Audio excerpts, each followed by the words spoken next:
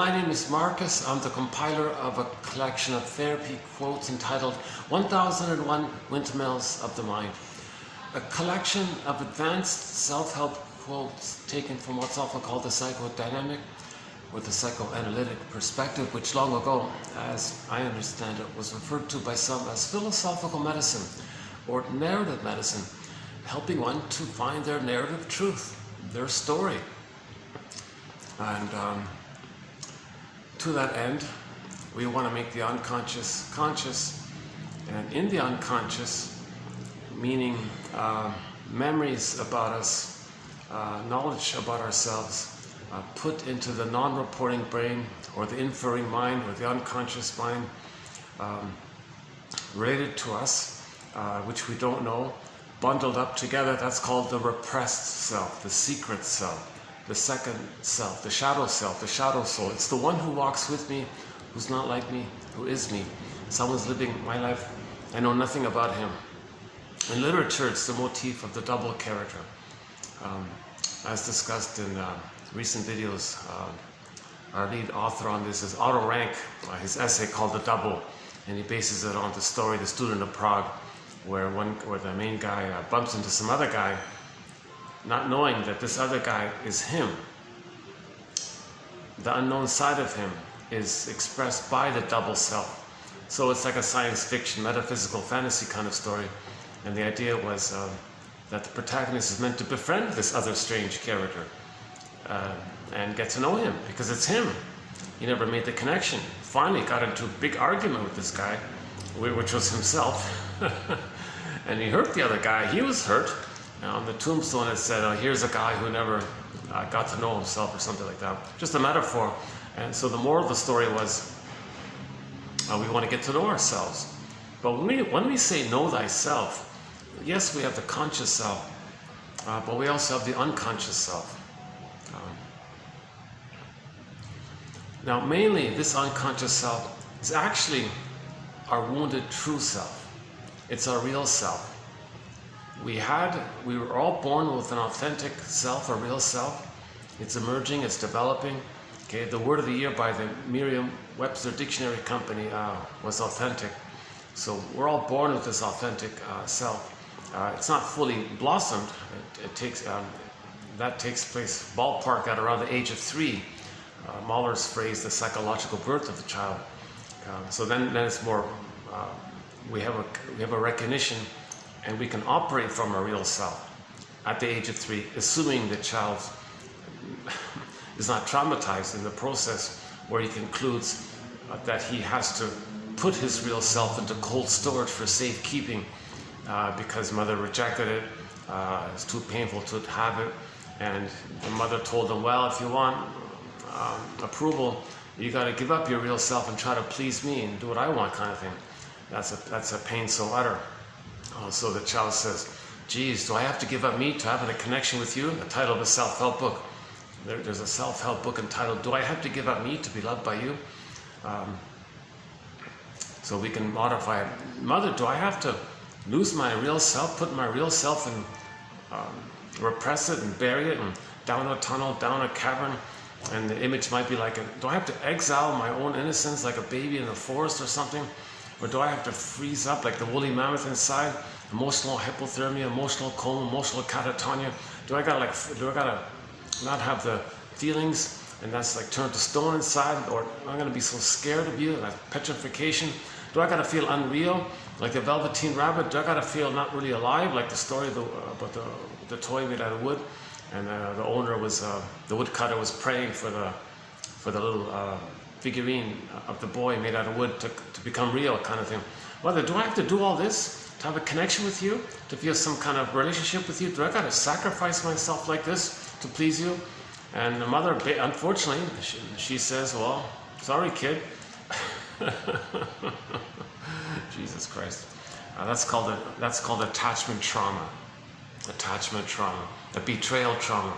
How's the lighting here? The lighting's not too good here today.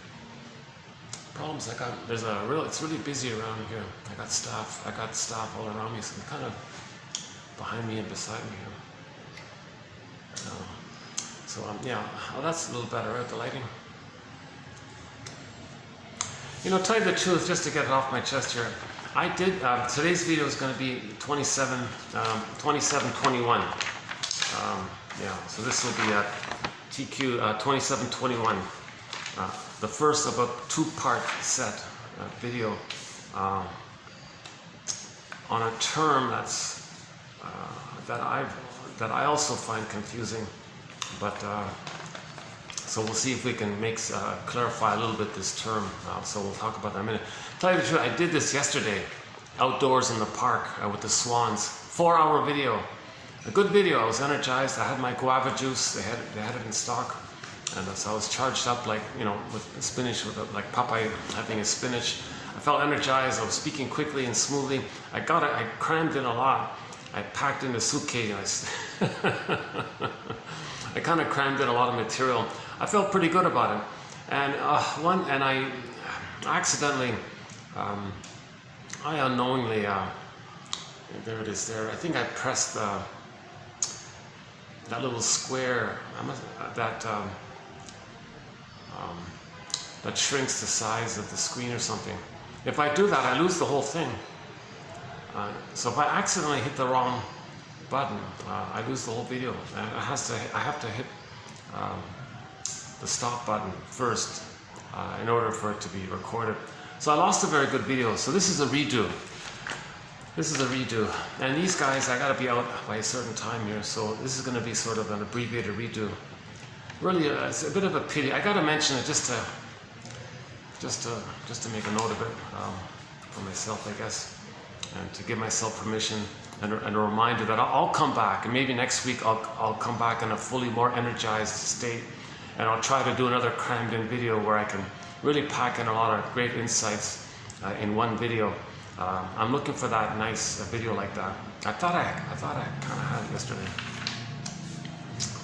So I was feeling a little unbelievable. And you know what cheered me up? Coming here to this venue today, I walked through the mall there. I kid you not, on the overhead speaker in the mall, they were playing a cover, not the real one, not the original, a cover of a song that's in our soundtrack. I thought, oh my God, this is great. I felt energized, so I'm feeling a little better now because of that. It's a song we played about 3 years ago, actually, and I haven't referred to it in the past 3 years. It's a song about a female Don Juan, like a playgirl kind of thing. So we have the Don Juan syndrome, right? So Don Juan, right? A little boy looking for his mother. What about a female version of that? That's Donna Juana. So there is a song about a girl like that. So she was like a female she was a playgirl, put it that way. And there's a song about her called I've Never Been to Me. It's sort of I think it was like a minor hit or something like that. And she's older now, and she's trying to tell someone younger, let me tell you my story. You know, I've been to this place, I've been there, I've been all over the place, but I've never been to me. I regret it. And you're kind of like me, and you're gonna chase. You're gonna go, you know, chasing fantasies or running away from yourself, and looking for love, but while you're running away from love. So you're always gonna be an escapist or something like that, and you're not gonna find yourself this way. I did it. I've been to this place. I've been to Paris. I did all this kind of things. So she lived her life like a playboy and all this, and had all these affairs and all these adventures and things. But she said, you know what? I've been to all these places, but I've never been to me. She never found her real self. And she's an older lady now, and she meets like a younger version of herself. She's trying to tell her this, and she doesn't want to listen because she's too addicted to the pursuit of something. No, pause here. I'm just like you. Listen, hold up here.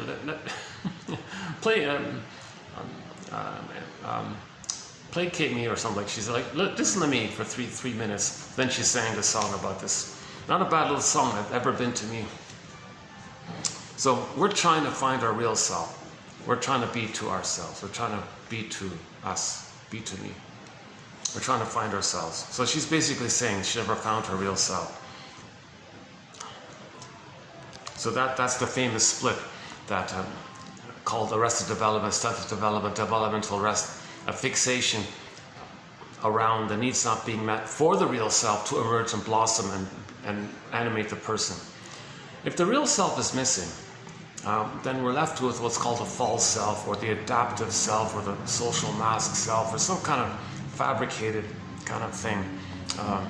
It lets us drive a car and do our jobs, and we can even get 10 PhDs and 10 medals, and it might sound impressive and all that, but actually we live to the extent that we feel. If the feeling self is buried, repressed, turned to stone, petrified, numb, unreal, etc., alexithymia, emotional illiteracy, affect phobia. So this is so once again, the real self can be undeveloped. It's called arrested development. It's there. Maybe shortly after birth, mother's misattuned, doesn't understand the baby's signal, doesn't meet the baby's needs. And if the needs aren't there for his identity, if you don't, then that's your real self-identity, your authentic real self-identity. What does the child do? Well, it doesn't blossom, it's pressed down. So it gets imprinted in a memory. It's a neural circuit, Janov says, in the earliest part of the brain. The earlier part of the brain that doesn't know time. So it's recorded in a pre-verbal time, so we don't have language for it. It's in a sensation. So the language of the first brain is mainly like physiological response, like anxiety and sweating and shallow breathing and poor posture and too much cortisol, not enough serotonin, your heart rhythm, the heart math issue, body temperature is too hot, or blood pressures. Okay, and somebody, instead of having a normal sympathetic and parasympathetic nervous system, like sun, okay, and moon, or day and night, sympathetic and parasympathetic. In trauma, it gets whacked and set into one of those places. And a baby can be born with PTSD, and he's already all revved up. Or in the other version, a baby can be born with this desperate need to conserve energy, to hold, to withdraw and conserve kind of thing. Because it's not supposed to be set in either or. There's meant to be like a fluid, like think about the yin and the yang symbol, right? The yin and the yang symbol, there's that little curve there, and it flows, harmony between the two. We're meant to have that. Like, we're expressions of the earth and all this, right? We're, you know, like someone said, yeah, we're 70% salt water. Well, the earth is, you know, like 70% salt water kind of thing. So think of it like that. We're from the earth, and we're from nature. And in nature, you have this day and night, and sun and moon.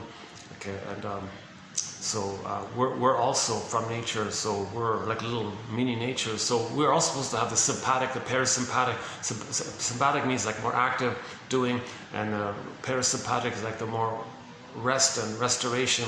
That's like daytime, nighttime kind of thing in energy area. So like, meaning like in the day you might be more in the sympathetic, and when you're resting you might be more in the parasympathetic. Or just in life, you can have a balance between the two, a rhythmic, a flow like that. But with birth trauma, it gets set in one of them, and then you're not accessing the needed other, and it affects our health, and it can damage our health. It makes us too influenced by too much disturbance of the first brain, the language of the first brain in the physiology. So now we've got psychosomatic issues, and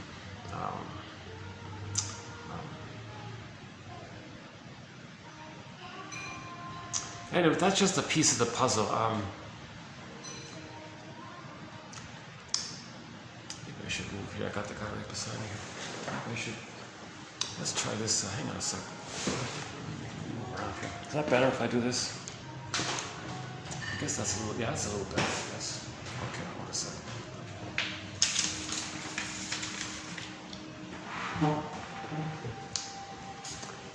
Oh no, lighting's even better. Yeah, okay, let's do this.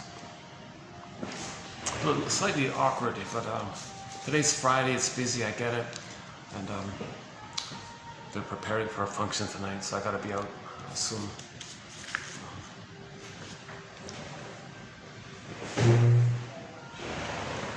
How's that? Is that okay?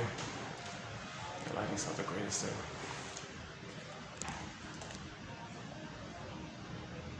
What if I, maybe I can move down a bit. Yeah, what a pity. I had such an excellent video yesterday, and today I can feel it already. It's going to be quite a mediocre video.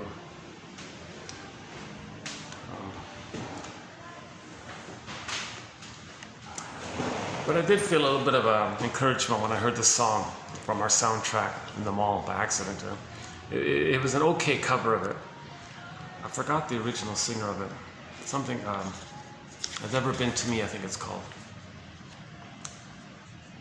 A kind of a sad kind of song, actually. No, it's a half sad, half melodic, half interesting, half even soothing a little bit. And it's a thinker's song. It makes you want to think a little bit, right? I've never been to me. She never found herself. She never found her real self. Her real self was frozen due to not getting mother's love. And when that's the case, okay, beyond age 3, we're still going to search for mother's love. But beyond age 3, it's only going to be a symbol of it. And no symbol is the real thing for the past. So we spend our lives in pursuit of symbolic love. Okay? And I spent a whole hour on this topic yesterday. Oh my God. Oh. I really wish I could get that video back. I tried all sorts of apps and things. And is there any way to save this video? They said no. If you don't hit the stop button, it doesn't technically get like record. It's noticed. The camera notices that you filmed it, but it doesn't register as clicking in as a memory or something. But it has a record of the thing being filmed, but no. So like in between like that, we know you made the video, but we're not going to remember it, kind of thing.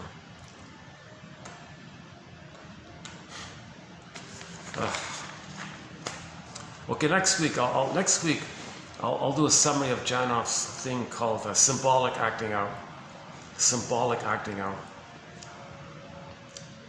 So the baby's brain is very malleable, so a mother can't change her ways and meet the baby's needs up until age 3. Everything's going to be okay, but age 3 things to be, the neural networks kind of get the mainly set in by age 3. So if those neural networks are based on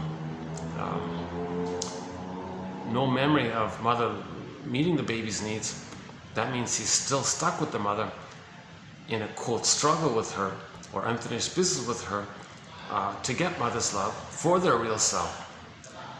So the needs were met, the real self froze up, but he wants to get mother's love to feel safe, to have his real self. So he's in this dilemma called the inner conflict, the wish and the fear. Simple classical conditioning, okay, to have his authentic self, the needs and feelings about it. Mother was misattuned, malattuned, gaslit the baby. You know, some others, accidentally don't meet the baby's needs. And yesterday we did a whole list of reasons. We did a few of the reasons why some mothers are not meeting the baby's needs. Some mothers are actually abusing their children in the womb. Can you believe it? There's a thing called child abuse in the womb. That some children can be can freeze up inside in prenatal trauma. Jeez, look at that, eh? The lighting here is really. I've had a real struggle with lighting. That's a little better, right? If I do it this way. Okay.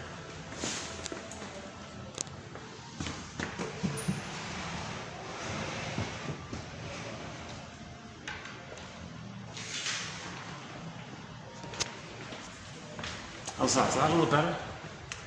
A little bit better. Not perfect. Okay, that's a little better.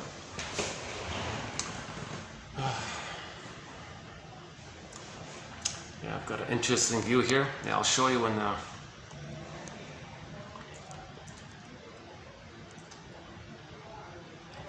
I'm just going to ignore all the yapping beside me there. Sometimes it does kind of get to me a little bit when it gets too loud near me. Sometimes I have to leave. Actually, I'm starting to get annoyed already. Jesus Christ. It's funny, you know, yesterday I wasn't expecting like an excellent video. I just started in and things flowed, and I had no interruptions. I was alone with the swans in a little garden, part of a restaurant, and things flowed. It was good. I got into it, and I lost track of time. 4 hours passed by. Oh, this is great. I like this video. And then I turned the camera to show you some flowers they had some leftover flowers from Valentine's Day, all these roses, and think I want to show it to you. And then sure enough, I did it too quickly, and I accidentally pressed that like a reduce button or something, that little square that reduces the screen. And I had that happen to me a year ago. If that happens, the thing's not recorded, and you try to bring it back, and it's too late, it's not recorded.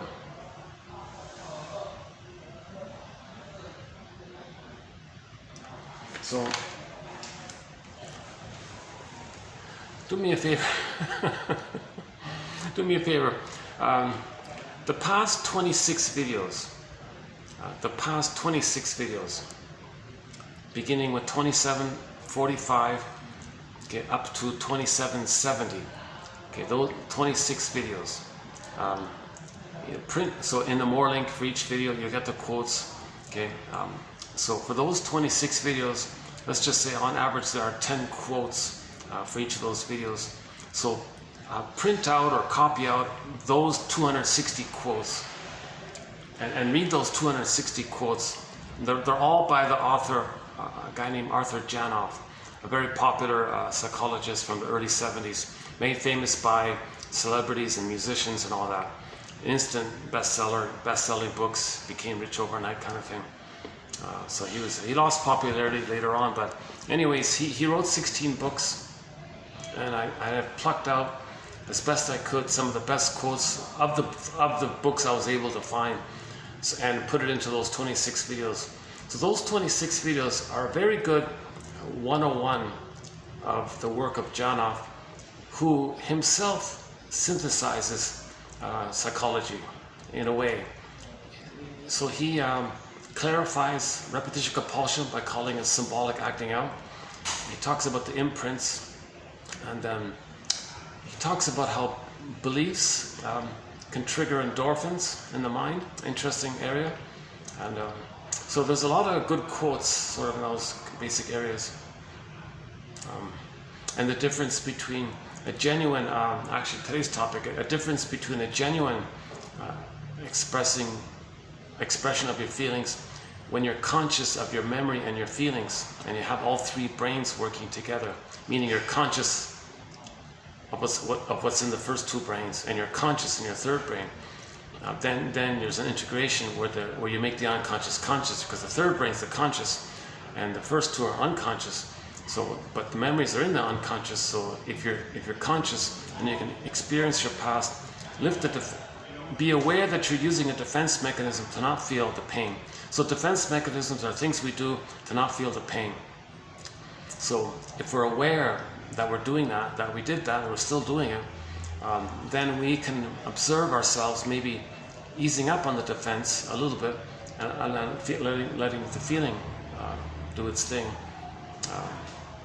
So now you're getting a relief. It's always a relief to feel your real feelings. The issue is, if we're not feeling our real feelings, there's pain. That pain steams up, it's called tension, and then people blow off steam, not knowing what it's about. They're angry, they don't know what it's about. That's called like a negative abreaction.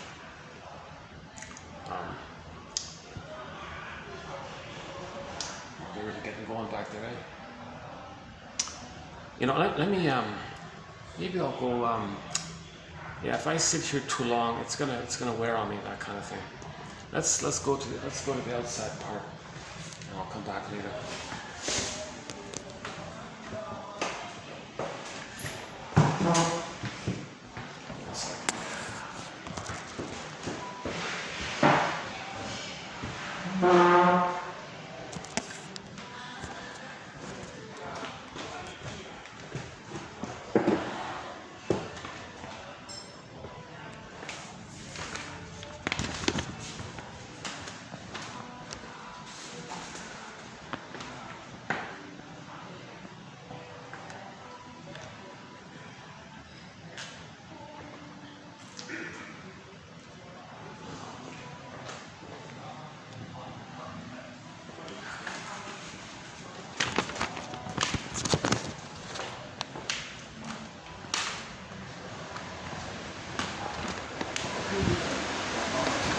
Oh, I've got AC here. All right. Yeah, there's no AC in there.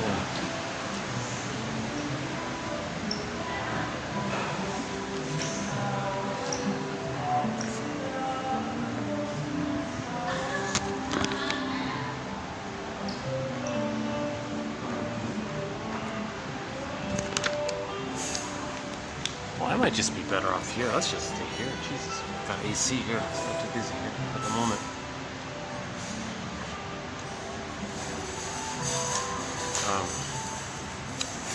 Yeah, I'm not in a spaceship. Those are just lights on the...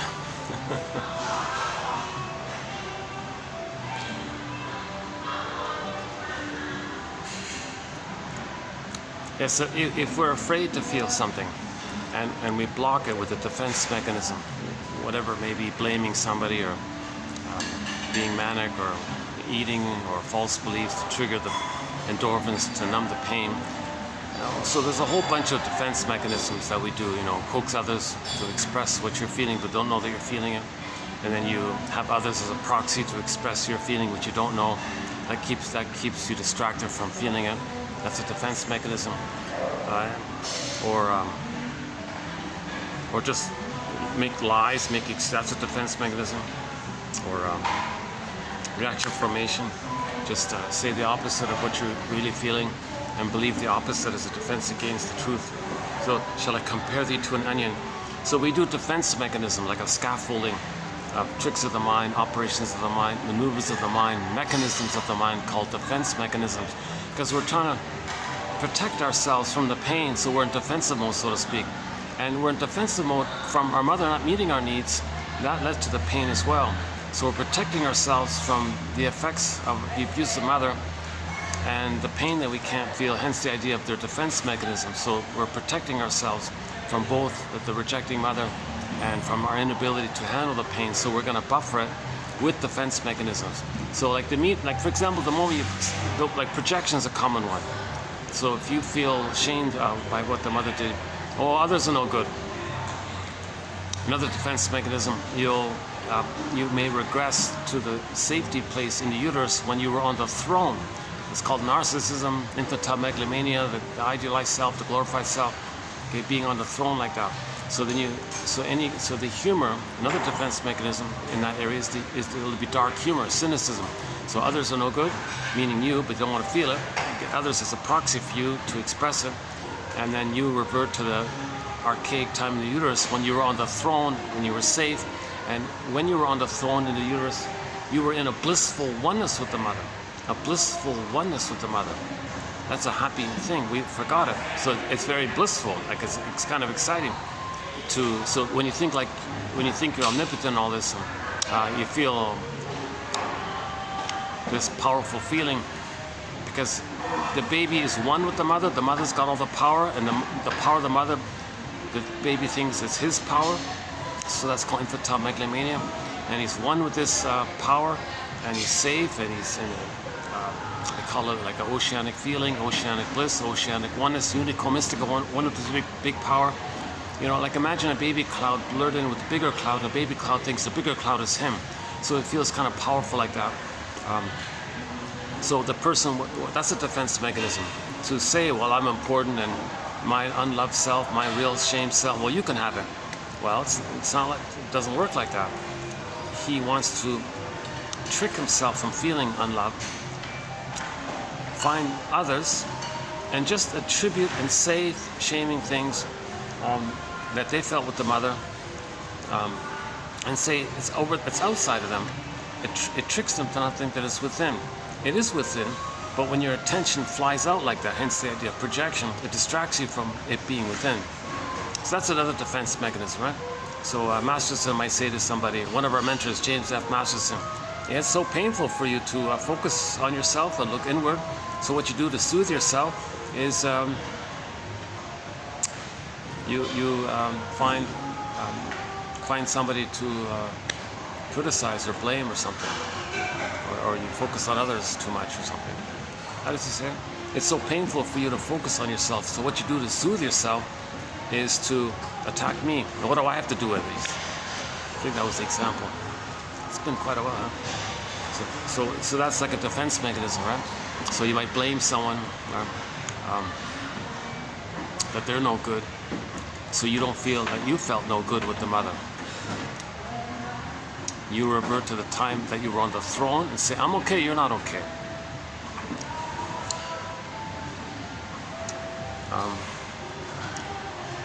Okay, that's just one quick example of a defense mechanism known as projection. Something about you that you don't want to admit, that you're if mother didn't meet the baby's needs, of course he feels shame, defective, no good. He feels guilty because he thought he was going to save his mother, couldn't save his mother. He failed to save his mother. So everything's love or a cry for love. If the mother's not loving the baby thinks the mother's crying for love. What's wrong, mother? Where's your love? I see you're not loving, you're not offering love.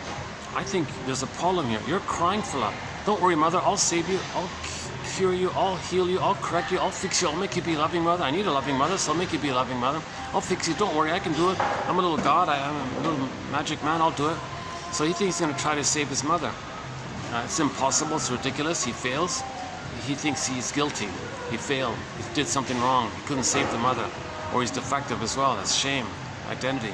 Now the child has unconscious shame for his identity because he's defective because he couldn't save the mother, or he has guilt because it's his job to save the mother and he failed at the job, so the doing part he failed, so he feels guilty for not saving the mother.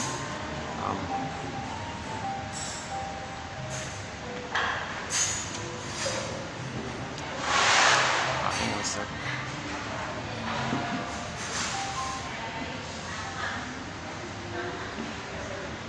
We were just talking about defense mechanisms. Yeah, I'm a little bit lost on thought. Boy, my mind's all over the place today. Jesus. I'm thinking about yesterday. I'm mourning the loss of yesterday's good video. I'm still mourning the loss of that, to tell you the truth. That's the, that's the truth. I didn't really mourn the loss. I didn't like fully accept. I'm still holding on to it. I still think, is there a way I can save it? Like, is there another tech guy can save it? Because it shows that it was made. The timestamp is in there and all that. The gigabytes is in there. But then when you try to play it, it doesn't come up. And you can't upload it. There's nothing to upload. It says nothing to upload or something. Failed to upload. Plus coming out here was in a bit of a rush to get out here. Now it's set up in there. And all the staff are yapping. Crazy.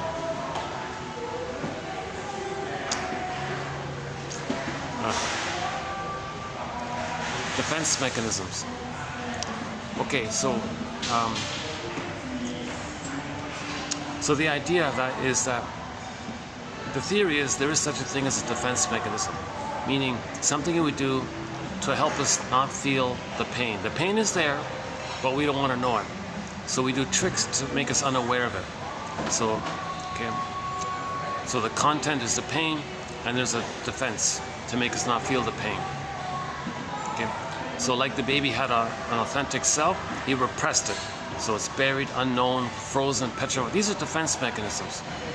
Okay. Now the baby still has the need for mother's love.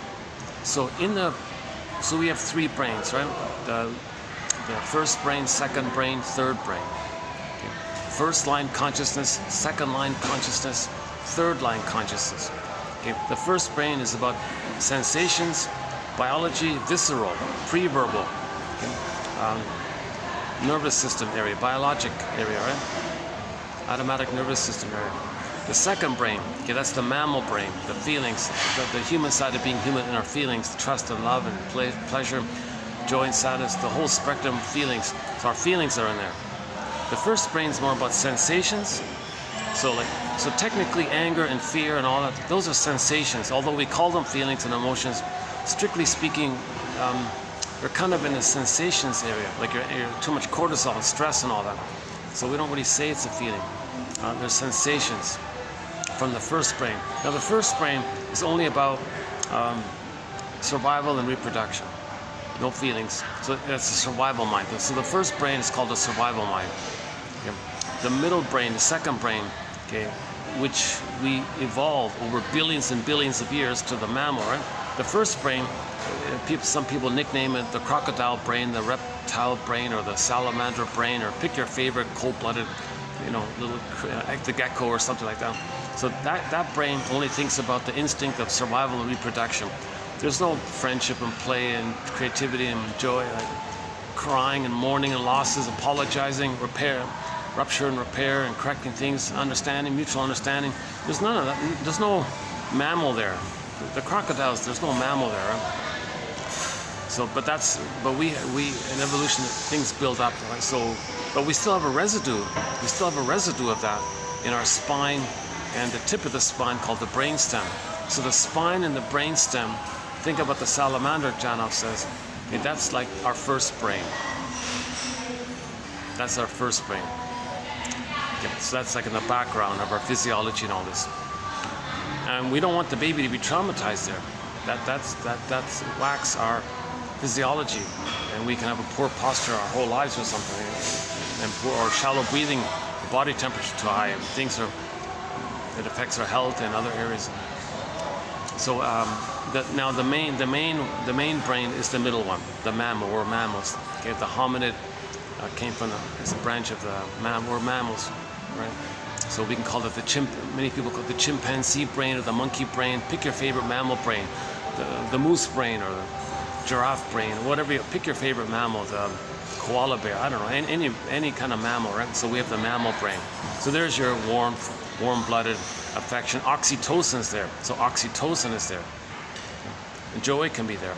Play, delight, spontaneity, and so on. So that's mainly us. We're our feeling self. That's our feeling self. So the second brain is our feeling self. I feel, therefore I am. Now the third brain, we call the human brain or the thinking cap. So there's ideation, ideas and beliefs and thoughts. Okay, that's the thinking cap, right? So we grew that 150,000 years ago or 200,000 years ago, whatever it is. That's the most recent new brain. So that's the neocortex or the new brain. And the left side, sometimes left side, right brain, left brain kind of thing. The right brain is the first two brain. The right hemisphere is the first two brain. Some people just keep it simple, and then the left hemisphere is more like the thinking cap area. So you want like a bridge between the right brain and the left right hemisphere and left hemisphere. But it's more than that. We need communication between all three brains. We want the conscious human brain to have access to the info in the second brain and info in the first brain. We need like a harmony and a fluid communication between the three brains. So we want to make the unconscious conscious. We want to be able to have consciousness to release any problems or difficult memories that are stored in those earlier brains, where those difficult memories or traumas in the first two brains made us use defense mechanisms. So now we couldn't feel, or in the first brain we couldn't let the physiology do its thing properly. In the second brain we couldn't feel because the pain made us afraid to feel, so we used a defense mechanism. So we're kind of blocked in our mammal feeling self area. So we feel unalive, we feel numb, going through the motions of life, sleepwalking through life, feeling that life is passing you by, not really loving life, feeling where's your path of the heart kind of thing, going through the motions of life, like life, you're in a trance, going through life in a trance kind of thing, sleepwalking through life, those kinds of things. Because when there's a pain, okay, you go in a swoon. Emily Dickinson, there's a pain so utter that the person then goes in a swoon. The swoon, okay, that's the endorphins in the brain, the swoon. Oh, of course. Oh, now it makes sense. So the guy told me they're preparing for a big deal. That's why they're all busy around me. Okay. Oh, the guy actually warned me, but I didn't make the connection. Oh, jeez. Okay, now I get it. All right. This is going to be a shorter video.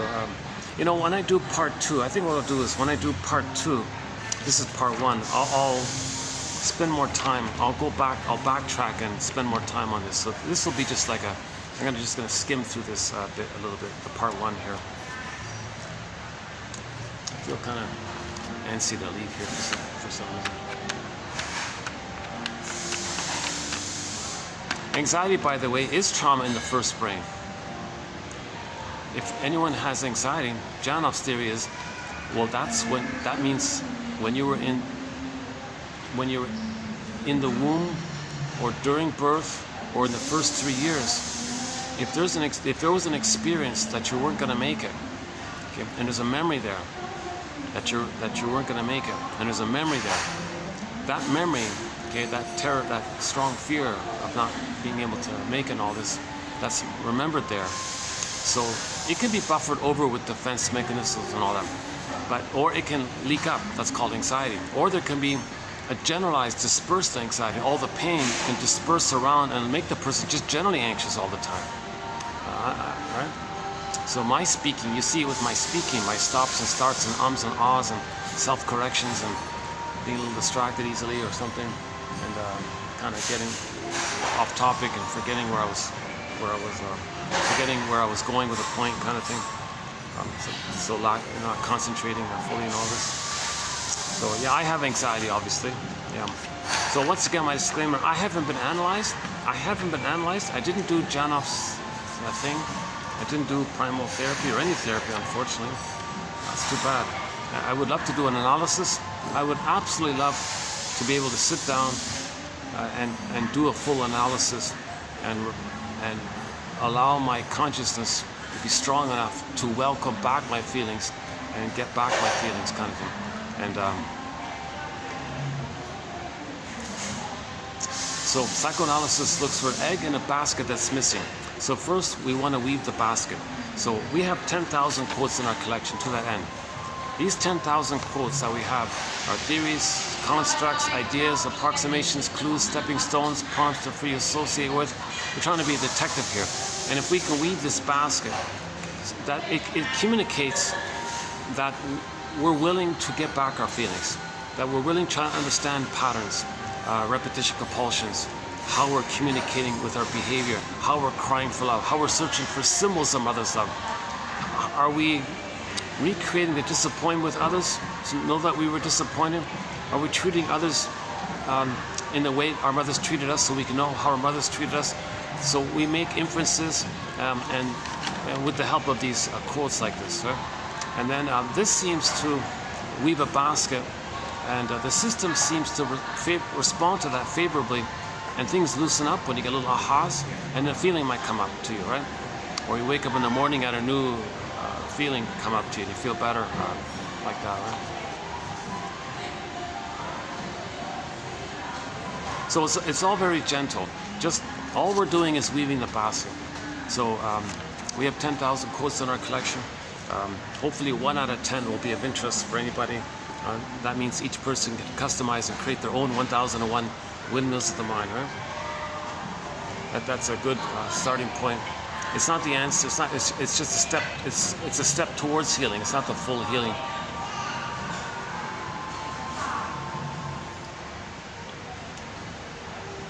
Yeah, this staff has an awkward. I noticed. Yeah, they have an event on the floor above, but all the cooking is down here, so they always have to travel up and down with the food like that.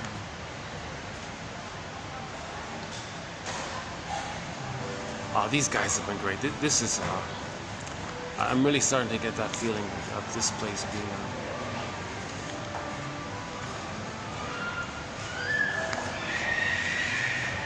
I don't know what's the right word. Homey or most supportive or something. They have a friendly staff here.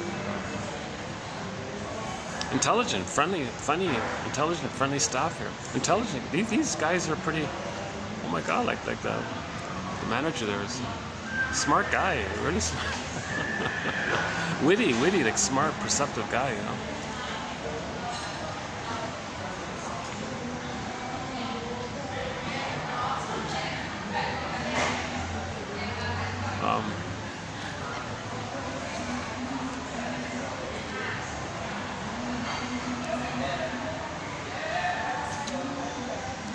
So we're trying to make the unconscious conscious.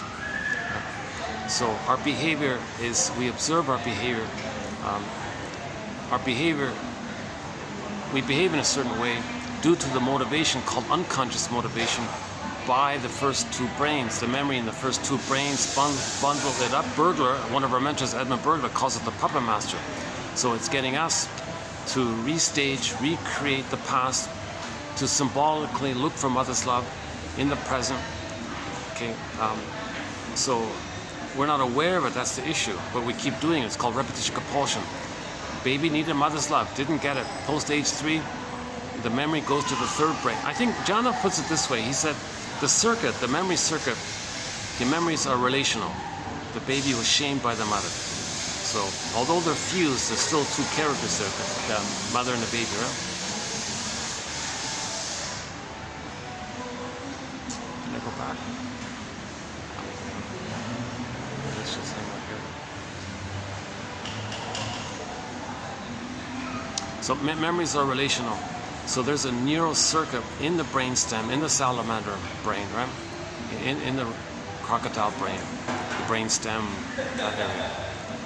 And there's even a name for the chemicals that kind of seal in that neural pathway circuit. Gosh, I'm just watching this parade of food pass in front of me. It looks awfully delicious. Oh my goodness. I'd love to show it to you, but I guess for privacy.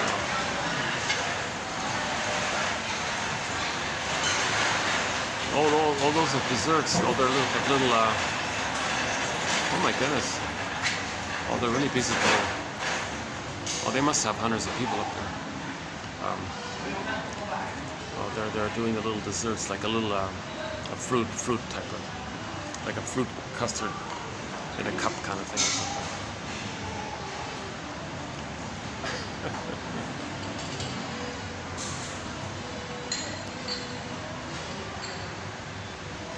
So it's in the first brain, the memory.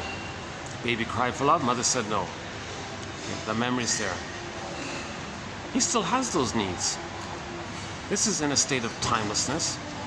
There's no time, but he still has the needs. There's no time, but he still has the needs. Get it? So it's just Sisyphus. It's just going to loop endlessly, infinitely. It's just in this infinite loop. Get it? So the needs are always there. Okay, it wasn't met, but the needs are still there. It wasn't met. No time, but the needs are still there. So it's there's like a loop like this. Okay, so he's still looking for mother's love. Mother said no. It's looping around like this. Now, when the third brain comes online, that cycle thing goes to the third brain. The third brain gets that, and it's going, what is this? It doesn't know what it's about, but it's going to be driven by it. Now that's our human brain. That's our reasonable, intelligent, adult human brain, right? It's going to be driven by this loop thing, and that's in the crocodile brain. So the human brain is responding to this. It says, well, cry for love, get mother's love, but it doesn't know it. So, but it's going to follow it. So it's going to just go through life trying to get mother's love, but in life there is no. We're not in the nursery, so the person's gonna look for something that could be interpreted or perceived as a representation of mother's love, called a symbol of love. So it's gonna go through life trying to get that love. Cookies, cookies. So cookies. So if the baby didn't get mother's sweetness, well, what about sweets? What about cookies? Actual sweets? Well, it's a symbol. It's not mother's love. It's not maternal sweetness. It's not mother's tenderness. But you got to try it. You got to try something. So you do association, just an approximate ballpark association. Okay, well, let's try cookies. Can that be mother's love? Stimulating fluids. Breast milk was a stimulating fluid. Well, then they might drink beer or something. It's a stimulating fluid.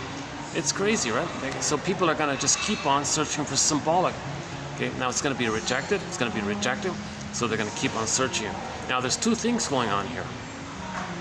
The person is going to play usually either themselves and be rejected by symbolic mother, either people or things, or the tendency will be to make others cry for love, and they say no. They play the mother who says no to them being seen into proxies, others playing them, and they play the mother who said no. Get it? So there's two people in the memory system. Baby was the passive, helpless, wounded victim by the mother. The shaming mother said no to the baby. She's the active aggressor. The child is the passive victim, right? That's a memory. It's blurred. So, but that's the cycle. Now, because of the fusion, okay, if the pain is very severe, okay, that means trauma before 18 months. The tendency is the person's not going to play themselves. They're just going to play the mother in another defense mechanism known as identification with the aggressor. So they give up on themselves. They don't want to play themselves anymore. They give up their real self completely. Others can have it. Mother hated in them, they'll hate it in others. So they hate feelings. They hate the quote unquote more human side of being human. If anyone, trust, affection, tenderness, kindness. Oh, they hate all that stuff, right? So they kind of give up on it. They're just addicted to playing what Berger calls showing up the mother. Look at what my mother did to me. You see how negative I am to others? Well, that's what my mother did to me. So that's how he's expressing his anger at his mother. And at the same time, he gets others to cry for love, his cry, makes others do his crying for him. He plays the mother, says no to them, meaning to himself, replaying the record the mother shamed him, said no to him. So it's more convoluted like this. When trauma is before 18 months, it's called identification with the aggressor, and leads to one of the stinger personality patterns. Okay, again, let's enter Edmund Berger's very helpful metaphor of the record. So we're talking about a conflict here, inner conflict. Baby had needs, a primal need for his emerging real authentic self to blossom to age 3. He had a raw primal need, what's called a secure attachment style. Oh, yesterday I went through it again. Okay, there are 5 parts to the secure attachment style. I won't do it here, but so the child has a basic primal need for a secure attachment style. Just very quickly, just like as a table of contents, I won't describe the whole thing. It takes me over an hour to do it. Part 1, let's do it in part. Part 1 is the baby needs a welcoming womb, knowledge of the womb. Does knowledge of the womb exist? Oh yes. Is there such a thing as quote unquote fetal memory? Oh yes. Babies, the memory is in the physiological area. It's non-verbal area, but it's recorded there. So the baby needs paradise. So number 1, babies need paradise in the uterus. Okay. So for that paradise, the mother's got to be kind of relaxed, in a good mood, eating good food, and not arguing. So if the mother takes any kind of substance of any kind, a drink, a glass of wine, okay, that's child abuse in the womb. His paradise is gone. Now I don't know, people can argue about the quantity. Can one glass of wine traumatize him? You know, like, why take that chance? Maybe for some children it might. Janov says that 1 cigarette, if the mother is pregnant, she takes 1 cigarette. That's 5 minutes of suffocation for the baby. Because when the mother smokes, the vein that sends down the oxygen through the cord to the child, through the placenta to the child, through the center vein in the cord, that vein which sends the oxygen constricts, not allowing enough oxygen. So the baby's not getting enough oxygen because the smoke, because mother's nicotine and tar constricts that blood vein. Plus, part B of that is that the general oxygen in the mother's system is going to be more diverted to deal with, on her end, that her need to deal with the nicotine and tar. So there's even less oxygen in the system in general, and plus whatever oxygen is left, it's going to try to go down that constricted vein. So the child's not getting enough oxygen. He's terrified. His stress hormones will be whacked. Okay, his brain will send him cortisol, adrenaline, flee, get out of here. Where is he going to flee? Okay, fight with the mother. How's he going to fight with the mother? What's his mother? The cord and the placenta? The cord has 3 veins, and now he's angry. Okay, back to projection. He projects his anger onto the cord and the placenta. What is he fighting with now? Who's the monster? Now I got a sea monster. 3 long necks, 3 veins, okay, and the placenta, the body, the sea monster. That's Francis Mott's theory. And you can see it in the Odyssey. In the Odyssey, there was a sea monster. So myths and fairy tales are metaphors for psychology and inner dynamics. So the baby's terrified. If the baby's fighting with a sea monster and angry and he's scared and all this, how is he in paradise? Obviously not. So the role of the mother is to not take caffeine and watch bad, scary movies or something, or get into arguments with the husband or something. She's got to be in a good, relaxed kind of mood, kind of thing. So make sure the baby has paradise. This paradise is often called Garden of Eden, Shambhala, Shangri-La, Nirvana, Avalon, any kind of paradisal kind of image, because the baby's considered, he's happy. It's called bliss. He's in a blissful oceanic oneness or blissful oneness with the mother. Blissful oneness with the mother. He's happy. He's got his authentic self. He's got his I feel therefore I am. The main animating emotion when a person has their authentic self is joy runs the console. So that's like the golden ball, it radiates, it vibrates, it shines like the sun. Golden ball shines like the sun. So the child's feeling the animating of his embodiment. So he feels his he feels the mammal, right? He feels like a healthy mammal. He feels like a healthy human. He feels like a healthy, loved human, where he's not frozen inside, he's not numb inside. You know, doesn't feel empty inside, or doesn't feel who am I? He feels connected to himself, and the animating emotion is joy. Plus, he feels powerful. Okay. The power of the mother is his power. So he's happy, he's powerful, everything's for him, everything's about him. He might think that he's the whole thing. He might think he's the whole universe, or maybe he's just the center of the universe, and the whole universe is just there to serve him. Okay, sound familiar with narcissism, right? Or he thinks, so Janet Paris, he's on the throne. He's on the throne, or maybe he's like a magician or something, like a magic, powerful God or something. So he's a happy, powerful God. It's called unconditional hallucinatory omnipotence, or omnipotence of thought. His needs get automatically met. Food gets sent down. Okay, for the waste elimination, the other veins in the cord spiral up the other three veins, right? Center one for the oxygen, and the other two spiral helixly upward from the child up to the placenta, and the placenta metabolizes everything. So his needs get automatically met. He's floating around, eyes closed in the water world, floating around relaxed, needs all met. No worries about pleasing other people. He doesn't have no concept of otherness, unless he's fighting with the sea monster, if he's experiencing what's called prenatal distress syndrome. Or if he's happy in the womb, maybe the first mother's music. So if he's happy in the womb, there may be like a happy soundtrack in the background, right? Like a mother's heartbeat, pulsating of the cord, and maybe some melodic sound of the movement of the blood in the three blood veins, one down, two up. So that's Mott's theory again. So the baby might be hearing some prototype of music, and maybe if the baby were to have some concept of what's not him, maybe the first mother is music. In the beginning was the sound. In the beginning was the sound, says Grassi. And she calls music, like later on, music's the master emotion, because when you hear music later on, post-birth, we hear music, it can remind us of the prototype of music that we had in the uterus while we were in the blissful oneness. So music reminds us of the time when we were in heaven, in paradise, okay? And when we had our golden ball, i.e. all of our emotions, a wide range of emotions, neither emotion is joy is the main one. We have all of our emotions. So music reminds us of when we had all of our emotions, hence Grassi's idea of calling music the master emotion, because it triggers when we had all of our emotions and the blissful time as well. So I'm not going to branch off into the topic of why some people like certain songs, others like that song. I don't mind that song I heard today. I've never been to me, but I can imagine a lot of people might not liking it.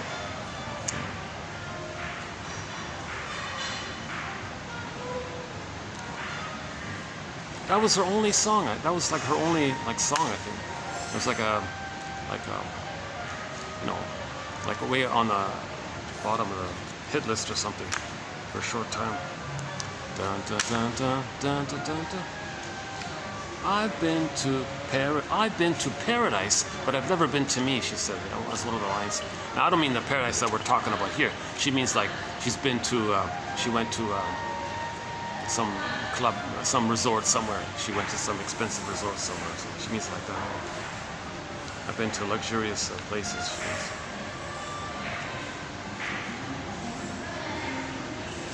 So she's good. She's like a female Peer Gynt, like a female Don Juan or something, or like a female narcissist. and she wants to help the younger generation, like learn from my mistakes, kind of thing.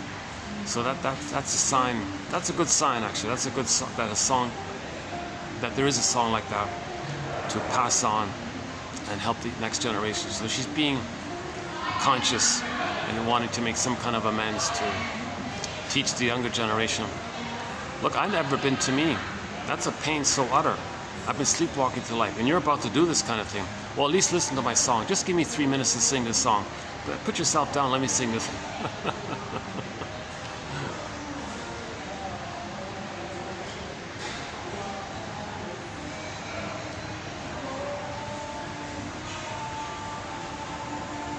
Well, I was talking about Amos and Andy yesterday a fair bit. Oh my God. Well, that was a fun discussion. I'm currently watching the TV show, the 50s TV show called Amos and Andy. He's also a bit like the main character, a guy named Kingfish. He's also a bit like the woman in the song, I've Never Been to Me. So he's also like a playboy, lazy, selfish kind of person, all this. Looking for a quick buck, looking for the easy way kind of thing. And there was the one episode called The Last Friend, where he had a nightmare and he realized, oh my God, I don't have real friends, I don't have real feelings here. What am I? And he panicked in that area. So that was a good episode, yeah. And sort of a minor sequel to it is an episode called Kingfish Finds His Future, because he was depressed and all this, and Amos, the taxi driver, he's sort of like he's like the adult in the room, right? Amos. He would say, oh, well, every morning I drive a career vocational counselor to his office. When you talk to him, he helps people know what they're good at, and maybe you can find out what you're good at. So yeah. So Kingfish finds his future. So he's also like a protagonist on the. But those 2 episodes were the 2 glimpses of him trying to face his real self. See, when you feel something real, like hopeless, and you weren't loved, and something happened, and you're disadvantaged or something, that's your real self. You see, we want to give ourselves, our real self, back to ourselves. Janov said, the purpose of all therapy, the aim of all therapy, is to give you back your real self. Now, where is the real self? The real self's denied, disavowed, undeveloped, arrested development, stunted development, frozen, petrified, okay, turned to stone. Echo turns to stone. Faithful John turns to stone. These characters that become a statue. Echo becomes a statue, turned to stone. Okay, or down a tunnel, down a cavern, where the light has never shone. Okay, a lyric from our theme song, Windmills of the Mind, sung by Katja Epstein. And she does the German cover of it. A very good English cover of the song is the one done by Barbara Lewis. I can never play it because of copyright issues. Oh my God! I just read just before coming out here, just like literally like a minute. I didn't read the whole article, but apparently YouTube's going to allow people to take music videos. Not songs, they said, a music video. If there's a music video, they're going to allow you to take a clip of it, and you can use a clip from any music video and embed it somehow or include it somehow in a short that you can make. Oh, I gotta read this. So I was just thinking, hang on a sec. If there's a music, no, there's no music. Oh, that doesn't work. Oh, that'd be, there's no music video for Barbara Lewis's Windmills of the Mind. Okay, that's not gonna work. So if there were like, okay, let's take a music video. Let's think of one. Well, the first one that comes to mind is Kelly Clarkson's song "Because of You." Oh no, better, much better. "Gentle Warrior." There's a music video called "Gentle Warrior" by Kalo Lynn Johnson and her friends, Mi'kmaq singers. "Gentle Warrior." So that's a music video, right? So we could talk about how we need to be gentle warriors in healing ourselves and facing our defenses and knowing our patterns. We got to be a little, persistent in our search, have a little discipline like that. Gentle word, gentle, right? Discipline, warrior discipline, gentle. So be gentle with yourself, but have the discipline. That's what Robert Bly means. Read psychology every day for 10 minutes. So in every video, we got 10 minutes worth of reading here, by the way. So be a gentle warrior. So we could take a clip from Gentle Warrior, the guy who does the Mohawk singer guy. Well, he's Mi'kmaq as well, right? No, he does the like a throat singing kind of thing. I could take that. He's standing on a cliff doing the throat singing kind of thing. That's a pretty cool scene. I could take that. Does that work? And then in a 1 minute short, we'll pull some quotes about the healing journey, like what therapy's about, what knowing ourselves are about, and have that guy singing that clip. Well, that'd be pretty good. That'd be pretty cool. Yeah. Okay.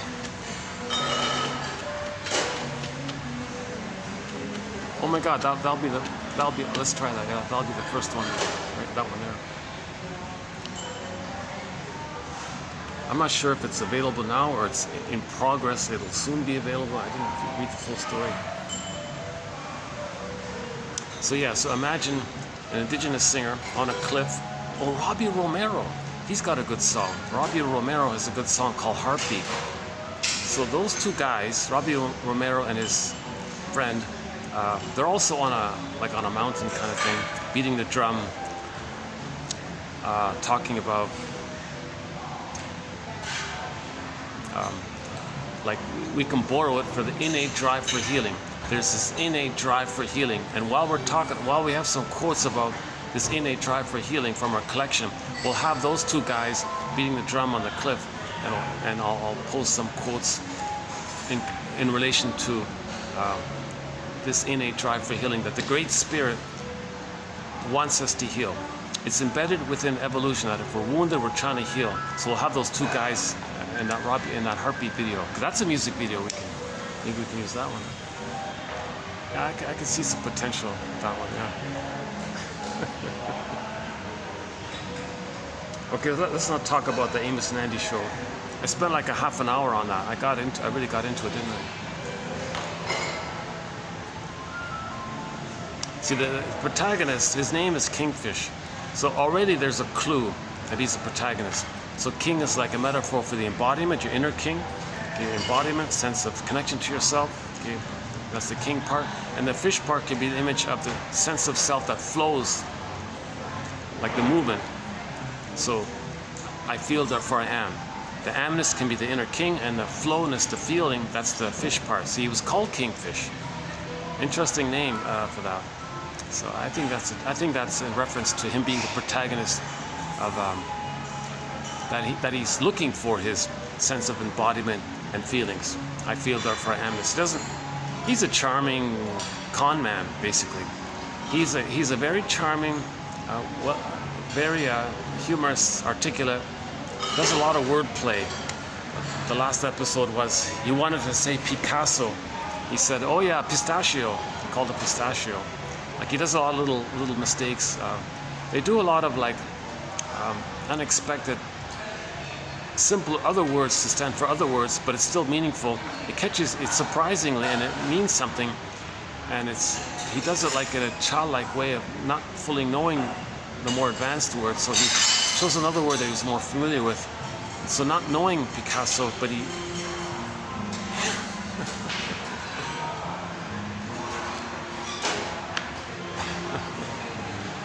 That's the episode I just watched about him wanting to be an artist, called Kingfish Finds His Future. Due to a misunderstanding, a typical comedy, misunderstandings, people jumping to conclusions, people acting on insufficient or mistaken thoughts, and those kind of typical thing like that. It's a pretty good show. It ran, I think, for 3 seasons, 1951 to 3. Sorry, 1951 to 3 or 4. Yeah, but they didn't have like full seasons like that. I think there were 70 episodes over a 4-year period, something like that.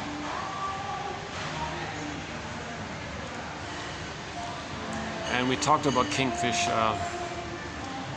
Okay, no, let's do it another time. once I start talking about that show, we're gonna get off topic here. Let's check the battery.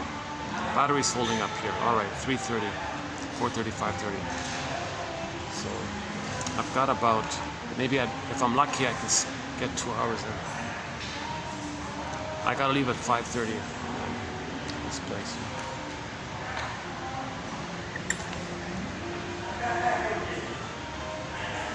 Oh wow, they got the full crew. I've never seen this full crew before.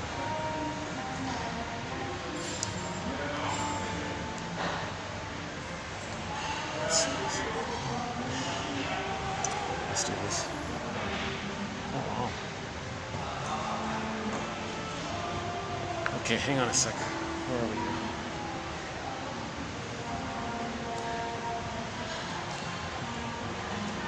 Okay, so inner conflict.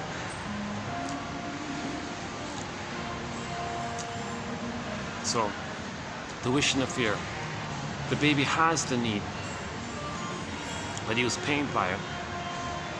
But he still has the need. But nobody wants to feel pain, hence the conflict. But he still has the need. But the memory is, there's pain. I don't want the pain, so don't know the need, but I have the need. What do? Inner conflict. Okay, this inner conflict is repressed. Okay, imagine that like grooves on a 45 disc record. Let's call it the cry for love. Everything's love or cry for love. So there's one song on the 45. Side B is the same song as side A, and those 45s only have one song. So it's grooved in that memory neural circuit. Baby cried, mother said no. Yeah, for whatever reason. And we've got we've posted a lot of excellent reasons why so many mothers are saying no to their children. Some mothers resent the idea. What? I'm supposed to give love? When I myself never received it when I was a baby, and I'm supposed to give it? So there's this unconscious resentment in that area. So she rebels and doesn't meet the child's needs. Plus, she never felt love to have that experience to give love. Some others shame their baby because they want to say, look, I was shamed. Look what I did to my child. That's what my mother did to me. So she has a battle with her mother, and she uses her child in this battle with her mother. So some others have a baby and say, hey, look, all right, baby, you're going to take care of me because my mother never took care of me. She parentifies the baby. Oh, cunning tale. Oh, cunning tale. Babies have a great hope. Back to Emily Dickinson, a great hope. The baby had a great hope for a secure attachment style. A great hope fell. You heard no noise. The wreckage was within. Okay. If the person's soul becomes a statue, that's a wreckage. Nothing flows, you're stuck, can't feel. That's called alexithymia, emotional illiteracy, affect phobia, etc. Okay. A great hope fell. You heard no noise. Well, they got a lot of new stuff here. A great hope fell. You heard no noise. The wreckage was within. Oh, cunning tale. Oh, cunning tale. That's the mother using the baby to meet her needs. That's the mother shaming the baby, gaslighting the baby, putting the baby in a double bind. Oh, cunning tale. No baby expects this. No baby expects to be betrayed. Every baby expects their mother to be there. No baby expects to be betrayed by the mother. No baby thinks their mother's going to be soul blind to them. So mother's doing this for soul blind. Baby's crying. Mother says, look, my baby doesn't like me.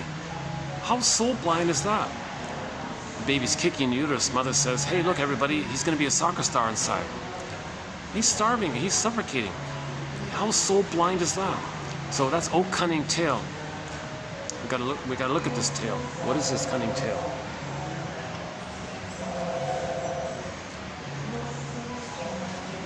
So it's called intergenerational trauma.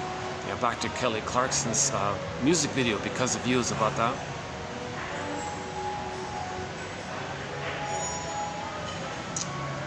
That let no witness in. That let no witness in. That's the scarecrow. Submerged, all frazzled up. Remember, he's looking for a brain, so we don't know. We can't understand it. So the first things first, we got to give the scarecrow a brain. Okay, with attachment trauma, relational trauma, interpersonal trauma, etc. The child's not going to love life. That's the Tin Man, looking for a heart, wanting to love life, wanting to enjoy life, have a positive heart. The scarecrow and the Tin Man being like that means the person's going to feel disembodied from themselves. That's this cowardly lion off in another corner. Now this is a fairy tale, so they're all personification. They're all personified elements belonging to the mind of one person. It's like a dream. They all belong to one mind. They're not separate outer characters. Myths and fairy tales are like dreams. They're true on the inside. Each character in a myth or fairy tale is like a personified, expressed emissary element, a representation of something within. So Dorothy's like the part of the psyche system that's trying to heal things. Or maybe we can also maybe step back and say, be like Dorothy. Be like Dorothy. And recognize that the person is not feeling embodied, Tin Man, the Cowardly Lion, and they're not loving life, the Tin Man. Everything's love or a cry for love. In normal development, the child gets a psychological birth. They know their uniqueness, which they express via their consciousness of it. But in trauma, they don't have their consciousness. That's the scarecrow. He doesn't know anything. Has no brain, huh? So then he can't express his uniqueness, therefore can't love life. So everything's love or a cry for love. So normal development with the conscious ego, with the developed ego. So this helps build the ego. This helps strengthen the ego. Okay? Awareness. So if we're aware of our uniqueness, back to the Great Spirit likes everything kind of unique. Every leaf, every tree is unique. Every leaf on that stem, on that branch is unique. Every animal is unique. Every bush is unique. Every fern is unique. Every cactus tree is unique. Every bird is unique. Every person is unique. Okay, now with people, to express their uniqueness, we have a consciousness of it. It's through our consciousness of it that makes us feel the joy, and that's a path with heart, and that's called loving life, and that's also called meaning. So it's considered meaningful to express your uniqueness, but you need a conscious awareness of it. But in trauma, that conscious awareness of your uniqueness is all frazzled up. So first things first, give the scarecrow a brain. And that's what this is about. This is an attempt to give the scarecrow a brain. We have 10,000 quotes to that end. Okay, now, if 1 out of 10 is helpful, then there's 1,001 quotes to that end for each person. Again, Robert Bly, 10 minutes a day, find one quote, pluck it out, copy it down, do it 1 a day for 3 years, and you'll have 1,001. That's a good starting point, I think. Be a gentle warrior. 10 minutes a day, gentle warrior. Now we can have the Mohawk singer. He's Mi'kmaq. Why do I keep saying Mohawk? He's a Mi'kmaq singer. But he has the costume of maybe the Mi'kmaq singers, maybe their dresses are similar to the Mohawk singers' dresses. Maybe that's what it is. Yeah, check out the music video for Gentle Warrior. They're high school kids. They're indigenous, called the Mi'kmaq indigenous people. Yeah, rich culture. We discussed one of their fairy tales. One of their fairy tales, or one of their myths, is called Summer Legend. NFB, National Film Board. Yeah, NFB, N as in Nancy, National F Film Board, NFB.ca. Type in Summer Legend. The protagonist is Glooskap. So Glooskap has to go to the other land, the unconscious, and bring back his soul. And this back and forth, summer, winter, this back and forth thing, that means we have a dialogue with ourselves, a flow with ourselves, a connection with ourselves, and we're integrating and bringing contents from the unconscious to ourselves, going back, get it to our conscious, make the unconscious conscious. That's a pretty good story, Summer Legend. A Mi'kmaq tale. Willie Dunn is a Mi'kmaq singer. We have a few of his songs as well.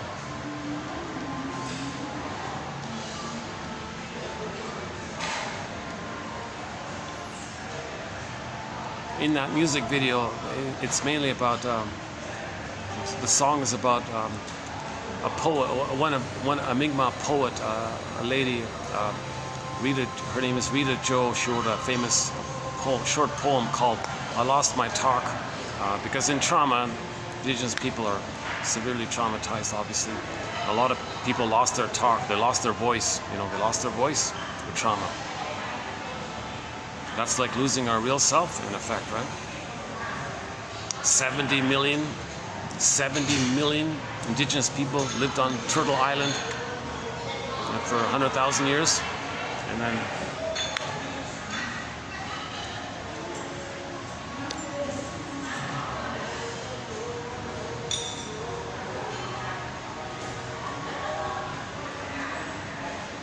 I don't want to open up that topic. That's a tough topic. TQ 2725. If you go to TQ 2725 part 3 of 3, there's a 7.5-hour video on a thing called the 48 symptoms of Homo traumacus. So the theory is 10,000 years ago, we accidentally traumatized ourselves, and we became from Homo sapien naturalis, or Homo sapien, to Homo sapien traumacus. Someone called it Homo economicus, or Homo short-sellicus, or Homo neuroticus, or Homo secret psychoticus, whatever people are calling it. We became a traumatized version of ourselves roughly 10,000 years ago, when we went from a village to global pillage. So we're short-selling the planet for a quick buck, because this all started with the mismanagement of our brain chemistry. With our discoveries, we got this huge boost in serotonin that made us feel, okay, there's a whole discussion about, so 2725 part 3 of 3 is the most recent run-through of that list. It's a very draining, emotionally draining topic. 48 symptoms of how we're Homo traumacus. So the pillage is one, how religion is being.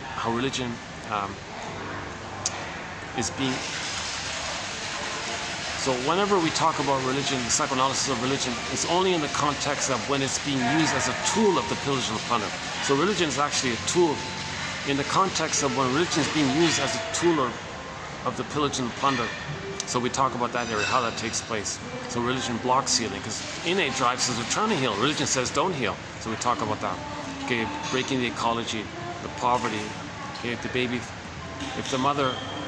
believed his mother plundered their inner land, their soul castle, their embodiment, their inner land, their home within, their land within, identify with the aggressor, repetition compulsion, do to others what the mother did to them, to tell the world what their mother did to them. So they steal other people's land because mother stole their embodiment, their inner land. This whole area, and we talk about pollution, and oh boy, it's 48 symptoms of Homo traumacus. It'll be updated. It's going to be updated.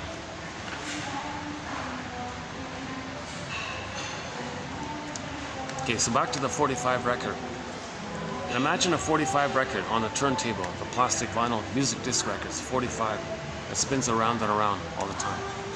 Just one song. 2 characters, baby cried for love, mother said no.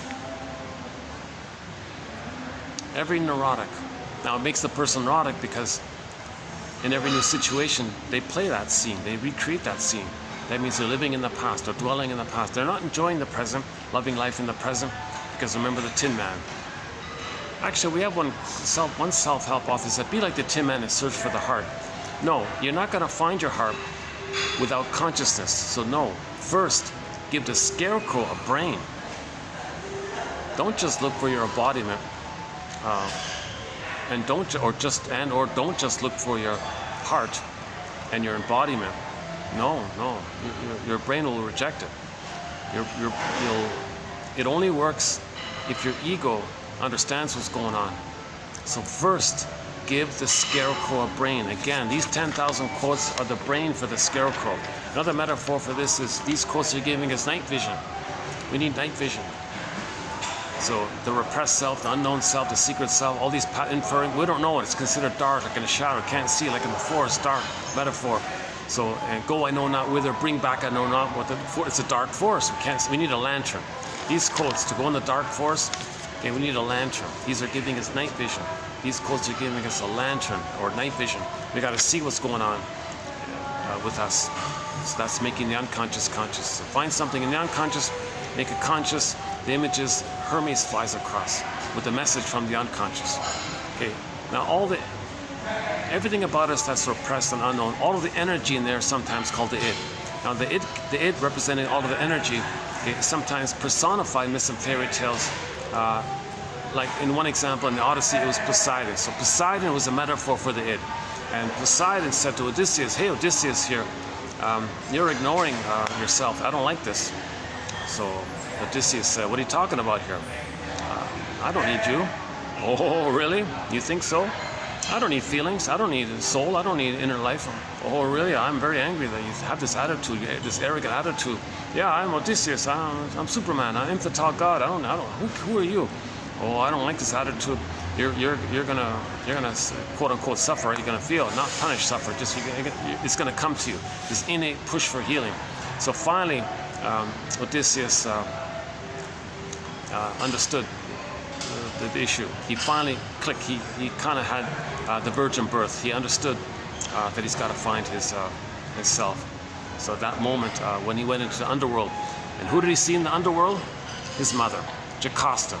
Okay, Jocasta is when Jocasta refers to a style of parenting or a style of mothering called the Jocasta style of mothering.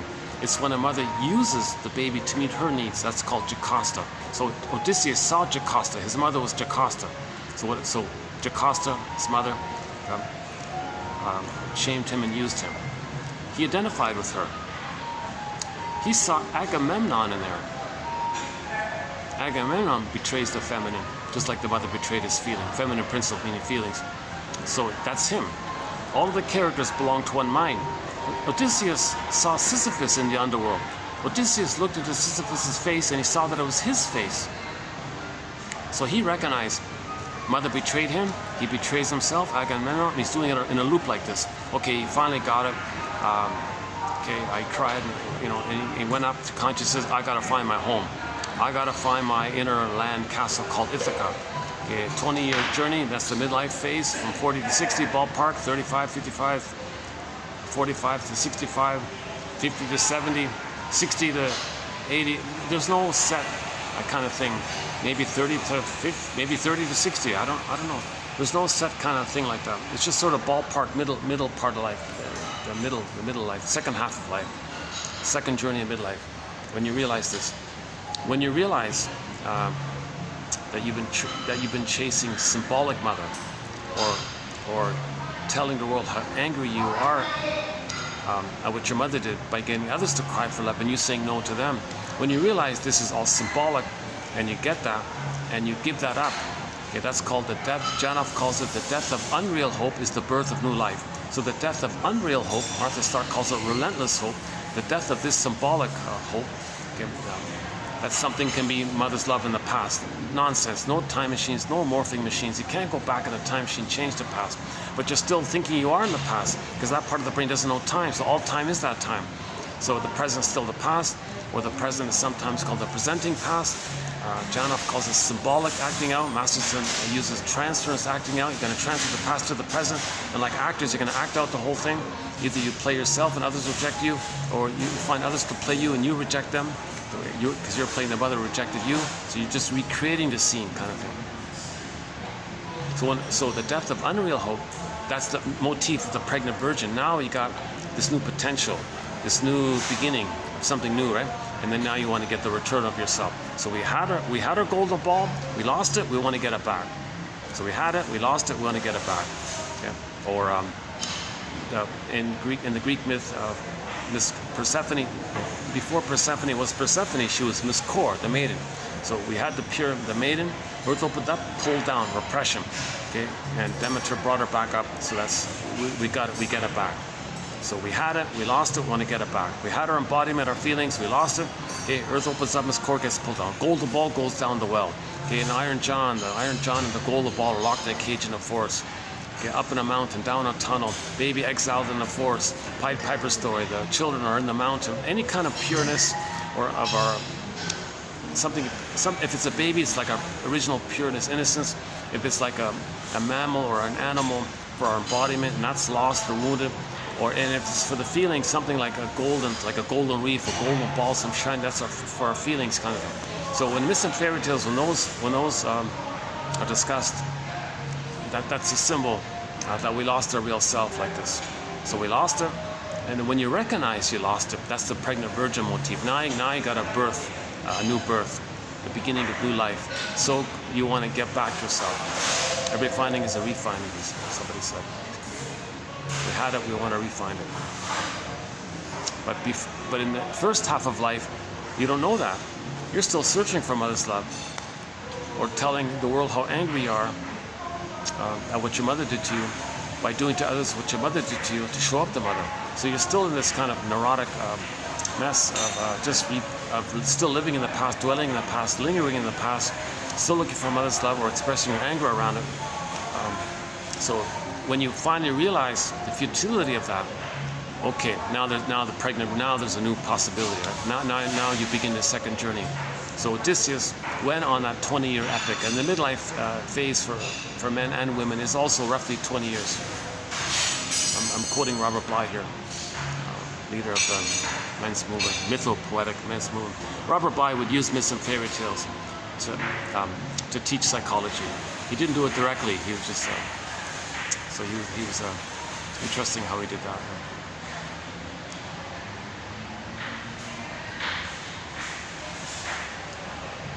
Yeah, so Odysseus had all these temptations to give up, right?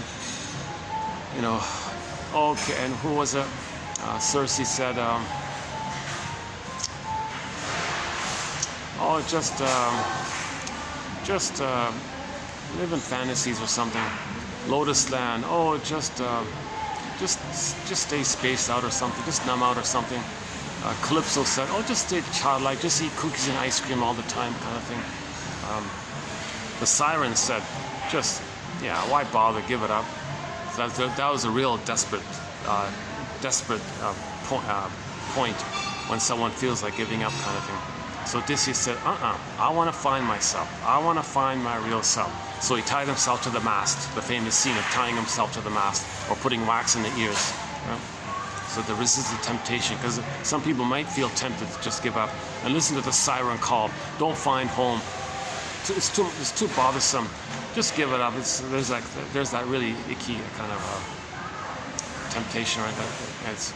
Because when you're so tired, you lost yourself, and you've been on a journey for so long. There may be that time when a person says, "Okay, I'm not gonna." Now it's just a metaphor. It just means I give up. I don't care anymore about finding myself. That's crashing into the thing, right? That siren's metaphor. So the best film version of the Odyssey, in my humble opinion, is the one starring Armand Assante. Armand Assante did a TV miniseries, a 3-part TV series miniseries called The Odyssey in 1979 or something like that, the 70s, I think. International crew from all over the world, filmed in Turkey, beautiful scenery. They did a great job. I think Jim Henson did the Muppets, did the sea monster scene. It was done by the Muppets guy, Jim Henson, I think. The Hallmark company's involved, and the greatest director of that time was called in for it. The greatest director. What's his name? Andre something. And an amazing soundtrack. Eduard Artemyev is the composer. I remember that name because 2 of the songs on that soundtrack are on our soundtrack. And that composer passed away about roughly a year and a half ago or something, like that, 2 years ago. So I remember featuring his songs. So yeah, 2 of the songs on that soundtrack, Calypso and the finale, 2 great songs are on our soundtrack.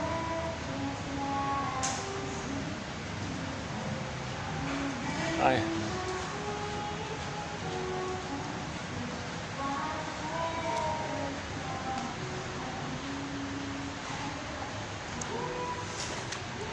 Let me just check it out. Let me just check out the other room. If I go back there. Let's see.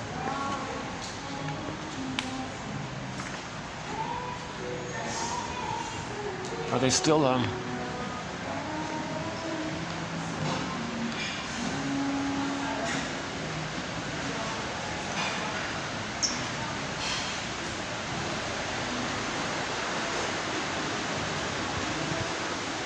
Yeah, okay, I think I can go back here. All right, good. Oh, they took my coffee away. Oh, they took my coffee away. I wanted to finish my coffee. Oh, what a pity. I was looking forward to drinking my coffee.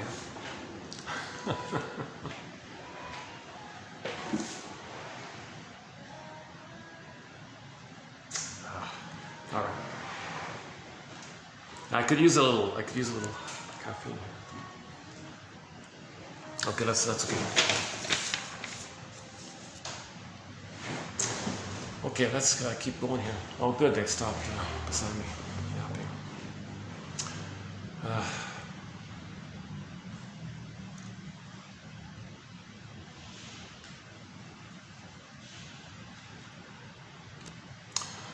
okay, where are we here?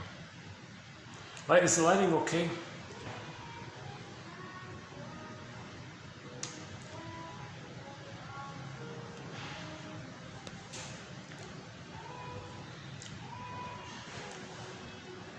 Okay, so Edmund Burger, one of our mentors, puts it this way. Every neurotic, dysfunctional living, not loving life, living in the past, lingering in the past, because ironically you never really had a past, so you're lingering there, trying to process it, because you need the memories of having been loved to enjoy the present. You didn't get it, that's why you're lingering there. Unfinished business, struggle, so you're continuing to struggle in the present, and people are like symbols of the mother in the past, so you're continuing the struggle like that. Oh yeah, we talked about it yesterday too, didn't we? Oh, that was a good video. I really did a good video yesterday. Wow. Yeah. Okay, another time, next time, another time. Maybe we'll do an even better one. I would say maybe only 1 out of 10 videos I feel good, like I feel comfortable with in terms of my delivery. 9 out of 10 of my videos I kind of stumble along with a lot of mistakes and things. So I'm kind of happy that once in a while I get like a nice smooth video through and I feel good about it at the end like that. So it doesn't happen too often though. Okay, or let's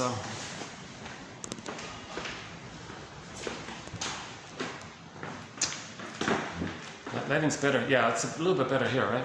All right.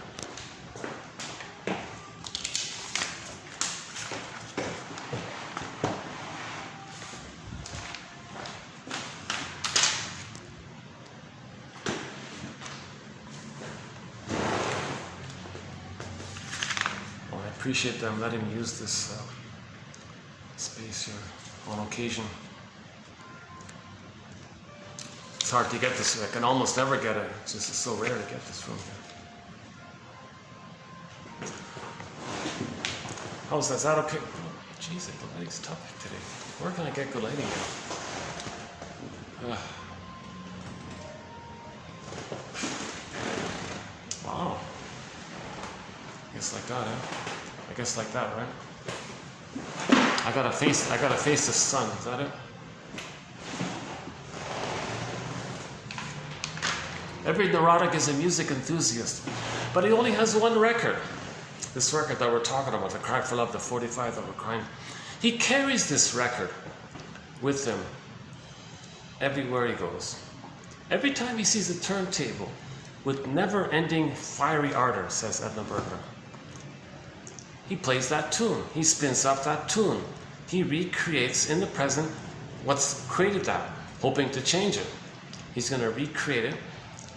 That cry for love, either more benignly, where he plays himself and just interacts with others with the expectation and the impossible demand that someone's supposed to provide the love that was needed back in the past. So he recreated it, disappointed again. But it's the trauma bond. It keeps him attached to the mother. So he gets some kind of perverse pleasure by it called emotional masochism. Okay. Now the more perverse, the double one is he gets others to play the masochistic one. He plays the sadist one. So he plays the shaming mother. He finds someone else to play him, the emotional masochist, crying for love, who's going to be told no, and he'll play the mother who says the no. Shall I compare thee to an onion? Now the person doing this doesn't mean he's not the emotional masochist underneath. The emotional sadism is a mask to not feel the emotional masochism underneath.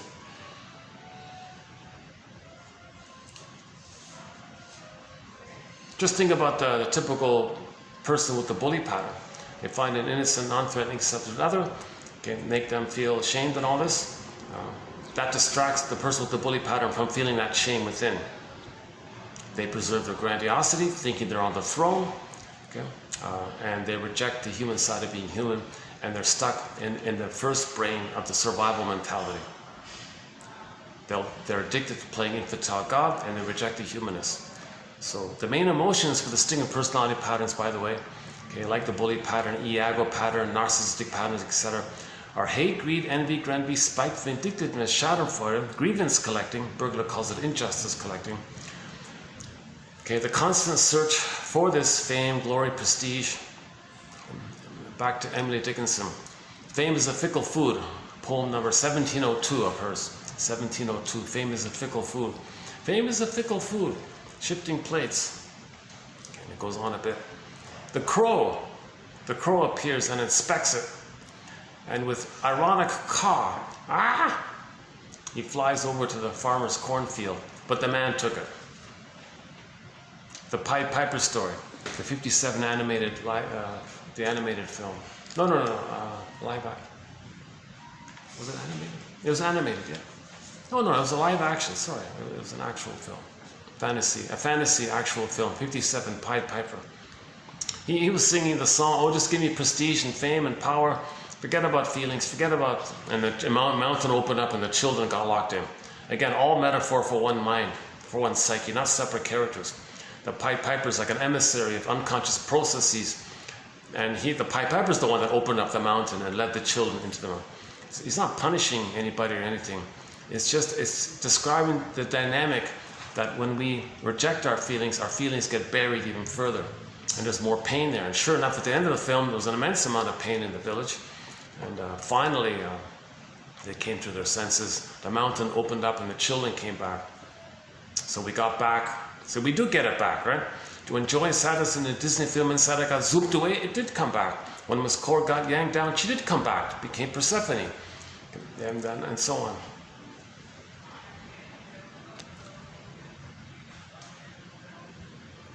Oh, hope it doesn't flare up on me again. No, they're busy. I gotta respect that. Jesus. They're squeezing him in between time.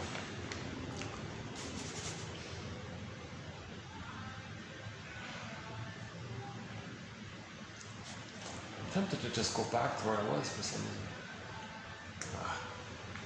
Hold on a second.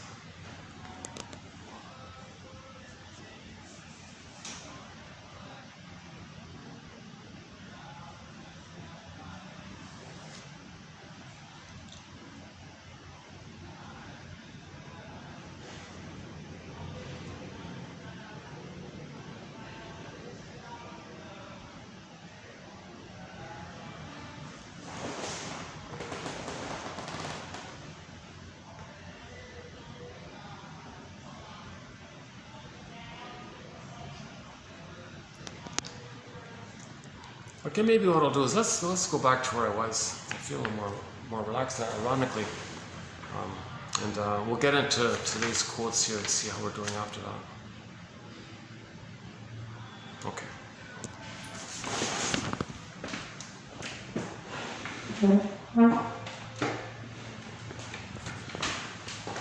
Just get my bag here.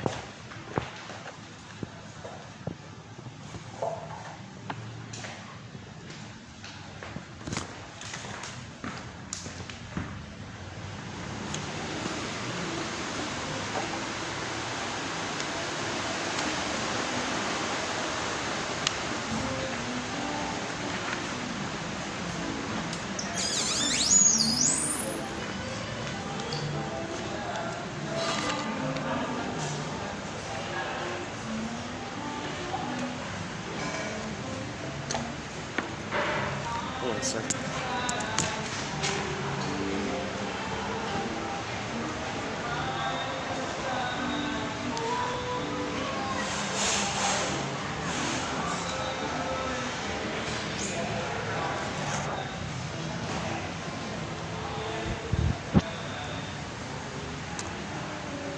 Okay, let's just do this then. So,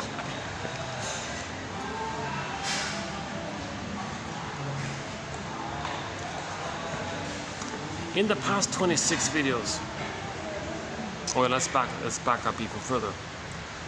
So we have 10,000 quotes here. Oh, my disclaimer: I'm not a shrink. I'm not a professor. I don't have a master's degree, obviously. Not obviously, but you can tell I'm not a.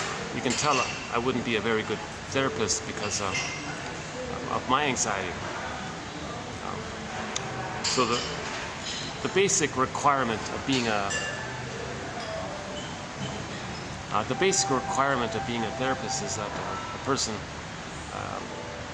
has their embodiment and they have their feelings and all this, right? And they're calm by that. So yeah. So again, my disclaimer: I'm not a shrink. I'm not a professor, etc. I only have a BA. I'm the compiler of the quotes. And Robert Bly, when he speaks to an audience, he tells the audience members, "Thank you for coming out here to listen to tonight's lecture. I'll be giving so Robert Bly would give a psychological interpretation of some Grimm's tales, like Iron John or Faithful John, or etc. But he says to the audience, dear audience, 30% of what you're going to hear tonight is wrong. It's up to you to figure out which 30%. So I've been maintaining that attitude all throughout here. But with the past 26 videos, it's more like 50%. Because Janov is talking a lot about the first brain. See, a lot of people are not talking about the first brain. We talk about the third brain, maybe the middle brain with these feeling therapies. But see, don't try to get your feelings without your consciousness. Build a basket and spontaneously the feelings will come to you. But people are saying, oh, forget about book knowledge. Just see if you can just get immediately your feelings. Or even worse, let's see if you can shake out birth trauma without awareness. It's not going to work because your mind will reject too much feelings coming up because it doesn't have any understanding or any integration. First, we got to integrate. We need consciousness in order to integrate, to accept. It was so painful, the trauma, so it was pressed down. The only way to lift it up, kind of thing, is if you have the anchor of the third brain that knows what's going on to accept the release. Without the anchor of the third brain knowing what's going on, and you try to do the release, the third brain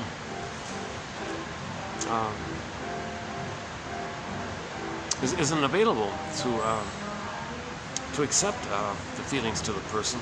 So the old defense mechanisms just clamp around again. So if you're lucky, that's all that happens. Nothing happens. But it's very dramatic. This one guy called it almost gothic or something, like dramatic or something.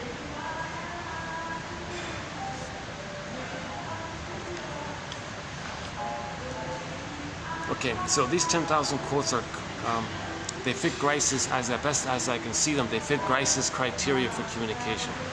Is that okay, like if I do it like this, is that okay? Grice's criteria for communication. Quantity, okay, so not too long, not too short. This is pretty typical. This is very typical, quotes like this. Sometimes there's like a longer passage, but this is pretty typical. So the quantity, they're manageable, not too short, not too long. The quality, as mentioned before, hopefully a 1 out of 10 will click. Okay, they're all of the quotes are relevant to the topic of making the unconscious conscious. And the manner is that these quotes are mostly written by the shrinks. Now when I say shrinks, I mean medical doctors who specialize in the talking cure, not the pharmacy area. Okay, so we're not into that. So we're talking about the talking cure. Chimney sweeping. The first nickname for psychoanalysis was chimney sweeping. Because if things are blocked, you want things to flow again, right?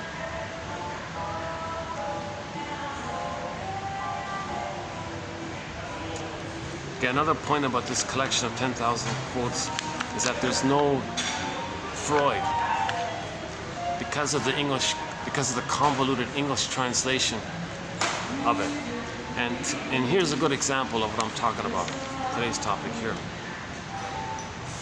So the story, as I understand it currently, runs something like this.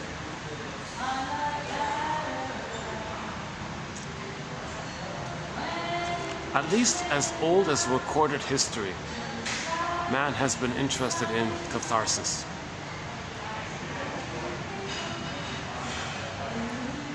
Right? Unloading, purging, clearing, purifying, like your blocked feelings, trauma, defense, block it. Well, how do we clear it? How do we move it through, kind of thing? So for 3,000 years or whatever, doctors have been talking about this. The doctrine of medical catharsis is at least as old as recorded history, yet its appeal is as self-renewing as the promise of spring. So it's always a fresh, interesting topic, although we've been talking about it for thousands of years. How do we heal from trauma, in other words? We're homotraumicas. How do we heal from trauma? So ideally, you want like a positive release called the true catharsis. Now we know we need all three brains involved: the consciousness, the feelings, and the sensations. Feelings, what do you feel from the sensation, and your awareness of it all. And you have memory, and express your feelings in that memory, and you're conscious of it all. There can be a kind of a release of your feelings. That's healing. Feeling is healing. Now, if we're not doing that, then there's what's called a tragic catharsis.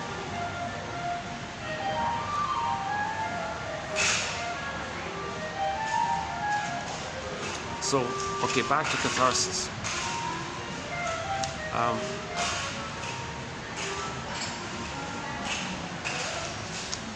Okay, catharsis is based on the Aristotle's notion of tragic reason. Sad reason, right? Reason's your understanding, and you're sad. Tragic reason. Tragic reason. From tragic reason, we may get a catharsis, i.e., an unloading, a purging, a purification, etc. It's a relief accompanied by pleasure. Okay, it's a relief accompanied by pleasure and innocent joy, he says. Okay, so for 3,000 years, people have been using this word catharsis from Aristotle's time, etc. For example, we've been using this word catharsis. So there's trauma, we bury it, it's too painful. Can we feel what we couldn't feel? Fully feel what we tried to feel once upon a time? Can we get that can we admit the pain? Can we? The greatest hurt of all, mother failed me. Can we? The truth will upset you free. Can we find that truth? Can we be a detective? Be a gentle warrior, or have a strong consciousness. Face the truth of it. Talk up. So your ideas, your feelings. Like for example, you do things like if you have an attitude. Well, they is the generalization of the trauma with the mother. Whenever people have prejudice and say they this or they that and they this and all these days and all this, okay, that's a generalization of the pain with the mother. So there's so much pain with the mother. The mother's a specific one person. It's a specific one person, but there's too much pain there with them. So it disperses, and then it's they this and they that. So the they means the mother. In other words, they is code for mother, generally speaking, when we're talking about this.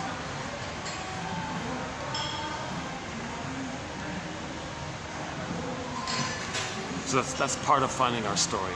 If you're projecting and they, well, okay, you say they this, how does that feel? Okay, stay with the feeling. The vehicle of feelings. Ride the vehicle of feelings. So you say they hurt you or something. Okay, You feel badly about that. Well, stay with that feeling of hurt. Stay with it. To who really hurt you, specifically? Oh, okay. So who really hurt you? So you might start off with the idea of they are no good. Okay, well, who hurt you specifically?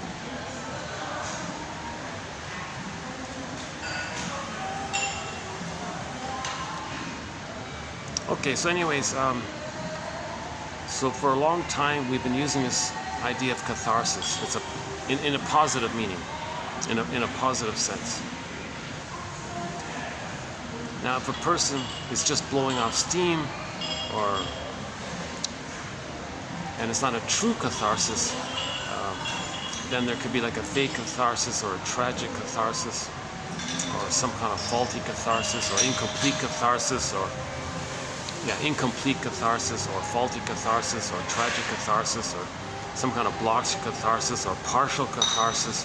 So we usually set it that way, that there's two kinds of catharsis. The regular, genuine one that purifies and unloads and purges and cleanses and moves you through, and you're relieved from the trauma, you're free from the trauma, you have emotional freedom, you can breathe at last, like your breathing, your body temperature cools off, your breathing is better, your posture is better, you're back in your body. That's a positive catharsis.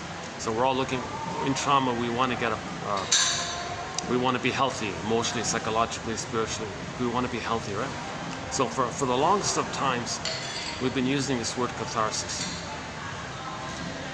Okay, enter Mr. Freud. In the beginning, he wanted to be a scientist. He wanted to be scientific about it and study our physiology. Okay, like cortisol and serotonin and body temperature. He wanted to like measure your vital signs. Not enough data and all this, so he gave up on it, and then tried to synthesize the information from previous people, created some new jargon, gave it new life, and so on. So, on the topic of catharsis, Freud wanted to give the whole issue new life. Remember, it's as fresh as spring, right? Its appeal is as self-renewing as the promise of spring. So Freud then said, okay, well, let's refresh this topic, and let's call catharsis, let's give it another name. Let's give it another name that might be a little more specific. Because catharsis, maybe it's too general or too vague. Do you mean like a healthy catharsis, or do you mean like a blocked, flawed catharsis? So let's create another word to make it clear that we're talking about a positive, purifying catharsis. So for Mr. Freud, in German, speaking in German, using the German language, came up with the word, oh jeez, I forgot, I didn't look how you pronounce it. How do you pronounce this? Can you see it there?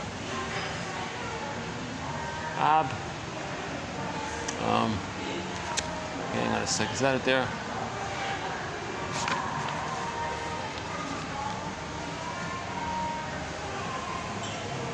Okay, there. It's beside German. You see, okay, German. Okay, beside the German. So that's the word Freud came up with.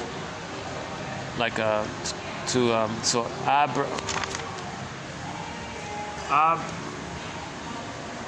Abreagieren. Abreagieren. So there was a German word came up.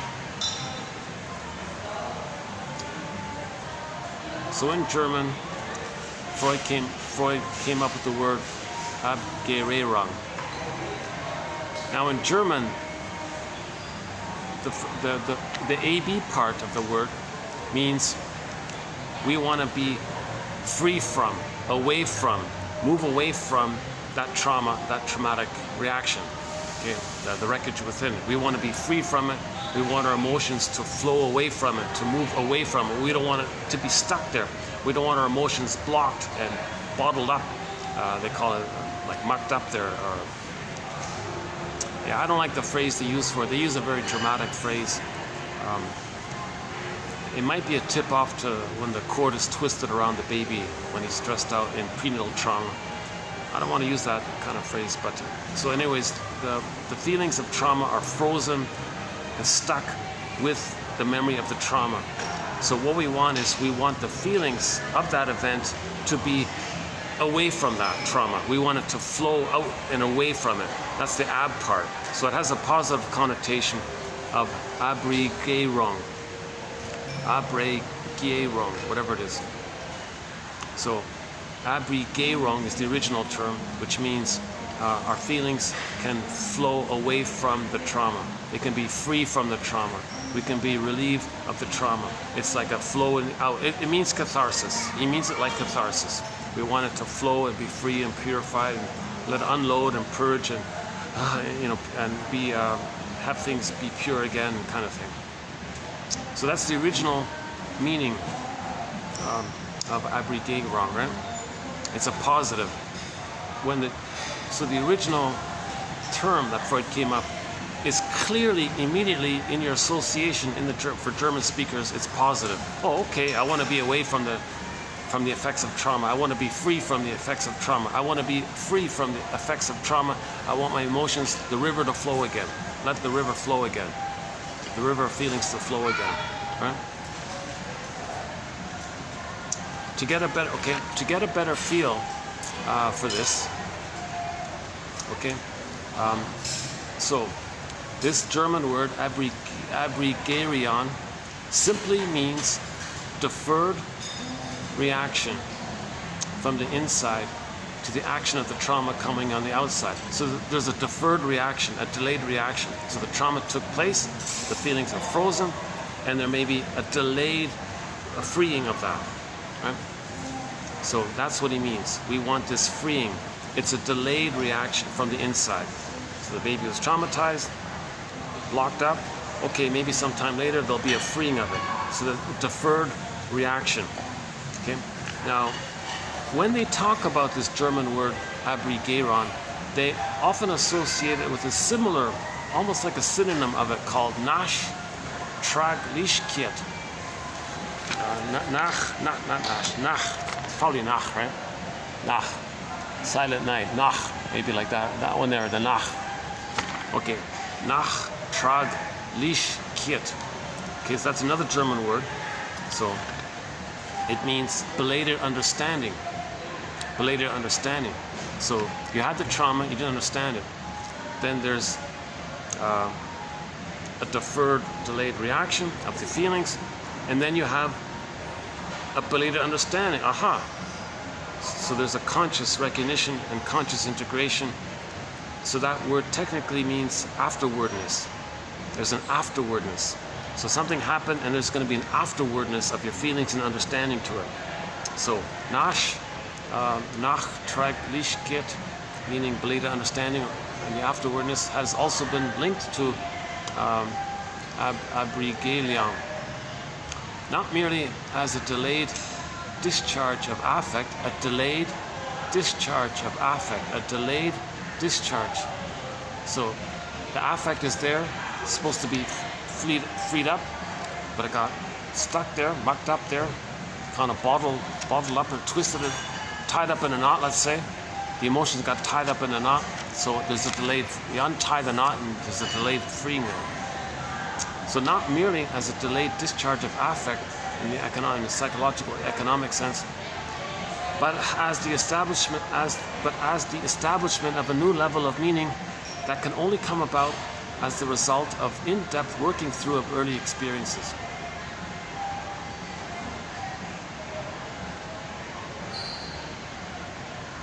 A new level of meaning. So you talk about it, think about it. So you get new meaning, get new understanding, belated understanding. Belated understanding. It's going to be a belated understanding. Oh, I get it now. I was sleepwalking through life because I was traumatized. Now I understand what happened. I got my feelings back. Oh, now I know what this is all about. So a belated understanding along with the belated release of the feeling. So there's a belated or delayed release or belated or delayed feeling of the emotions and the understanding part. So now you're getting the second brain and the third brain involved. One guy defines it as the reaction, Abreagieren, right? Back to that one. So this is the positive meaning of the German word Abreagieren, which means the emotion takes off from the trauma or wears away the affect.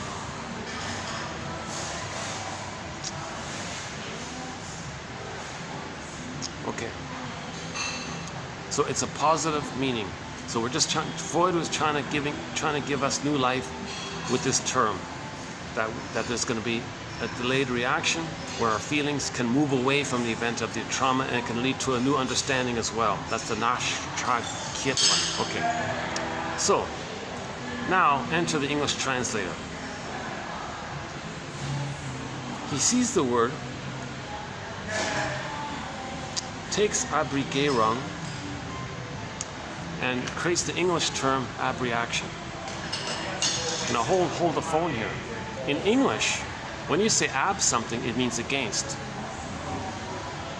But in German, the ab part means it's delayed freeing. Like the emotions are going to move away from the trauma, and there's going to be a delayed understanding, and there's a deferred response to it. So the river flows again, right? So that has a positive connotation. So in German, the ab part is a positive feeling, right, of the freeing. So ab in German means like an emotional freeing, right? But when you say ab in English, think about the word abnormal, like normal, abnormal, against normal. So it's like against it, right? So the translator messed it up with that. Some people think it was deliberate because he's trying to confuse people, mess with people. And I even read a quote from that translator once. He said, I take a secret giddy delight in thinking how people are going to figure out my translation. Ha ha ha. So that's why we don't have any Freud quotes, because of the messed up English translation. This being a good example.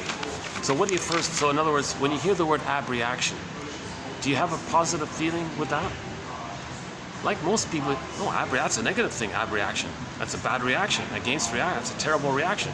Whoa, already, so he flipped it. He made it negative. He took a positive, healthy word in German and took the opportunity of the coincidence of the AB part and how the AB part in English means the opposite of the positive AB part in German, and said, oh, let's just keep it, that'll confuse people. So that's a good example of why we don't have, a lot of people are complained about the English translation. People have been messed up with it. People are calling for a proper translation. So we have no Freud quotes. Now, on the rare occasion, a German speaker like Edmund Bergler or Karen Horney or Margaret Mahler or Melanie Klein, if they say Freud says such and such, fine, I'll include it. If a German speaker says in English that Freud said whatever, fine, I'll include it. So we have a few of those in our collection. But if any English speaker quotes the preferred English translation, I'm not going to touch it. I'm not going to bother with it. So we don't have any Freud quotes. Zilch, not one. We've got 10,000 of the best quotes from psychoanalysis, not a single quote from Freud, because to my mind, it's not even Freud. It's this perverted person twisting everything. And I saw another quote about that translator. Something about him being like 80 years old or 90 years old, and he married his 7th wife with some 13-year-old girl. Okay, these are wacky characters. So I've avoided the whole issue. I've avoided the whole issue of any quotes from Freud. And if I see an author saying Freud says such and such, wait a minute. I look at the author. Is he an English speaker or a German speaker? Forget it. I don't, because you're just quoting the perverted English translations. I don't want it. So this talk about purification, I feel kind of clean with this collection. There's no mucked up, messed up, perverted, psychotic, sicko translations of Freud in this collection. Zilch, nothing. So I've kept this. I've been a purist. I don't want this issue here. Now, the only partial exception is at this current moment, talking about it, part 1 and part 2. Now, the reason this comes up, because Janov, when Janov talks about a negative or tragic catharsis, he then uses the word abreaction.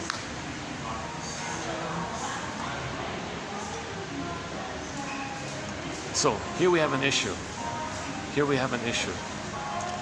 all throughout the past 100 plus years, whatever, you got to look at the context of what they mean. When people use the word abreaction, do they mean it in the original German positive sense of an emotional freeing? Do you mean it that way? Or do you mean it in a negative way of just blowing off steam? Okay, and that's a negative meaning. But if you're using the word abreaction, the context will tell you he means it in a positive way, even though the word you associate in a negative way. You see? So, for example,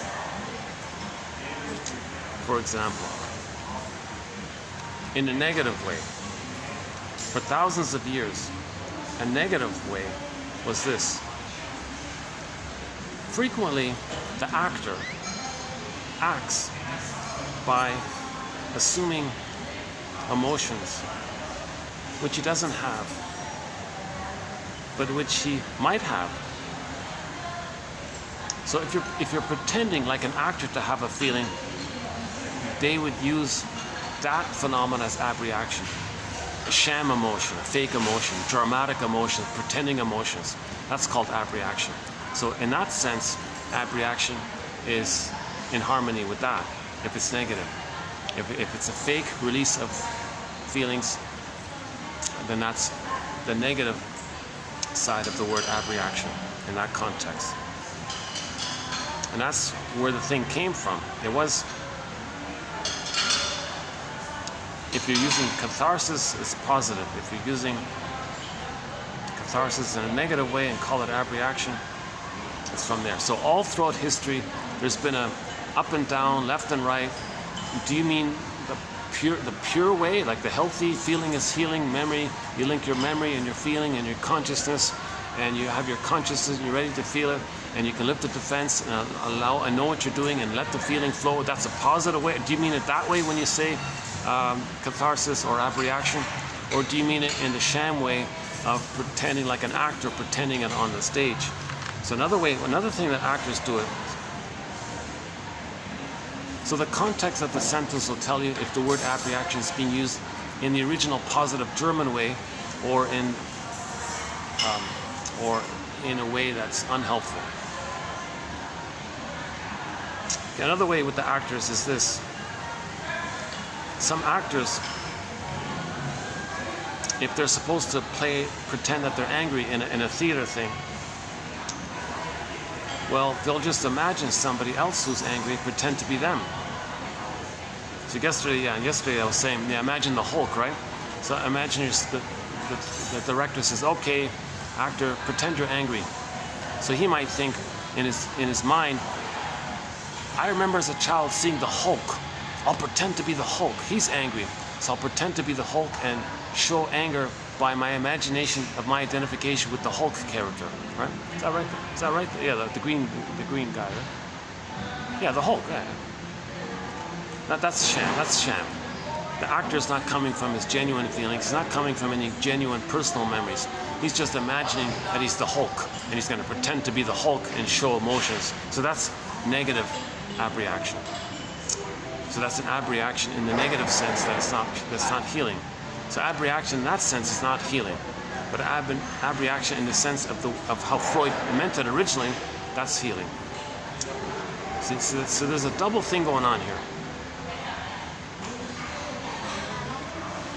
Janov says, fine, if it's the fake stuff, I'm going to call it abreaction, the way the word sounds, the way you think of it. And if it's the genuine stuff, he's going to call it the primal. So the genuine stuff, he calls it the primal.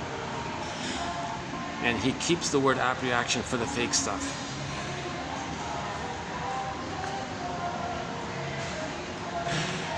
What we often mistake for abreaction, okay, what we often mistake for a positive like the healing abreaction in the positive German sense, what we often mistake for that is merely a display of hysterical emotionality.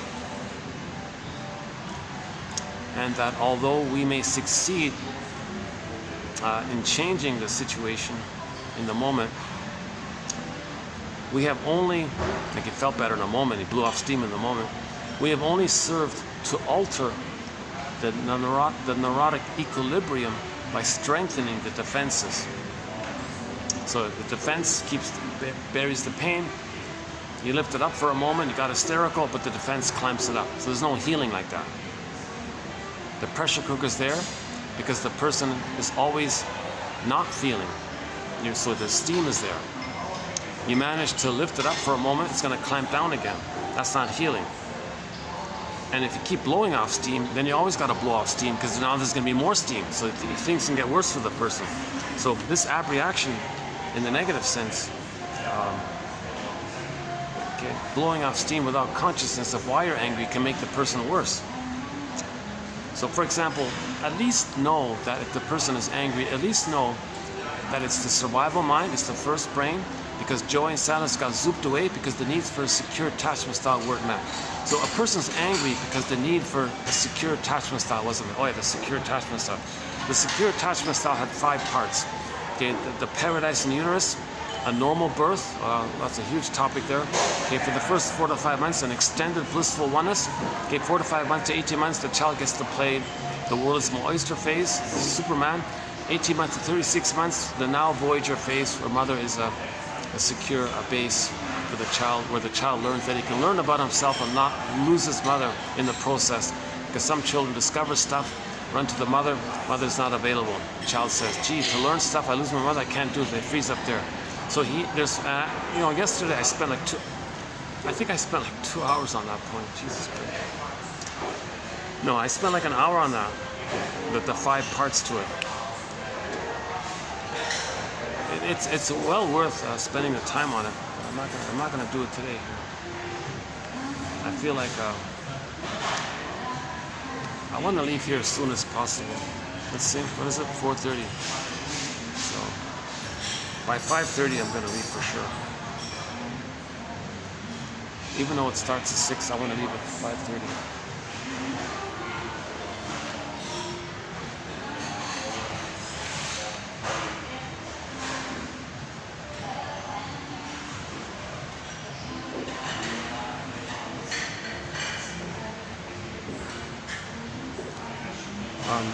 Okay, let's get back to abreaction.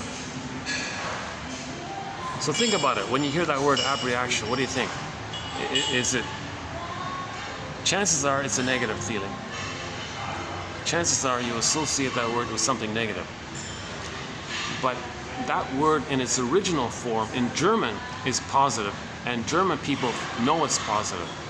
But when the translator came along, he messed it up. He didn't translate it properly.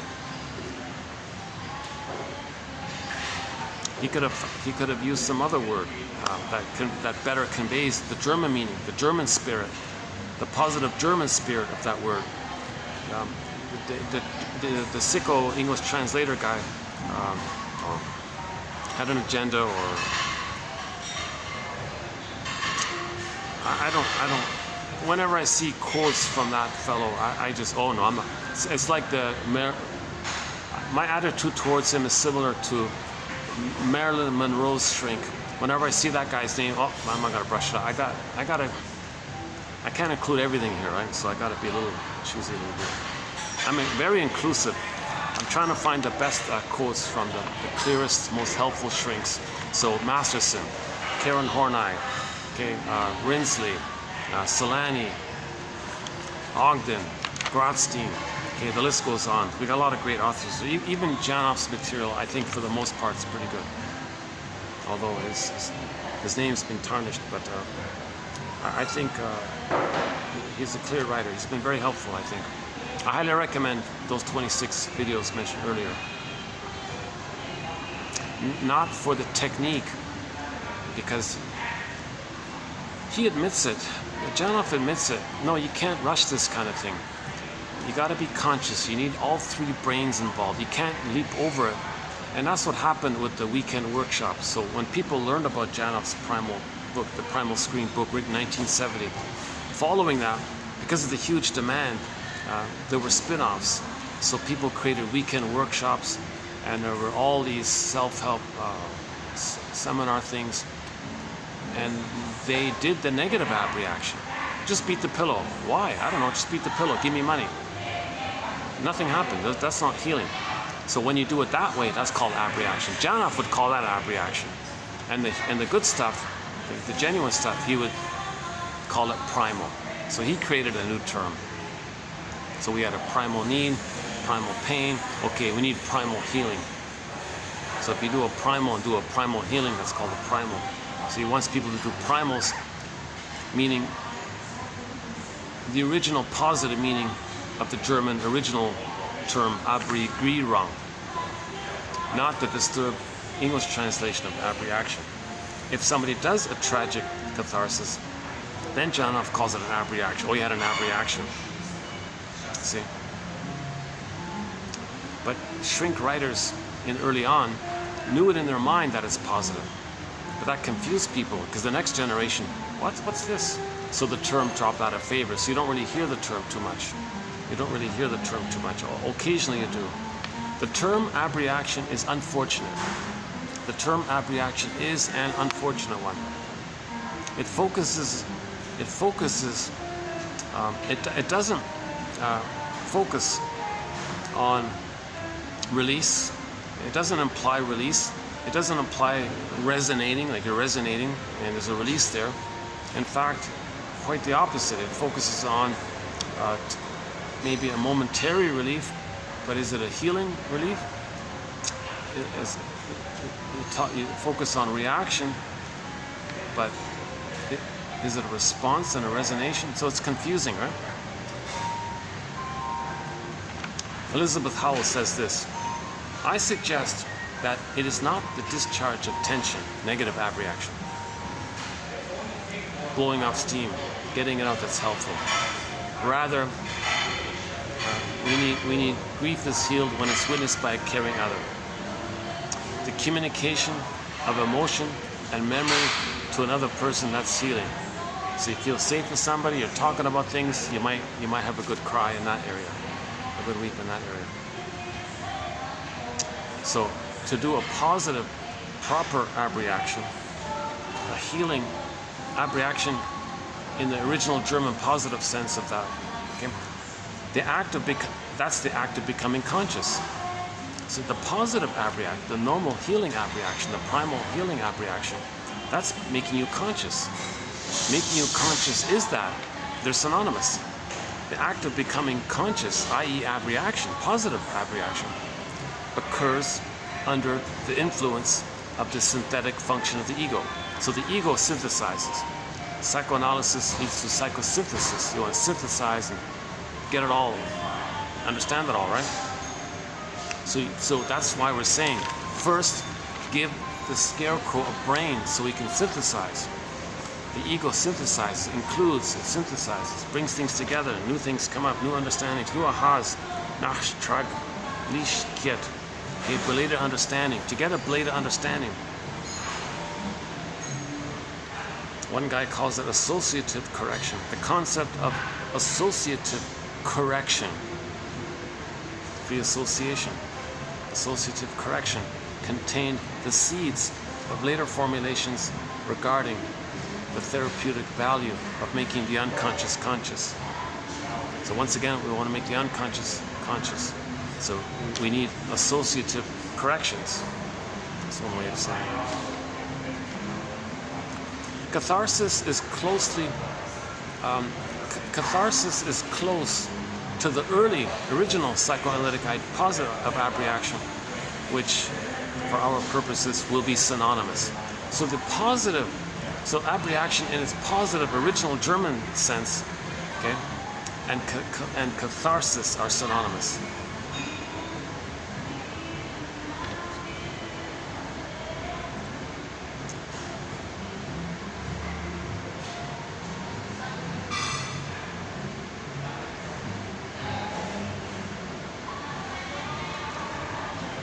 Okay, next one here. That abreaction is a species of expression, is a consequence of how we tell what emotion is being discharged or abreacted. Okay, so there it is. It's a species of expression. Well, what are you expressing? There it is. So there's the question. So that quote makes you question, what are you expressing? Are you just blowing off steam, beating the pillow, not knowing why? That's a negative abreaction. If it's a genuine purging catharsis, then that's the positive abreaction. So abreaction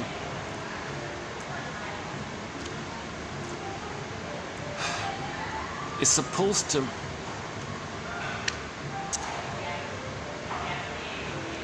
we're not supposed to have this word abreaction. It shouldn't exist. That term should never have existed. It should never exist. That translator messed it up. He messed it, and he said it in the quote. I delight with pleasure in trying to imagine how people are going to figure this out. This word should never have existed. I don't know what the original proper English translation of Freud's Abreagieren should have been.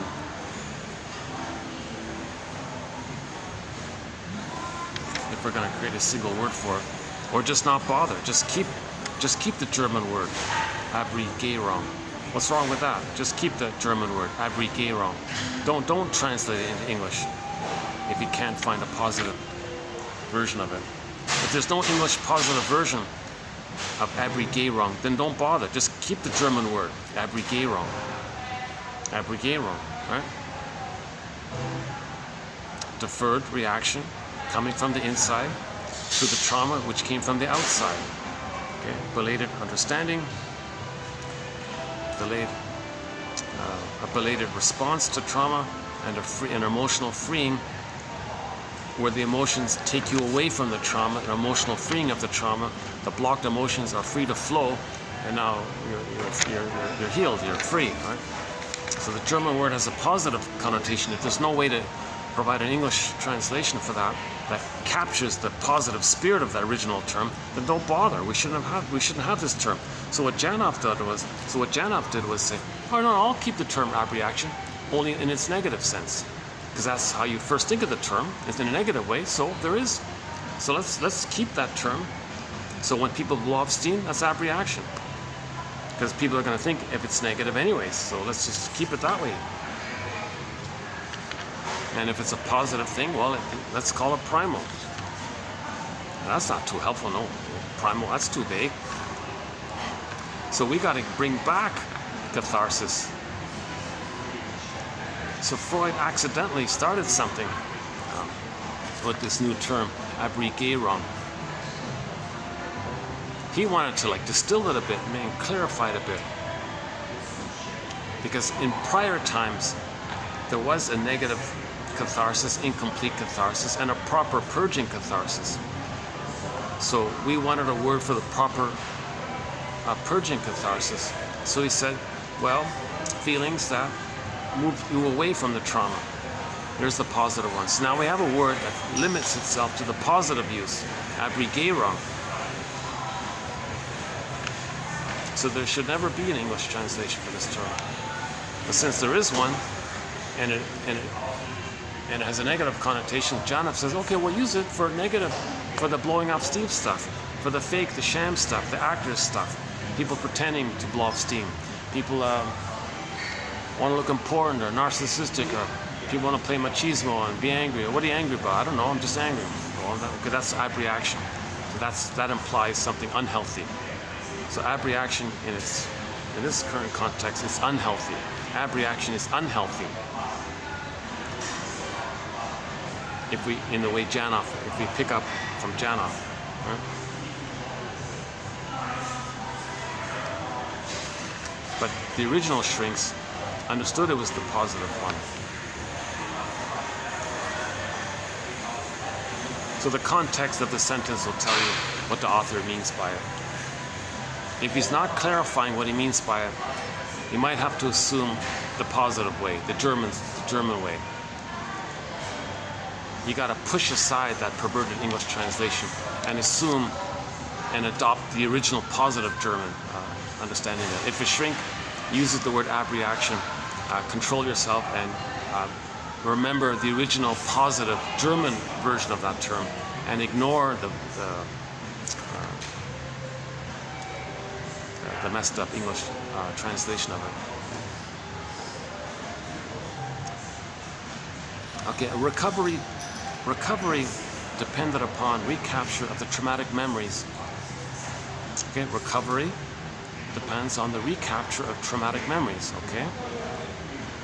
If you're conscious of it. Or the reconstruction of the traumatic situation with the associated affects. That's what shrinks do. They construct your story or reconstruct your story. We can build your story. We can reconstruct because we don't know our story. Remember the scarecrow is all frazzled up, doesn't know anything.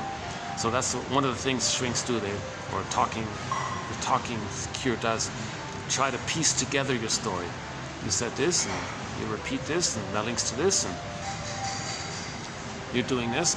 Maybe it began there. That's why you're doing this. You're searching for this. That's your cry for love. You're expressing your anger this way. So you're trying to piece your story together. It's called a construction or reconstruction. Now, if the reconstruction is successful, there'll be the feelings. If it's close enough, you'll get the associated feelings. So if Rumpelstiltskin, if you name it right, the feelings will come. You'll get back the innocent daughter will come, but the feelings will come back, right? Rumpelstiltskin. Affective abreaction and re-experience were necessary. So emotional abreaction in the positive German positive meaning of the word. Okay? So emotional abreaction in the original German positive spirit of the word, okay? And re-experience were necessary in the current safe context of treatment and in the cognitive context which placed traumas in historical perspective and differentiated past and present. Okay, now you're laying the ghost to rest. So now when you get the story, you can give the past and capture it. Give it a time and a place and let the ghost be laid to rest. It becomes an ancestor. Your life force is free for the present. So now there's a distinction between the past and the present. Whereas without it, the present is still the past. No, you want the past to be the past. No, the present's the past again. All time is that time with trauma. No, you want the past, you want to capture it with the story. You want to create the story so you can capture the past, give it a time and a place, a proper time and a place. That's laying the ghost to rest. Now your life force is free for the present. Now the present can be the present. Now you can love life in the present, and the past is the past. From the TV show called Heck Ramsey, the guy, Heck Ramsey, was worried about whether or not his girlfriend was emotionally available for him. She said, "Don't worry," because she got divorced or something. "Don't worry. The past is to be remembered, not lived as the present." So she made that distinction. That was an insightful comment that she. So Heck Ramsey was played by Richard Boone, was reassured. Oh, what a relief. You're not going to see me as the past fellow and continue your battle with the past fellow. And if you're doing that, that means the past fellow was a continued battle with your mother. So now you're continuing your battle with your mother with me. So no, so does she have that distinction between the present and the past? Because emotionally, some people are treating all people like the past. All people are just symbolic of the struggle with the mother. So you're struggling with the mother, using others as stand-ins for the mother, and you're continuing that battle with the mother. Come on, mother, I need your love. Okay? In the present, you find people as stand-ins for the mother to continue that struggle, because that past struggle in the past, all time is that time. So in the present, you find people that represent the mother. So that's the issue, right? So we had a good quote about this recently. When the baby lays down, it would be nice, if I can get a coffee.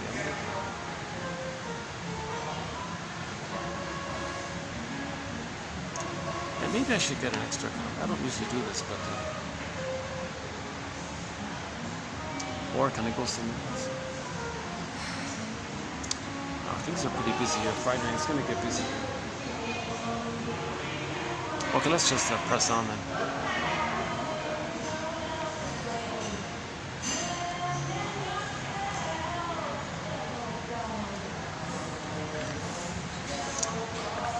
I kind of paced it with the coffee. I was ready to drink the other half.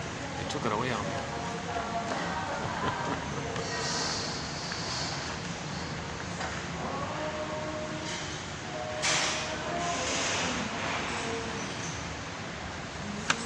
Oh yeah.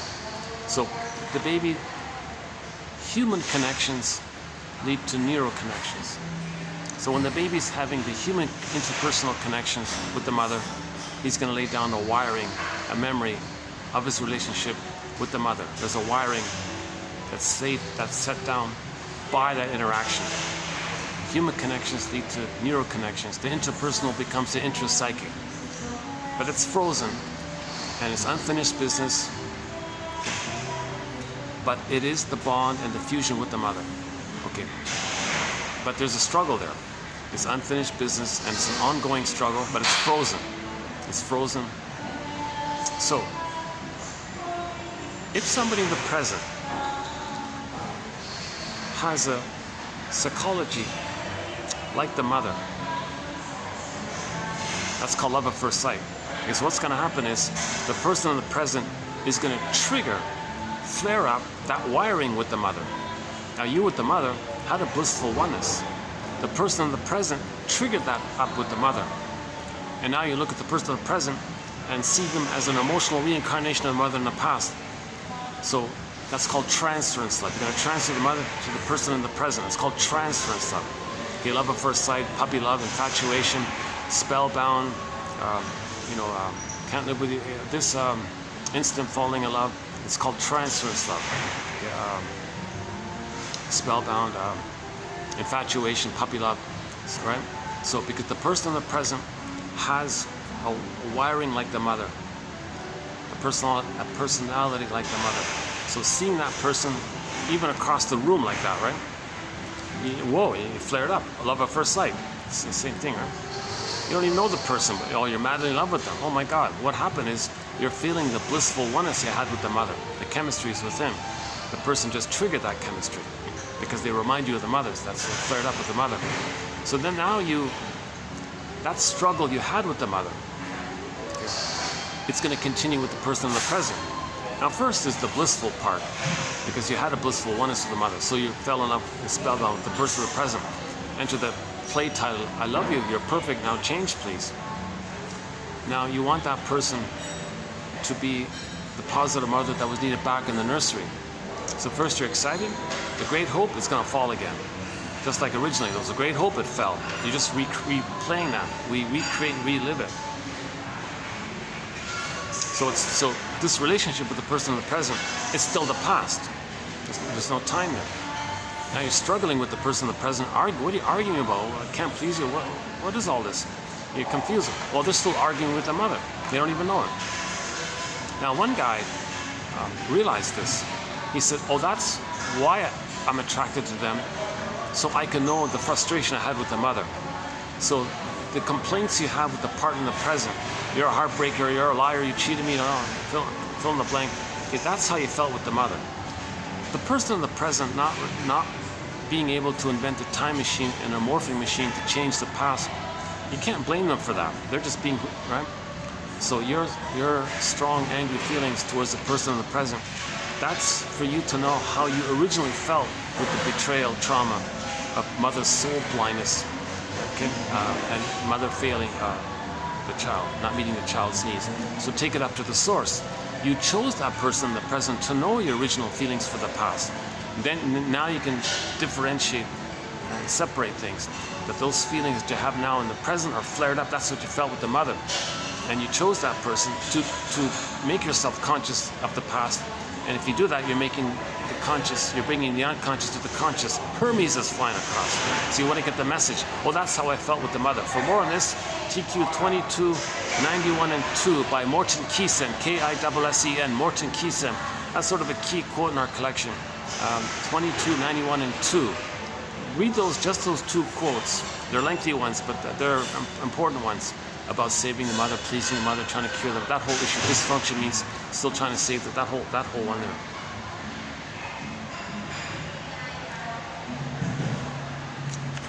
Okay, next one here.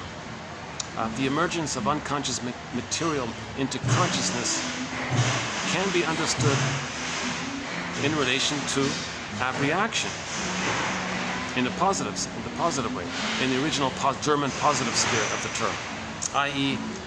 the discharge of psychic energies attached to previously repressed experience. Okay? So, the emergence of unconscious material to consciousness can be understood in relation to, he puts it in quotes, okay, abreaction, i.e. abreaction in the original German positive spiritual use, positive spirit of that term, abreaction. Okay, so the emergence of unconscious material to consciousness can be understood in relation to the German abreaction, i.e. the discharge of psychic energies, emotional life force energies, life force energies, right? Your life force energies attached to previously repressed experiences in a discharge. Now you're going to get a discharge. It's going to discharge. Okay? Your life force is attached, stuck, like invested, stuck, like a put in a bank, locked, stuck in there, invested. Catharsis, bound, crazy glue, stuck there. Your life force is stuck with the trauma memories. Okay, if you can, in the German meaning of the word abreaction, we want that to be discharged. We want the life force to flow again. That's called making the unconscious conscious. We want to make the unconscious conscious. Where it was, ego shall be. Where it was, ego shall be. That quote we can keep. That's one of the rare. I guess he didn't mess up that translation. That's one of the rare translations that was okay. Whoever did that one. Where it was, ego shall be. That's okay.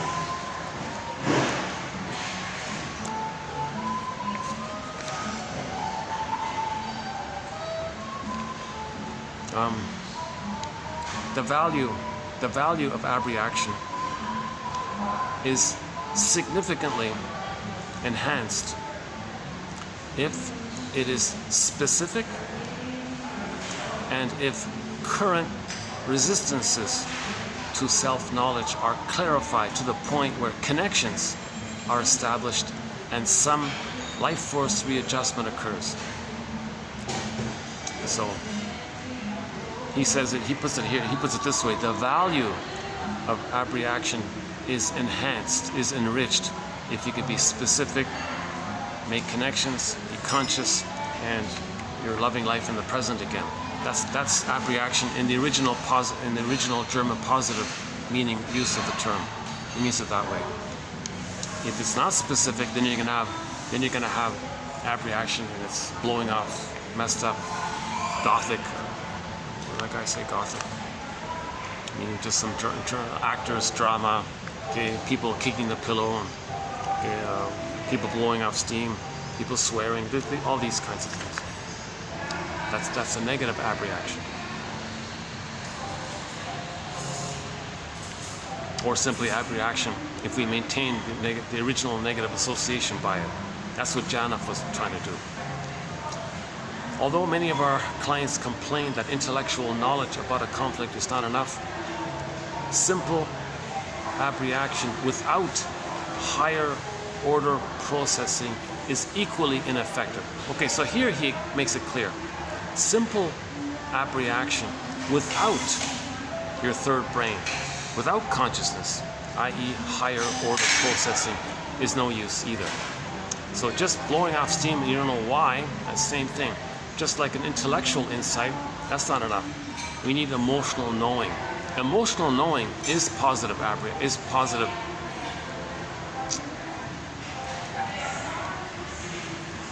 Is Abreagieren. Is Abreagieren. So emotional knowing is Abreagieren. If you don't have this emotional knowing,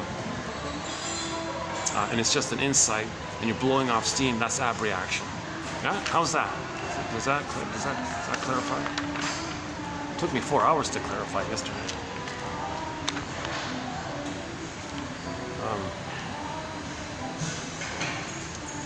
In general, clients seem to choose, if possible, to relive a situation rather than remember it. And in the reliving, the abreaction is incomplete because it's not conscious. Yeah, so if you repeat the past and the present and you're not aware of it, okay, that's an understatement. She says it's incomplete. It hasn't even started. If you're using the word abreaction here in the original positive German positive meaning of the term, okay, healing, okay, feeling is healing, that one. Then repetition compulsion. That means you're reliving a situation, but there's no feeling, there's no healing, there's nothing. It doesn't work. Repetition compulsion is a defense against positive abreaction. Repetition compulsion is a negative abreaction. You could say it that way. Oh yeah, one quote coming up, he says even speaking, if you're talking and it's not from your heart, that's abreaction in a negative way, because you're not linking it to your feelings.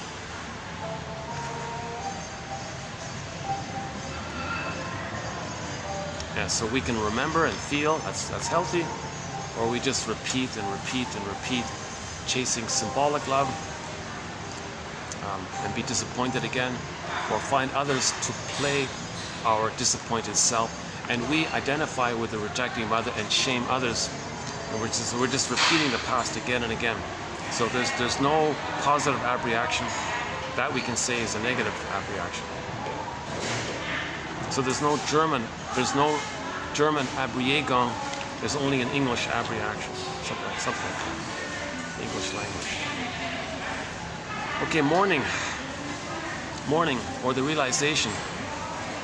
Okay, so here's to get a positive Abreagerung, okay, a positive abreaction in the German, positive German meaning of discharge, feeling, release of your feelings, okay, feeling is healing. Okay. To get to that, we need to do this, or we need to. This is important. We have to mourn, i.e. realize that the mother didn't meet the baby's needs, and they will never be met. So that's number one. You got to mourn. You got to mourn and accept that the mother didn't meet the baby's needs, and those needs will never be met. Those specific nursery time needs, that was a one-time deal. If they weren't met, they will never be met. No time machines. You can't go back to that and get nursed properly, skin-to-skin contact, mother's loving gaze, mother's attunement, mother's reverie, mother's holding, and tenderness. All that's wasn't there. You're not going to get it. That's number one. So that's called the greatest hurt of all. Mother failed me. So there's this, with trauma, there's this unconscious hope for the fulfillment of old unfulfilled needs, says Janoff, right? You never got and will never get mother's love. The greatest hurt of all. The truth will upset you free. Mother betrayed the baby. She was so blind and betrayed the baby. She possibly even betrayed the baby when the baby was inside her. That's called child abuse in the womb. Child abuse in the womb. When she's smoking and drinking and all that, taking caffeine, that's child abuse in the womb. So that's betrayal. So the baby didn't even get the paradise in the uterus, right? So that, and if you didn't get it, you'll never get it. You can never go back to the womb and get it and change what happened. Hence that joke. We spend the first 9 months of life trying to get out of the womb, and the rest of our lives trying to get back in the context of trauma, right? Okay, number two, when the child doesn't get mother's love, he's going to take refuge in the old, archaic, once upon a time. There must have been some time in the uterus when he was in a blissful oneness with the mother. So let's say he did experience prenatal trauma. Well, prior to that, he was in a blissful oneness. So he'll go to that place. So when the baby is traumatized, he'll go back to the solipsism where he's on the throne. That was the safe place. I was safe in the uterus, on the throne, in the blissful oneness with the powerful mother, and I was special and one, and it was all about me, and all my needs were met. I was in heaven, I was in bliss, oceanic blissful oneness. Oh, that's me there. So I'll take that for my identity. So that's an illusion. Narcissism gives, that little white flower gives people illusions and all this, that little white flower called narcissism. Alexander Lowen puts that flower on the front cover of his book called Narcissism. So part one, the baby didn't get mother's love. Part two, he reverts back to the time on the throne and thinks he's a little god. So, gotta face this. Disillusionment, which she describes as the loss of infantile omnipotence. Infantile omnipotence. So if we're gonna heal, we gotta give that up too. You gotta admit you didn't get love, and you gotta give up that you're a little god in response. So look at that, eh? That's tough, right? It sounds simple. It sounds maybe a little silly the way I'm saying. I don't know, but here it is. Here it's let's see. It's it's fourth from the bottom. It's fourth from the bottom. Or let's see. 1, 2, 3, 4, 5, 6, 7, 8, 9, 10, 11, 12, 13, 14, 15, 16, 17, 18, 19, 20. Or it's the 20th one on the list. So we have 22 quotes here. Yeah, 22 pretty good quotes, I think. Hopefully one you'll like.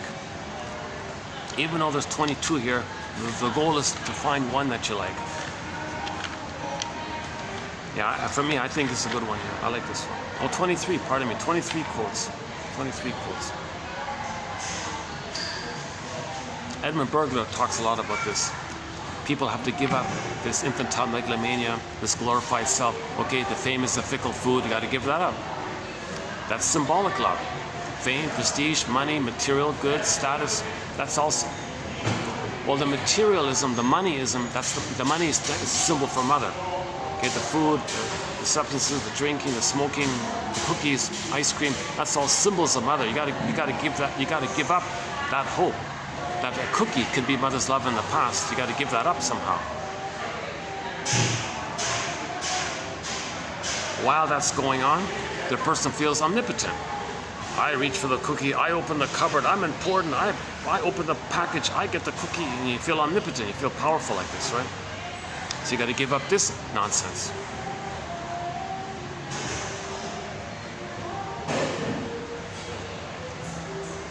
The loss of infantile omnipotence. Okay, so it's not. A clue to narcissism is the humor. Is the humor negative? Is it put down humor, shaming humor, cynical humor, sardonic humor, sarcastic humor? All of this constant, pessimistic. Janov has a line about pessimism. Don't think of pessimism just as something coming from the third brain in your ideas. No, it's coming from your first brain.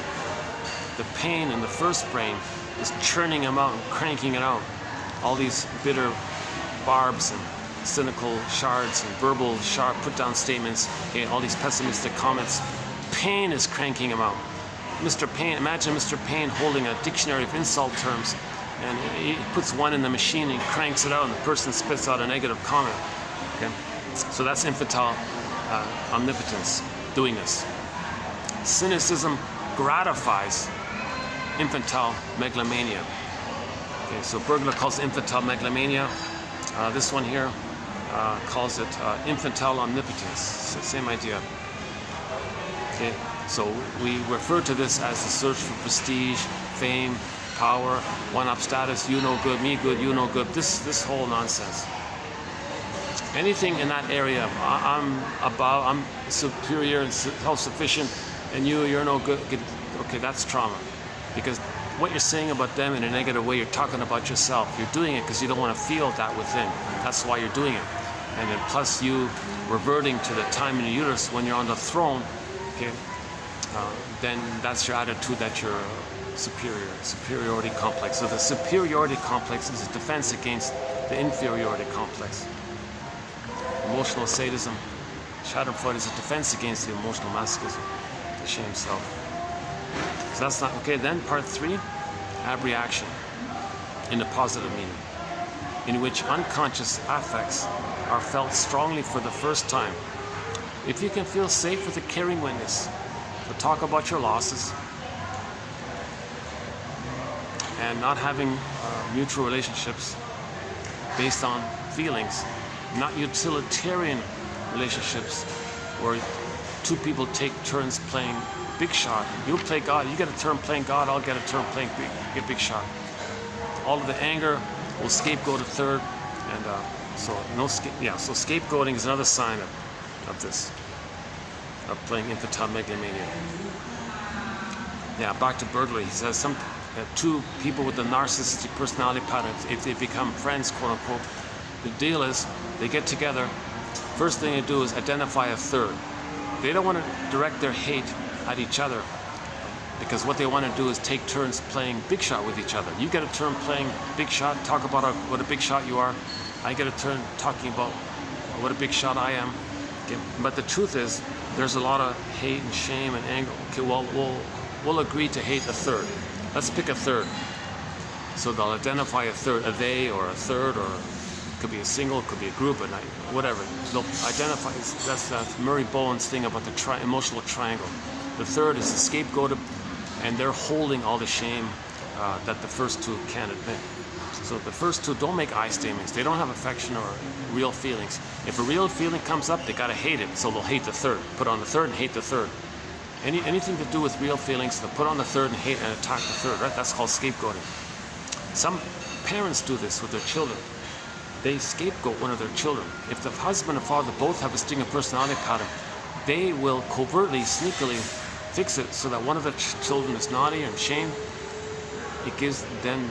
That's the proxy for how they feel. Part B of that is it gives them an excuse to express their anger towards the third, not at the parents, at each other. So, Abreagieren or Abreaction in the German positive sense of the term, in which unconscious emotions are strongly felt for the first time. There is your catharsis. There is your positive release, discharge. The feelings are flowing. Now you're healing. There's your feeling is healing. So the feeling is healing.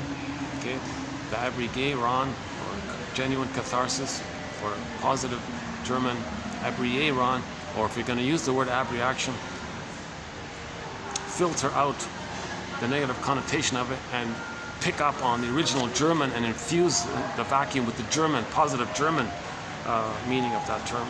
If you're going to do it that way.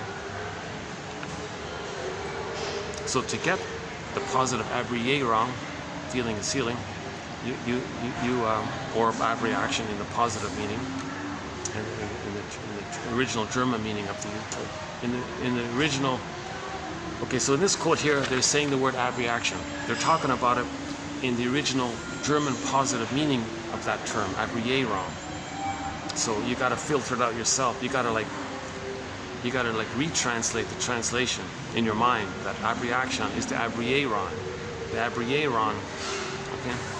But you may speak Abreaction, but in your mind and your feeling it's Abreagieren. So you got to do this little reverse thing in which unconscious affects are felt strongly for the first time. So you'll get this positive Abreagieren, Reagierung.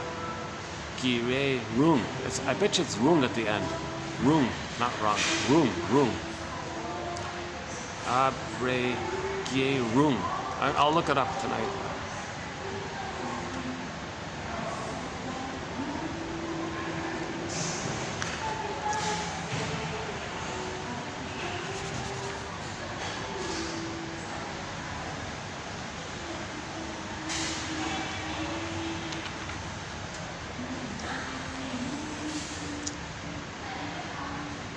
You know, actually, I have a little bit of guava juice.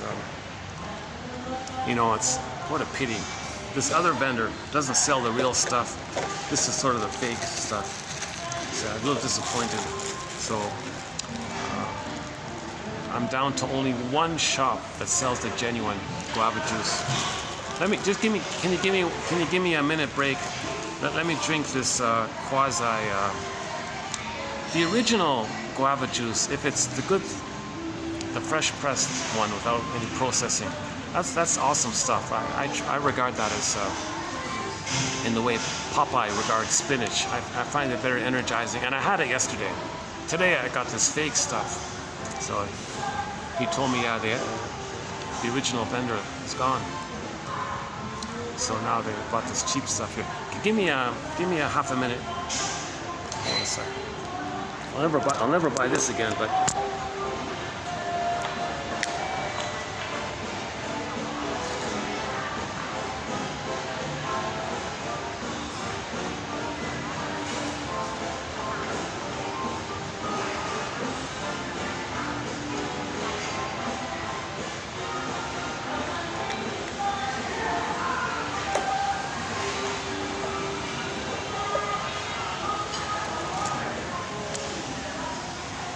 It tastes like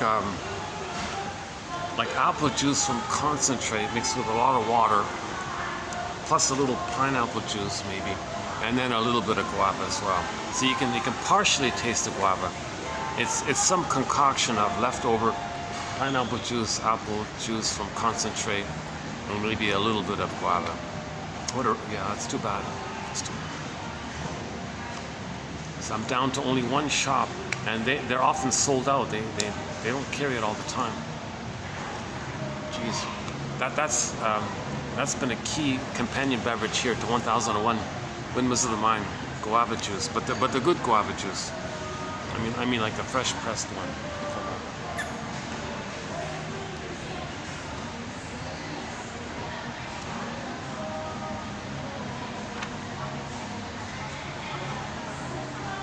Okay, here's an added point here.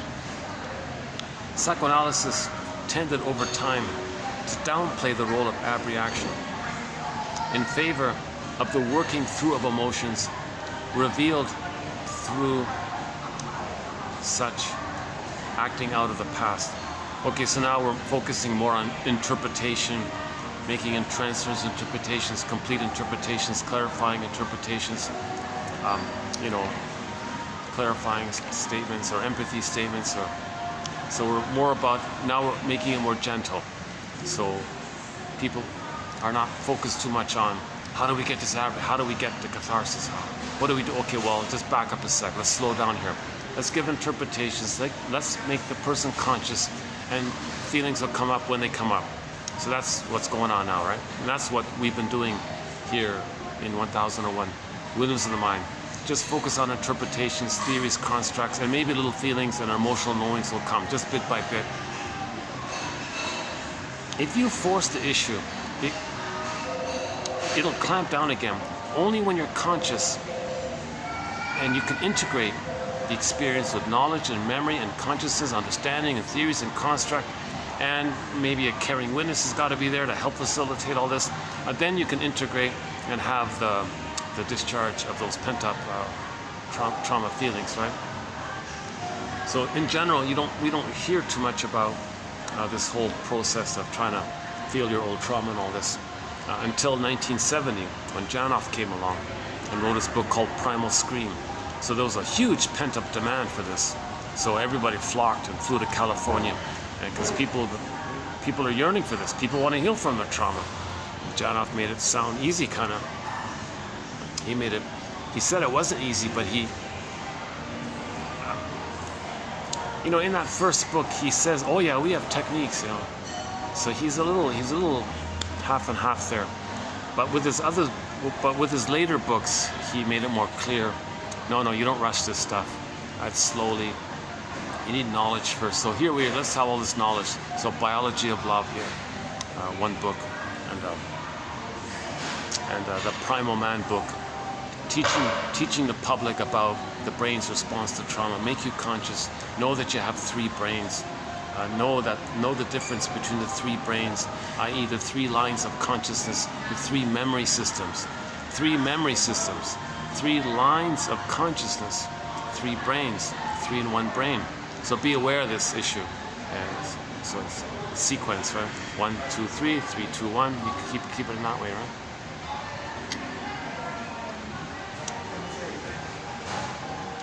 But he claims thousands of people have successfully done primals and feel better. amazing testimonials.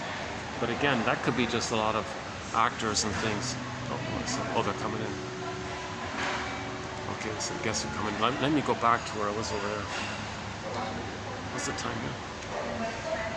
5:20. Okay, let's wrap it up in the other room there. Hold on a sec.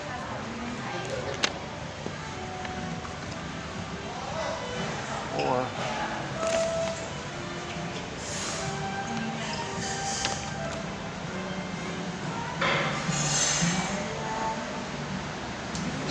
we can take a peek up here. Let's see.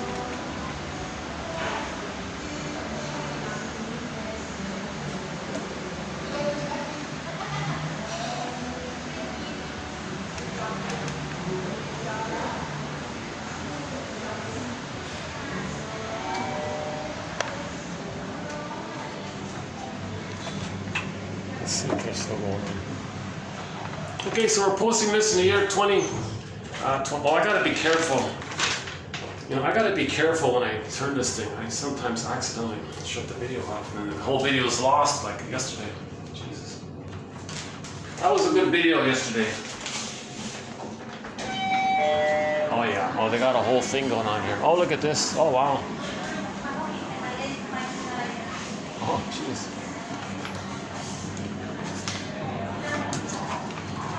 Oh, they got like a whole some kind of like a expo, some kind of business expo type of thing. Let's see, I'll put down here. I got a feeling this is busy too. Oh yeah, another one. Okay. Let's forget that. Let's try the one.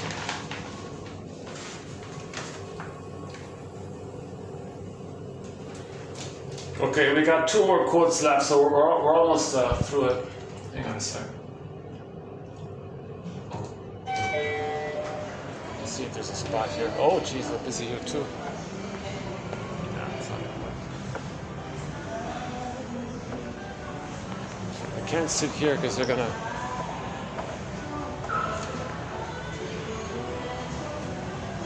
You have to buy a drink if you sit there. Let's just go back a bit there.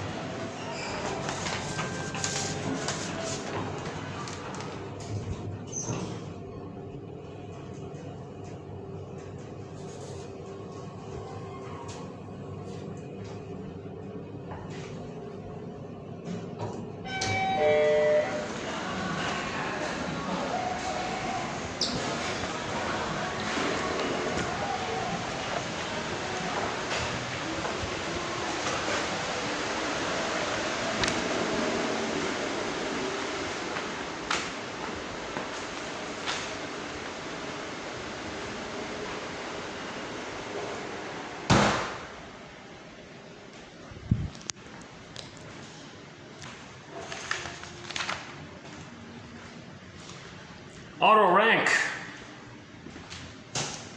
in his book called The Trauma of Birth, 1924, made the Abreaction, okay, again, positive meaning. Yeah, he's German, yeah. Made the Abreaction to the birth trauma the final aim of psychoanalytic psychotherapy. So ultimately, Otto Rank theorizes we need to feel out our birth trauma. Janov says it's even before that, right? Nandor Fodor, is that right? Elaborated Otto Rank's birth trauma theory, Nandor Fodor elaborated Otto Rank's birth trauma into a theory of prenatal traumata based on telepathic contact between the mother and her unborn child. So, and then now from there, from this last point, okay, this last sentence clicks into the past 26 videos, Janov, because Janov is saying, no, we gotta do the Abreaction, the positive meaning of the use in the original positive way, which he calls primal. We gotta primal the birth trauma.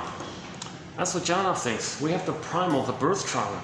Now this is pre-verbal stuff. So you say what you want to say, talk about what's bothering you, how do you feel, stay with the feelings. Now you're in the middle brain. Now you're angry at the specific mother.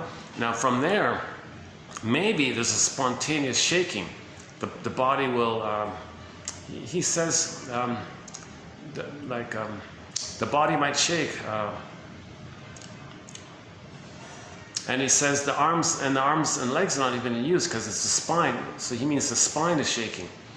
That's the trauma in the uterus, if that's happening. He claims that happened, and then when it was over, the person's body temperature cooled.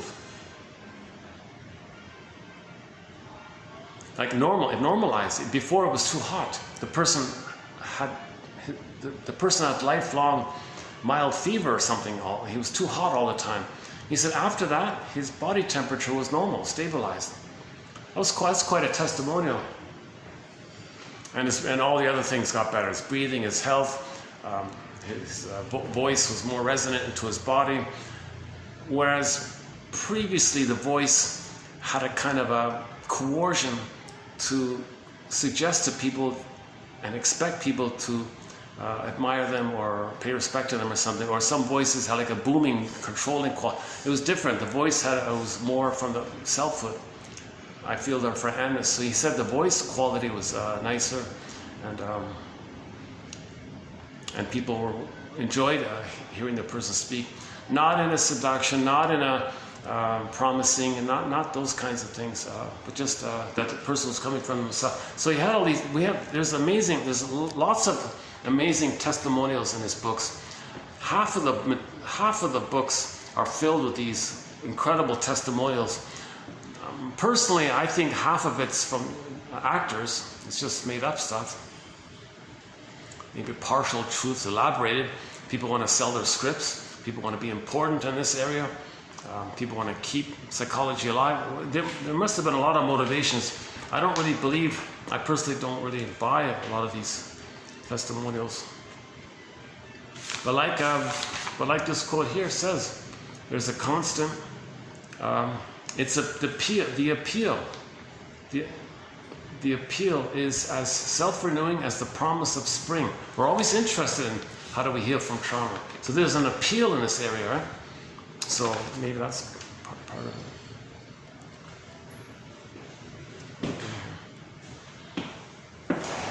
Is that okay if I say no? Sounds okay. See the sky train's passing by, it blocks the sun. No, the sun is good. Okay, that's okay. What a difference yesterday's video. I was in a flow. I had a 4-hour flow. I was speaking quickly. I had the good guava juice. I was feeling good. I had a full coffee and half a liter of fresh pressed guava juice, my spinach. I was feeling good. There were no interruptions. I was outdoors at the swans in the background. It was peaceful. I got into a flow. I thought, oh, this is awesome.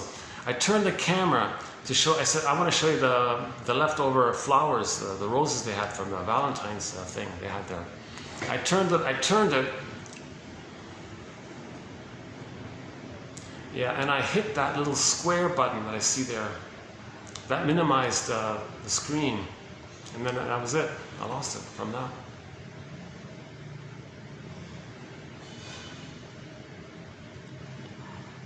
So I was coming out here feeling, I got a little pick-me-up when I heard the song from our soundtrack. What's it called again? I've Never Been to Me, that one there.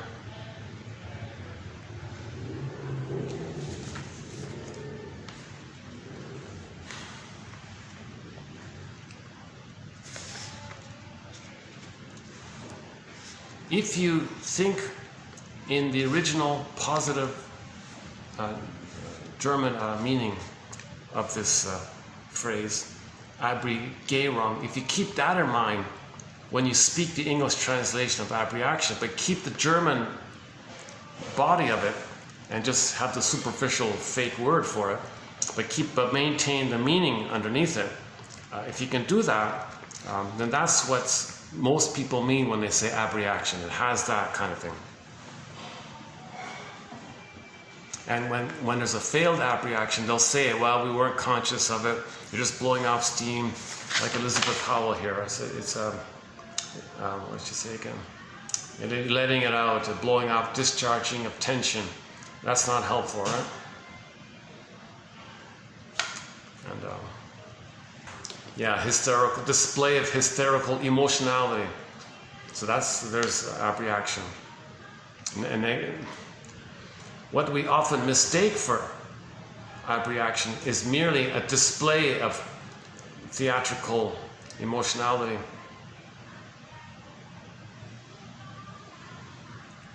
And this whole thing started back in Aristotle's time, when actors would pretend they're somebody else, and that helped them to express the feeling that they're supposed to express if they thought someone else had that feeling. Or they imagine that they once upon a time had that feeling but don't remember it, but imagine as if they had that feeling. So this whole issue of actors, so that's a fake catharsis. That's not a real catharsis. That's just a showy thing, right? A showy thing. So actors on TV, all this drama you see, all this excitement and screaming, they're trying to make it look real. They're not healing by doing that. That's not healing. None of them are healing when they're doing that.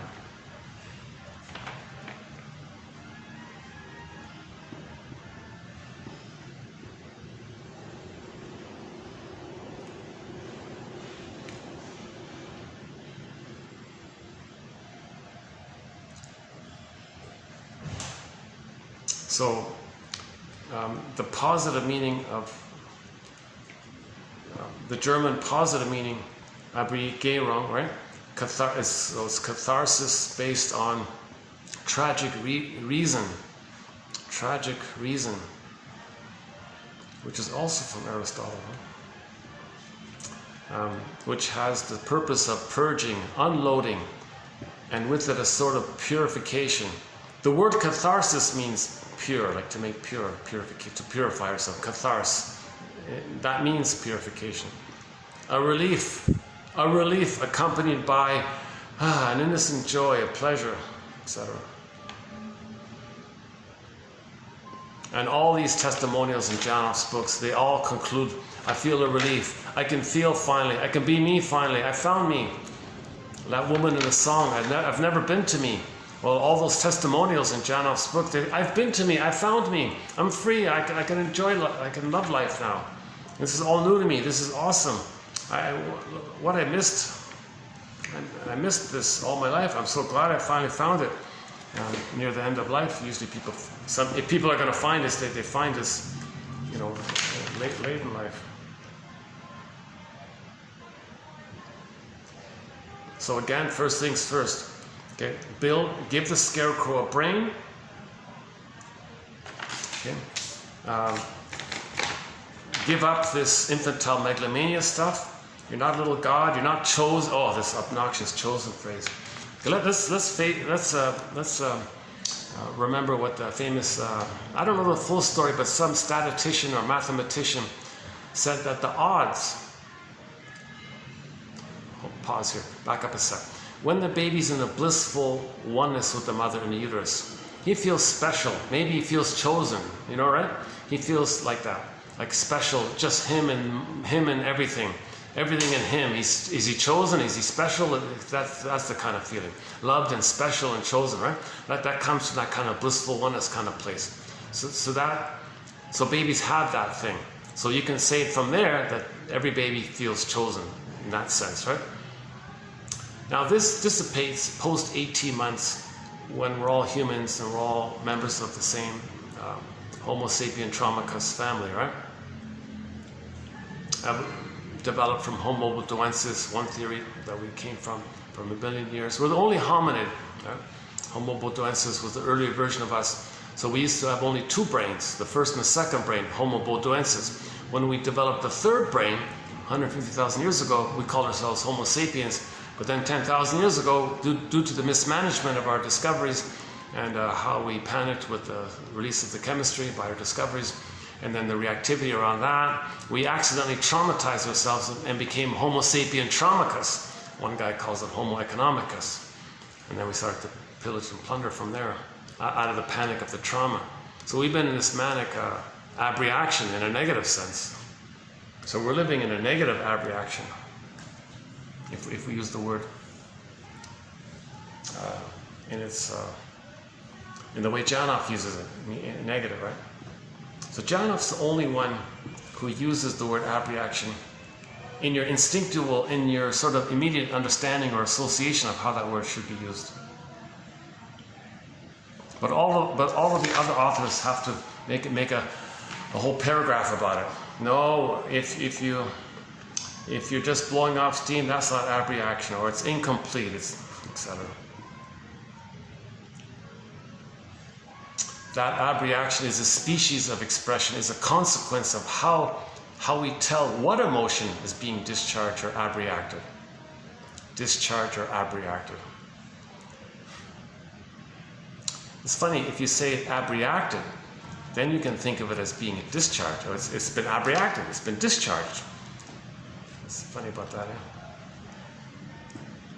So this one here, this J, new one, this guy here, N-E-U, he says it like this. That's a good one here by him. It's a consequence. So first of all, it's a species of expression. Is it an expression of the healing, of the German term, or is it an expression of blowing off steam? If it's blowing off steam, well, that's abreaction in that way. If it's the healing one, well, it's abreaction in that way. But you got to identify which way are you talking about. But once again, when shrinks use the term abreaction and they don't clarify what they mean by it, you assume they're talking about the original positive German meaning of the term, right? But lay people like myself, when I heard this term, what's this? I've avoided this term the whole time. I only brought it up because Janov kept talking about it. So he kind of prompted me to look into this.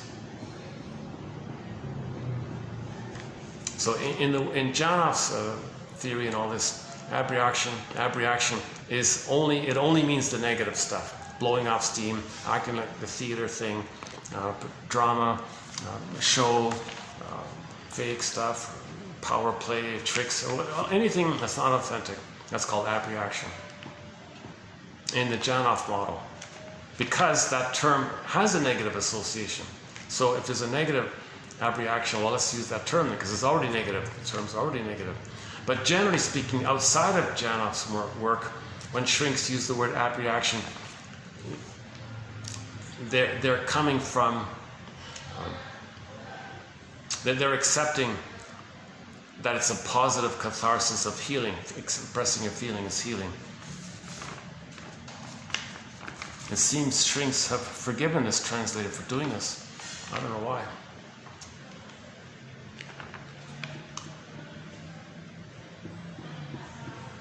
So no, let's put the question this way. Is there a better term for emotional release, like a healing emotional release? Is there a proper term for this letting go of the feelings that's blocked from the trauma and letting it get back into our body and feel alive again? Is there a proper term for this kind of experience?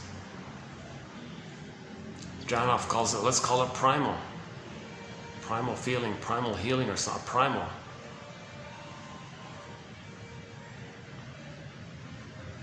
Mr. Freud called it Abreagerung.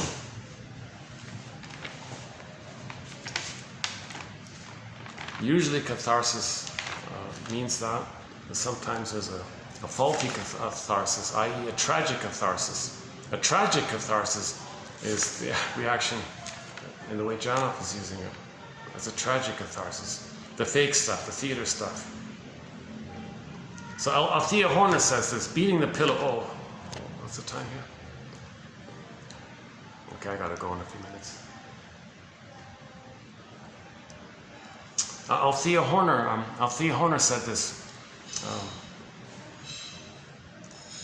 that beating the pillow is not healing. At least understand the link, that trauma is linked to attachment, meaning child didn't get a secure attachment style.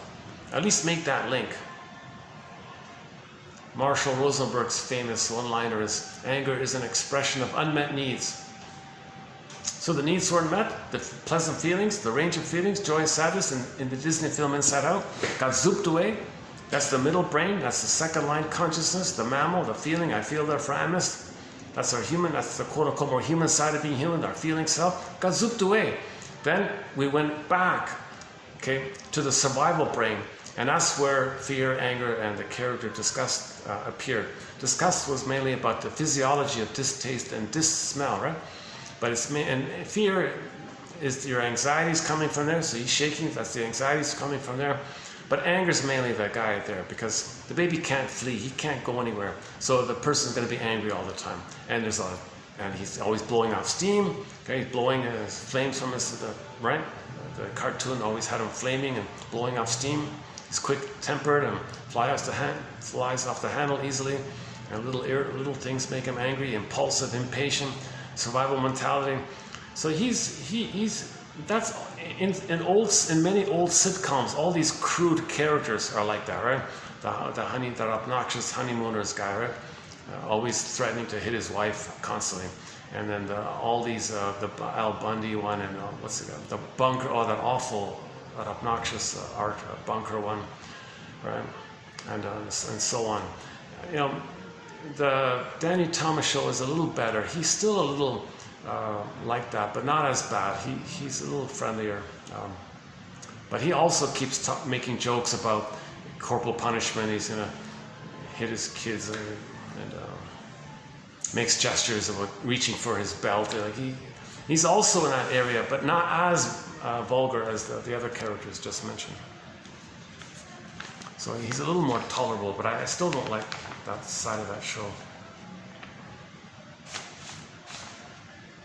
Yeah, that's what's so nice. That's what's refreshing about Amos and Andy. There's none of that stuff. There's no violence joke. There's no violent jokes in there. There's no crude violent jokes in there. There might maybe one or two. But generally, it's not that's not part of the show, really.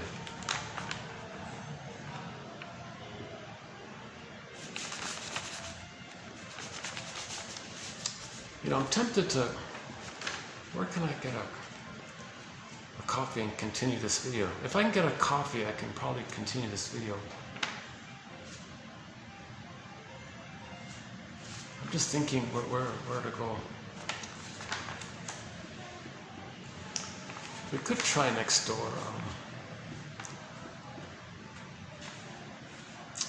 The roof. They have a rooftop here, but the music's all copyrighted. You can't go there. The mall's that way. It gets busier that way. I'm in that busy sort of area here. Oh, there's a little quiet little place about a 10 or 15 minute walk north of here. Anybody watching this? It's totally 10 minutes from here for me. I'm just thinking aloud here about either I wrap this video up here now or continue a little bit.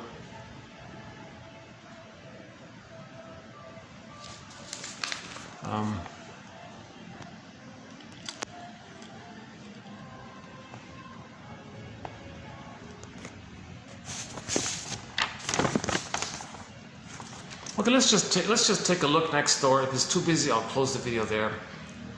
Otherwise, maybe I'll see if I can continue next door. Probably not, but let's just take a look anyways, because I promised to be out by 2 minutes. Okay. It's just in time. I ran on time.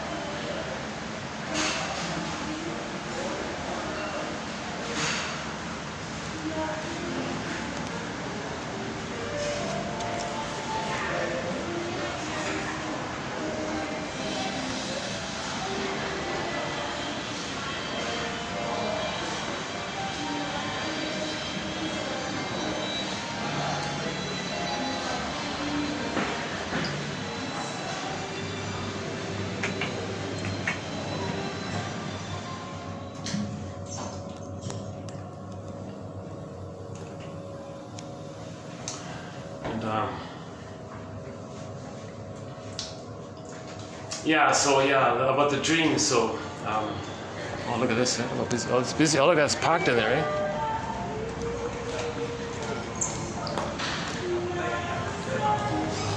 I got a feeling I won't be able to continue here, but let's see.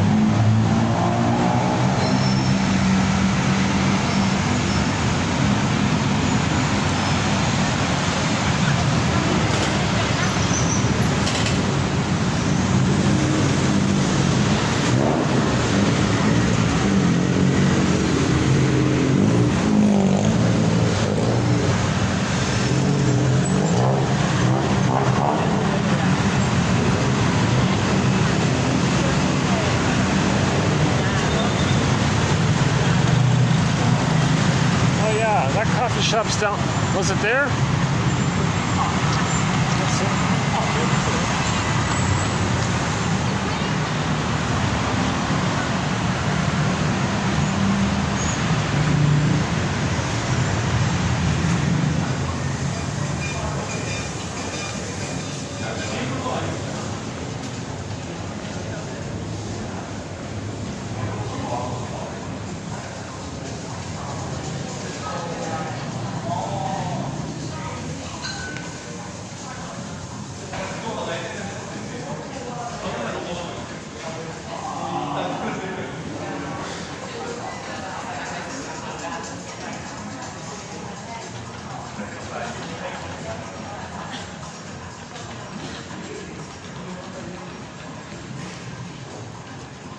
I sit here. This is right in front of the lobby, or in front of the front desk here. Could continue here for a bit.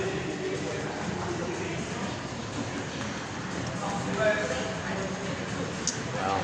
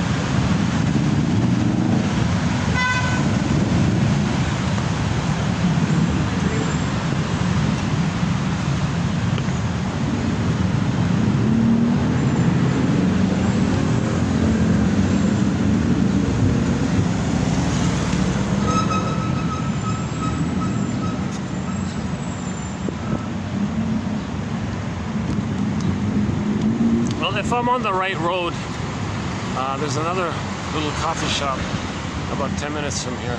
If not, I'll have to stop by soon. So yeah, in terms of, you know, releasing feelings and all that, you know, in dreams, you might wake up and get some feelings, right? And that's a good sign. Because maybe the day before you read some quotes, it gave you some understanding, that allowed some feelings to come up. So that's why sometimes you read these quotes, it may bring up some feelings. That's great. Now you're accepting more of yourself. We're trying to get back our golden ball, right? We lost the golden ball, we're trying to get it back. So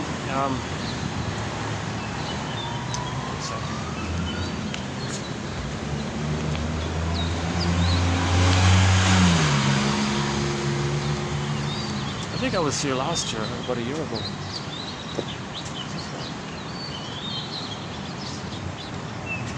Oh yeah, I remember. I was here, yes, I was here a year ago. And I went into this empty lot. This was an empty lot back then. And now there's like a working crew thing.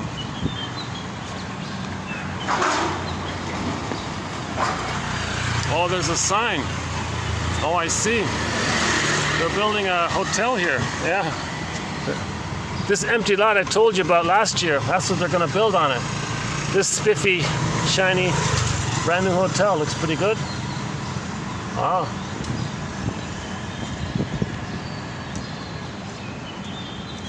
Yeah, it's a good location. You're off the main road.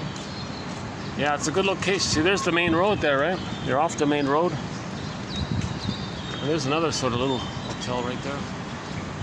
And there's the lot. Yeah, there's the lot I was talking about.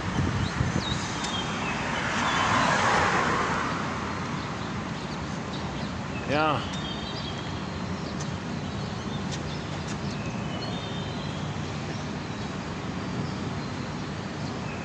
Oh, there's another lot. Oh, there are two lots. No, no. What's this lot? Is that one? Oh, it's got to be this one. Yeah, it's this one. Oh, this is it here. Yeah.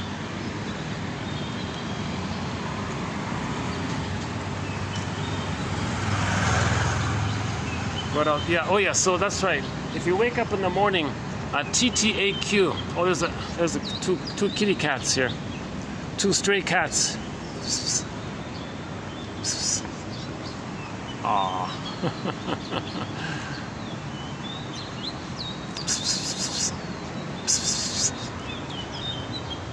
How you doing, little cats?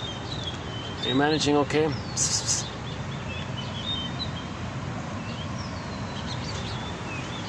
can see them.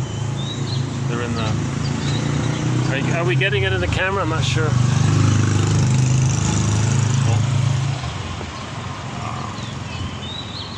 Emotional. That cat looked emotional. They feel. Cats feel. Oh yeah, cats are mammals. Cats feel. Oh yes, cats can feel. We're mammals. All mammals feel. Only the lizards and things don't feel, right?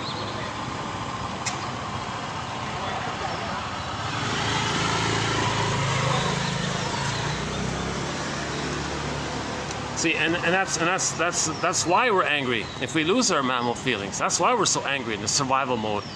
It's a real catastrophe to lose our feelings, right?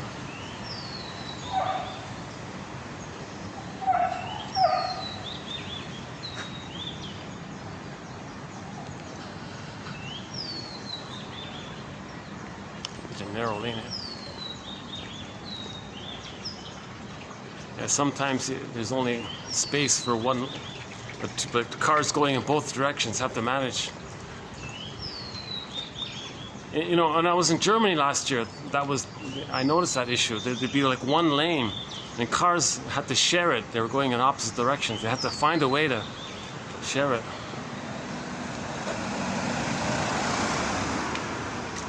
So they had these little indents all throughout. Like this doesn't say one way, but maybe it is a one way. Oh, maybe it is a one way. No, this is a two-way street. Can you believe it? This narrow street is classified as a two-way, from what I can tell.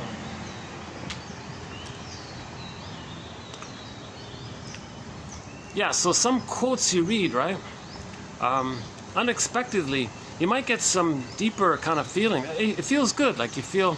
What a relief to feel something I never, like from your body like that. And so that's a good sign.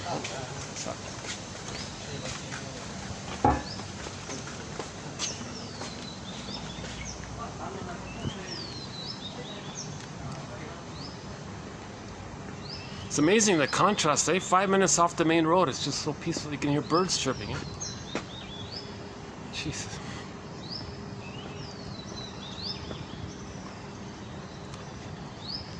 So sometimes, yeah, so TTAQ, so one self-help author offers the acronym TTAQ, title, theme, affect, question. So when you wake up in the morning, identify, yeah, see he's coming that way too, right? Identify, like give the dream a title, write down what you can, what you remember. The main affect, the main emotion. The theme, what's the theme, right? Could be like a repeating kind of recurring theme. TTAQ and Q for question. What is your unconscious self asking you? See if you can make a question from that perspective. And then say to yourself, it's like this in my soul today. It's a message. It's a message from Hermes. Okay? So all of the energy, remember before, all of the energy in the unconscious is called the id. So that's like Poseidon. That's like Poseidon saying to Hermes, hey Hermes, deliver this message to the conscious self. So you wake up and you got a message from Poseidon. Like, come on. If you get a message from a god, don't you want to read it? If you get a message from your soul, don't you want to read it? If you get a message from yourself to you, don't you want to read it? So you wake up in the morning, make some notes of what you remembered. Okay? And then TTAQ, it's like this in my soul today. And then take each of the sequences and then free associate from it. So you take some sequence or part of the dream and say, what does this remind me of? And free associate it. What does this remind me of? It may make you more aware of a pattern. It may make you more aware of your psychological setup in terms of fantasy wish fulfillment, because a lot of times you wish certain things can happen, and you get that in the dreams. Well, I can hear a cat meowing somewhere around here.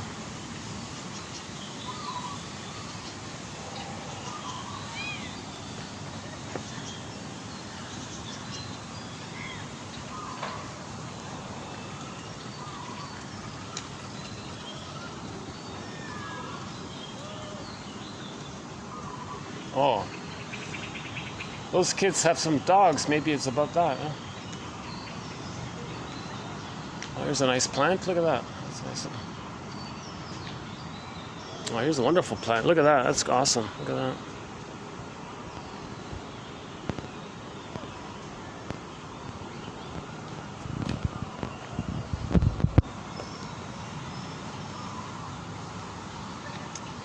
Yeah, there it is there at the end, yeah. So maybe we'll do a coffee in there. Let's check it out.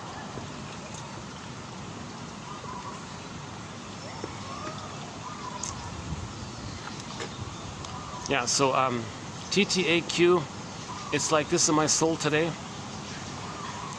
What does this dream remind me of? What does this part of the dream remind me of? And now you're getting more up to your consciousness. So that's what you want to do. You want to make the unconscious conscious. Be conscious of what's in the unconscious. Make that bridge there. Make that link there. And have like a flow like that. Back to Summer Legend. That's what that meant when Glooskap, when the maiden and Glooskap, there was this exchange back and forth like that. That's a metaphor for this. So like a communication with yourself. Know thyself. Know both your conscious self and your unconscious self. Remember the three brains. The three brains have to line up, right? Oh, this must be a VIP here with a mean-looking, tough-looking guard there.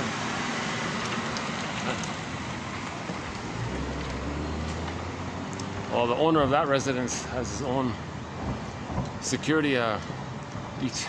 Jesus.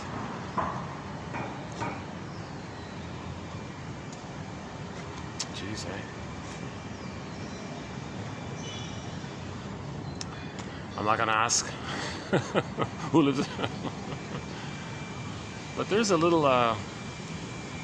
boutique hotel which includes a coffee shop on the second floor. I remember. There it is. There, yeah.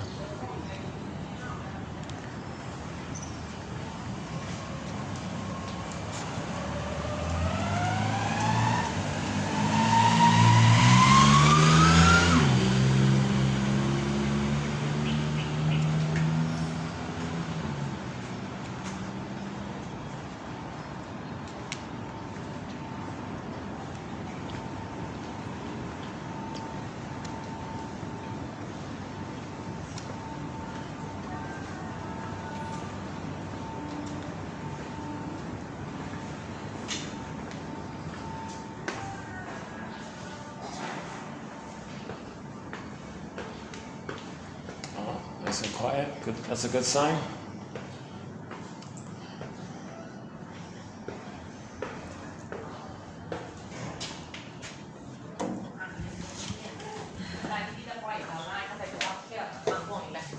Hello. Hi there. Hi there. Can I just take a peek first? Yes. Make sure it's empty. Hi guys. Yeah. Nice little place, yeah. Yeah, okay.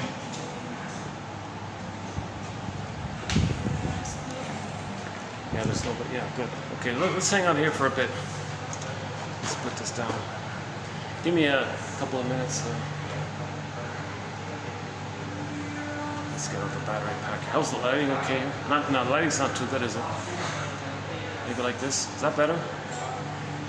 Okay, hold on a second.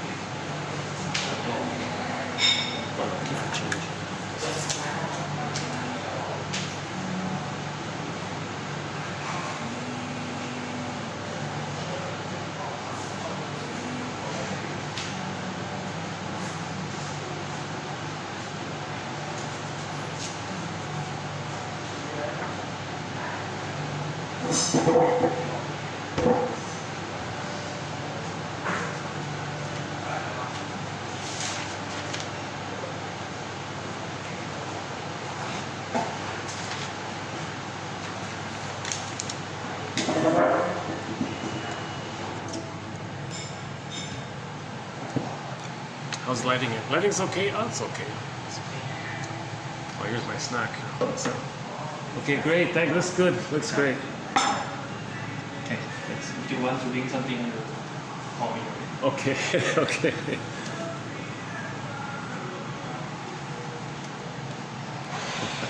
Funny guy. They stopped serving coffee, only booze at night. So no, I don't drink booze. And then there says, well, if you want to drink something,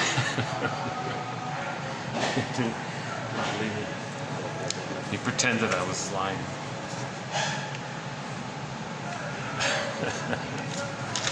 Okay, Nandor Fodor, interesting author. We have a few of his quotes. Nandor Fodor from Hungary, I think. He talks a lot about. We don't have too many of his quotes, but Anyways, this one I thought was not too bad. Elaborated Otto Rank's birth trauma into a theory of prenatal trauma based on the communication between the mother and the unborn child. So the mother and the unborn child, if the mother's like indifferent to the child's presence, the child can pick up on that.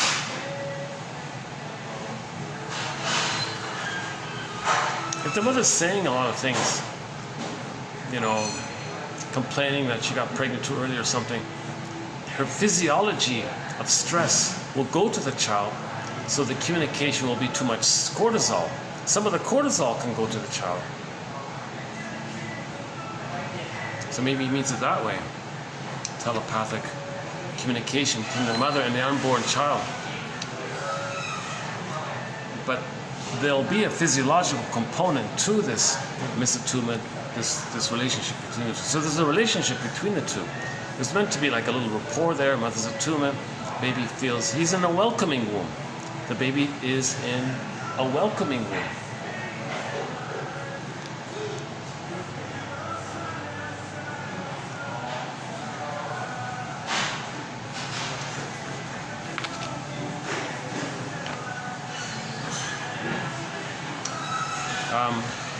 Otto Rank, oh yeah, in the Trauma of Birth, 1924, made the Abreaction, in the positive use of the term, to the birth trauma, the final aim of therapy, the final aim of therapy. Now that's a real mystery to me personally. I've never done a primal, I've never really had any kind of positive Abreaction, right? See, it's hard to even say that, right? I still can't detox that term. I'm still trying to. So I've never had a Abreagerung. Okay, I can deal with that. Abreagerung, the German positive spiritual meaning of there's going to be a release of your feelings where they move away, literally move away. That's what the ab part means in German. It moves away. It moves away. That's what the ab part means in Abreagerung. Huh? So there's the feelings can move away, it can discharge, it can be free, it can flow, it can move, it can unload, it can purge, it can purification. You can free yourself. That's a catharsis, a positive catharsis, right? So he says this kind of feeling. Now imagine a baby coming out of the canal, and he's all freaked out in there, all stressed, clenches up, tense. It's too much stress, and he wants to flee, but he can't flee. He wants to argue with the mother. He's in pain. He wants to express these feelings, that he lost his feelings. The baby lost his mammal side. So the baby in the canal, joy and sadness can get zooped away, and he's angry at the console.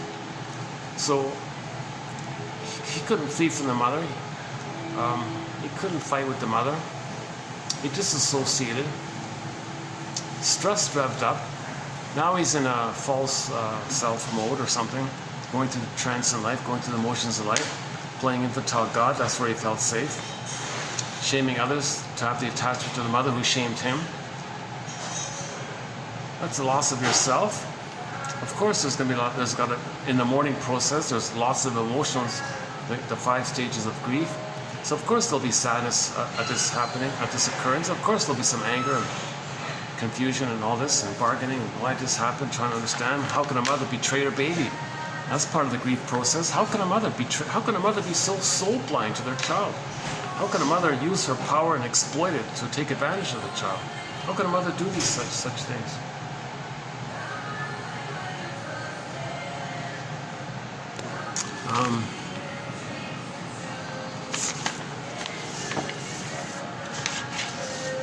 Yeah, so Otto Rank gave us the essay, The Double, about the student of Prague. I mentioned briefly at the beginning of this video, Otto Rank.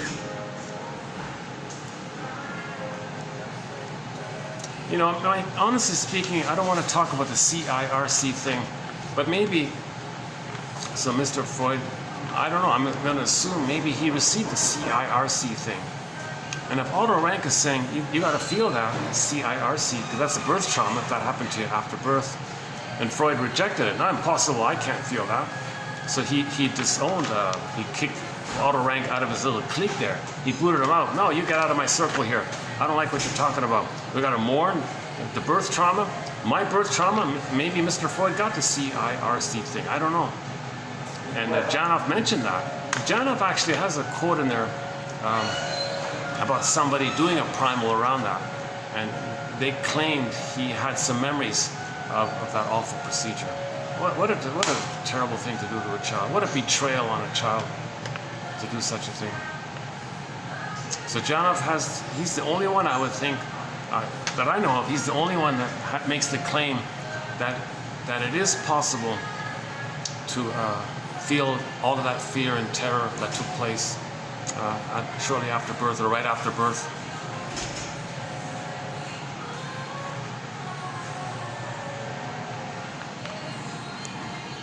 Okay, so again, we got to mourn that we didn't get the positive maternal experience. And we got to give up this regression to the idea that we're on the throne. You know, Marie-Louise von Franz, in the first part of her book called Puer Aeternus. So one characteristic of those with the narcissistic personality pattern is the Peter Pan syndrome. They don't want to grow up, the Peter Pan flying the swan boy and all this. So she says in her book that when she has these fellows with the narcissistic pattern who think they're little kings and gods and all this, she says to them, well, you think you're a little king and a god, you know, that he thinks he's one, and he thinks he's one, that one over there thinks he's one, he thinks he's a god, you guys are a dime a dozen. How are you so special if you're all the same like this? That's I'm surprised she reported that, because normally you can never give feedback to those with the narcissistic pattern, because it's going to bring up all that pain, you see. So they'll be enraged at that idea. Because all they have is the false self. The false self is only meant to protect the true self, says Winnicott, not replace it. But with the narcissistic pattern, that's what they think, it's replaced. They reject the true self. Others can have the true self, and they'll shame it the way the mother shamed them. So they totally reject the true self. So if von Franz is making you aware of something, there'll be a huge outburst of anger. That's called narcissistic injury, narcissistic rage, and all this. You know? So it's a lot harder to. Those with the Stinger personality pattern have more work to do. That's why in the Odyssey it takes 20 years, because Odysseus had that, right? He played the machismo act, all about me. He played the narcissism, right?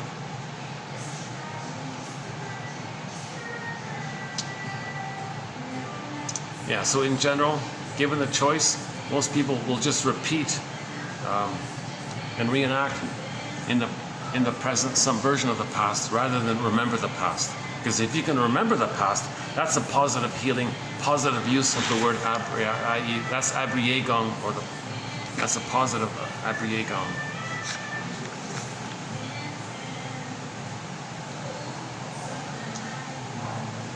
Yeah, so simple. Yeah, this one here. So, although many of our clients complain that intellectual knowledge is not enough, it's not enough. That's true. Just a little insight. You read a quote, you go, oh, that's interesting. That's not enough. Of course it's not enough. We get that. That's just a thread in the basket.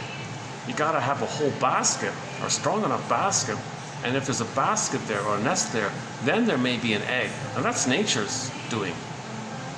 This, when a feeling appears to us, or when an egg and a potential for emotional knowing appears, that's nature's doing. That's the innate drive for healing. You can't bypass that. People who do try to bypass that, that's the negative abreaction that everybody's talking about. The blowing off steam one, the theatrics and all this. And then people, you know, I just, this morning also, yeah, just before coming out as well, also I came across a self-help. I never heard of it before, because I never looked into this whole feeling therapy modality. I just maintained object relations theory, developmental theory, psychoanalysis. I maintained that kind of area. So I didn't really look into the self-help area. But I just noticed by accident, when I was looking up the term Abreaction, there was a self-help book by 3 guys. They formed a little club or something, like a center, kind of like a spin-off of Janov. So my impression was these guys maybe went to Janov, learned it, okay, created their own spin-off. There were a lot of these apparently, a lot of these spin-off things. Janov was a little more authentic and trying to be careful and do it properly. And, you know, he was confused in the beginning, I think.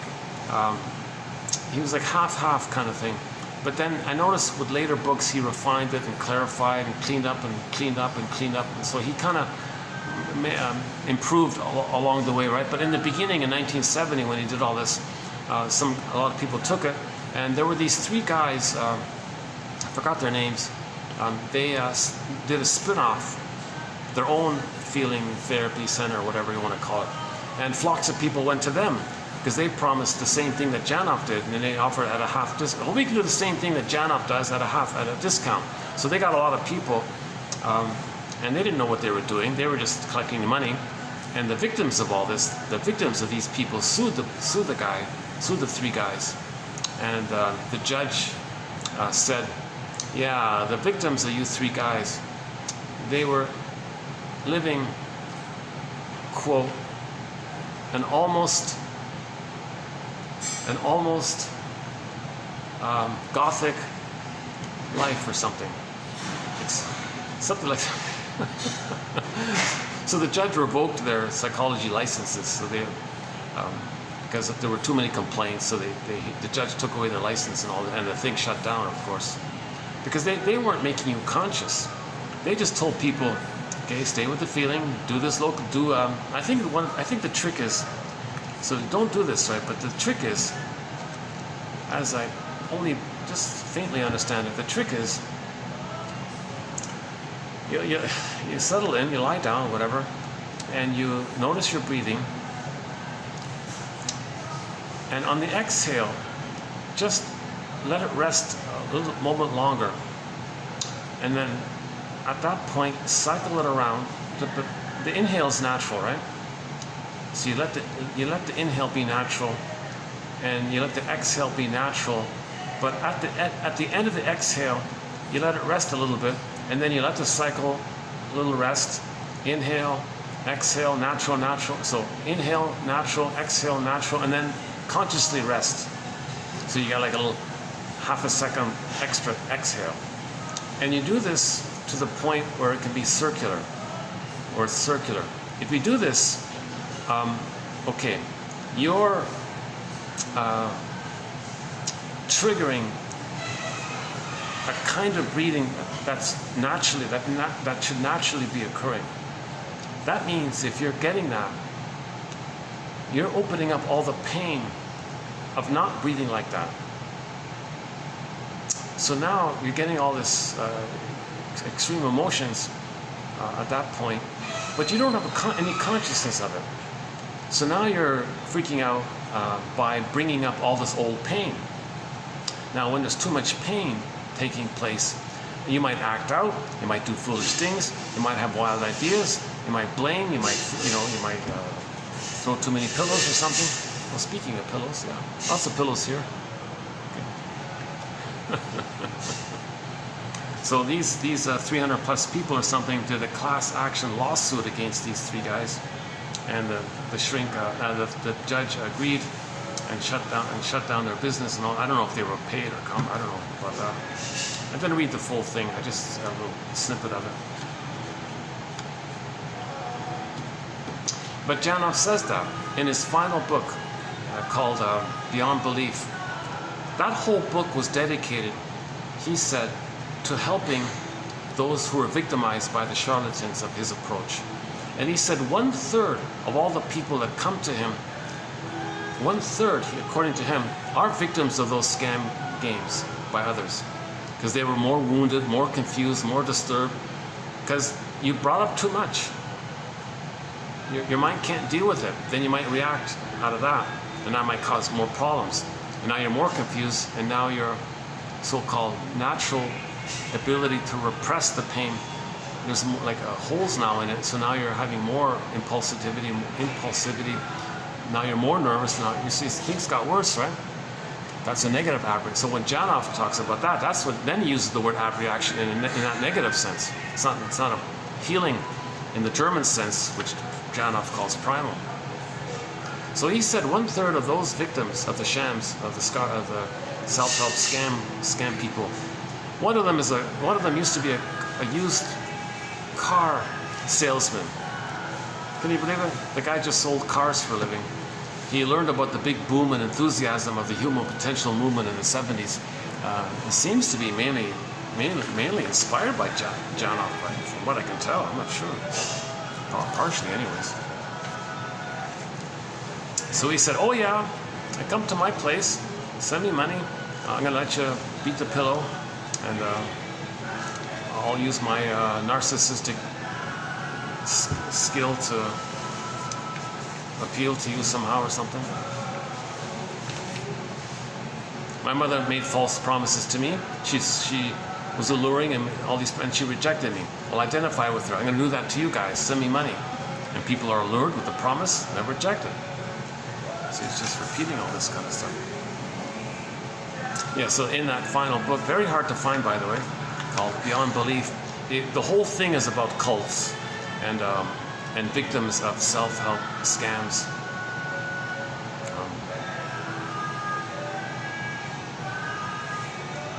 It's not a bad little, this dessert that they bought me, I haven't tasted it yet, but it looks okay, yeah. Oh, I didn't know that they didn't serve coffee at night. Not a bad little place. Can you see it? It has like a bit of a living room feel here. It's a nice place. Oh, that's what I bought, the cheesecake, yeah. That's a nice little place, eh?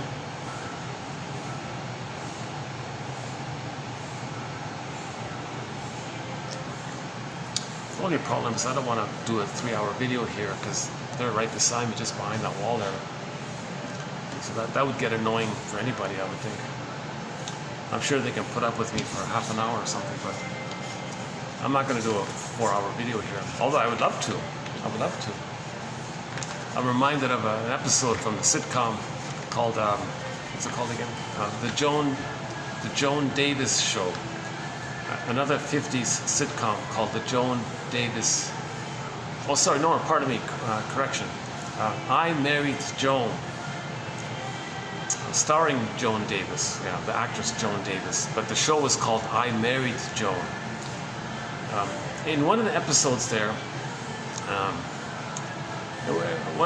not about her, but about her husband, by the way, who played like a local judge, like community local judge or something, municipal judge or something. And he had an interesting case about a will. Some wealthy man, some billionaire kind of guy or something, gave all of his money in his will to his pet monkey. And here's the judge with this. And he's got the monkey in the office, and Joan's got to babysit the monkey and all this. It's a funny episode. Yeah. Those two episodes with Joan, the one with the monkey and the other one with dancing with the chimp, those are kind of fun. A little bit. Anyways, hold on a second.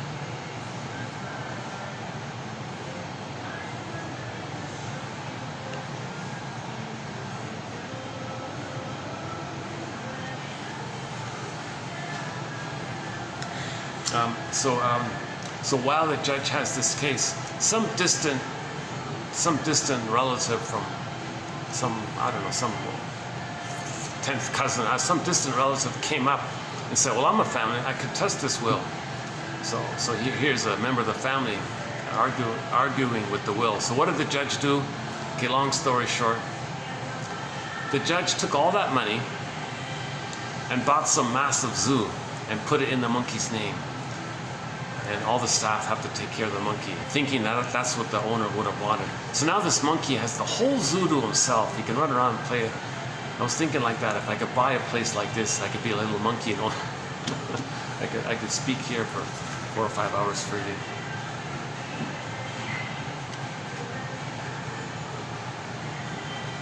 Yeah, that's doable. Maybe if I am bothering them, they could just go downstairs or something. They've got the camera right there. Oh no, I can see them right there. I can see their reflection right there. Because I don't want to bother the staff too much. The next one here.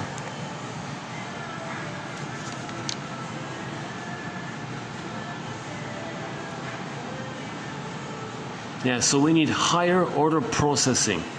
We need higher order, processing, making links, conscious, like using your awareness, using your consciousness. You can't heal without the third brain. That's the whole issue.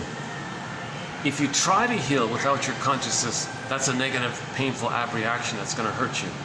Okay? If you have your consciousness and you're getting belated understanding and you're linking the emotions that you can express from a specific memory and you can release that, that's called the primal or Abreagerung, i.e.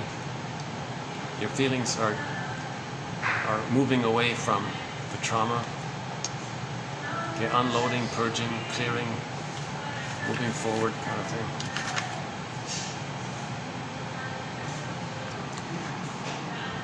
Yeah, so the value of abreaction is significantly enhanced if it is specific and if current resistances to self-knowledge are clarified to the point where connections are established and some psychic readjustment occurs. Yeah, so there's the emphasis there, right? You got to make connections, self-knowledge, clarifying, being aware, and then some feelings move and some adjustment occurs. So your physiology might change. Okay, so we need the discharge of life force energies attached to previously repressed experiences. Yeah, I mentioned that one. Okay, now next one. The concept of associative correction. Interesting phrase, associative correction. You're making associations, but you got to make it correct. This feeling that you have, you say your girlfriend doesn't listen to you. Okay, let's correct that. Who didn't listen to you? Oh yeah, okay, that's corrective association. The concept of associative correction contained the seeds of later formulations regarding the therapeutic value of making the unconscious conscious.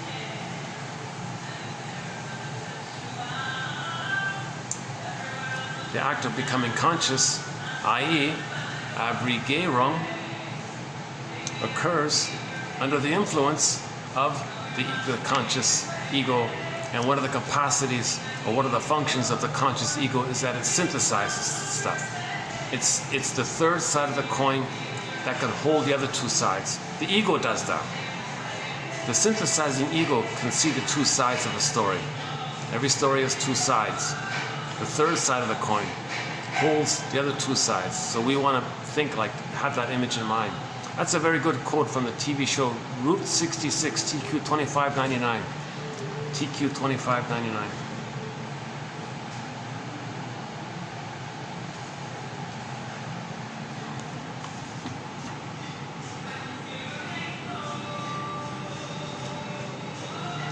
The act of becoming conscious, i.e. Abreagerung, occurs under the influence of the synthetic function of the ego.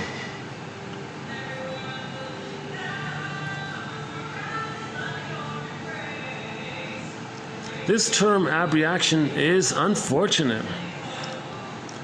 Well, you might think about reactions. Well, no, it's really more about responses to trauma, a response to trauma.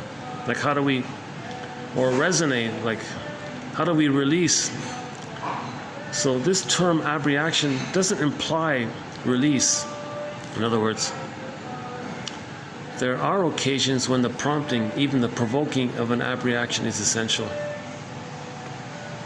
Okay, now here's the very delicate question.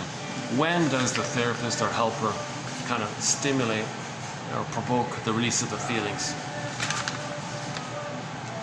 They would say if it's just on right at the cusp, then maybe a little nudge might do it or something. But I don't want to bother with that.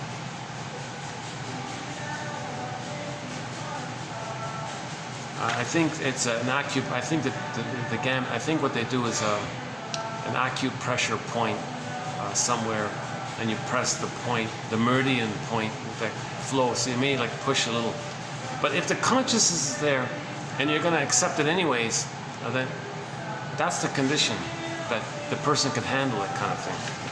If they can't handle it, it just backfires and they shut down even further.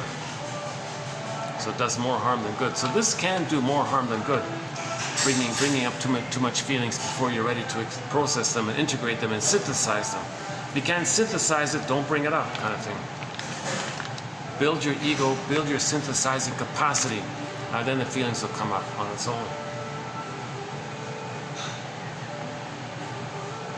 Yeah, so, okay, I mentioned that one already. Okay, the actor ones. Okay, so he displaces his tension, which he once experienced, onto imaginary persons and releases these unmastered tensions of his own by identifying with those who have tension. Abreaction is a term which originated in the world of theater. So in the world of theater, then it's a negative abreaction. It's a negative, it's non-healing, but it's showy, it's dramatic, it's showy.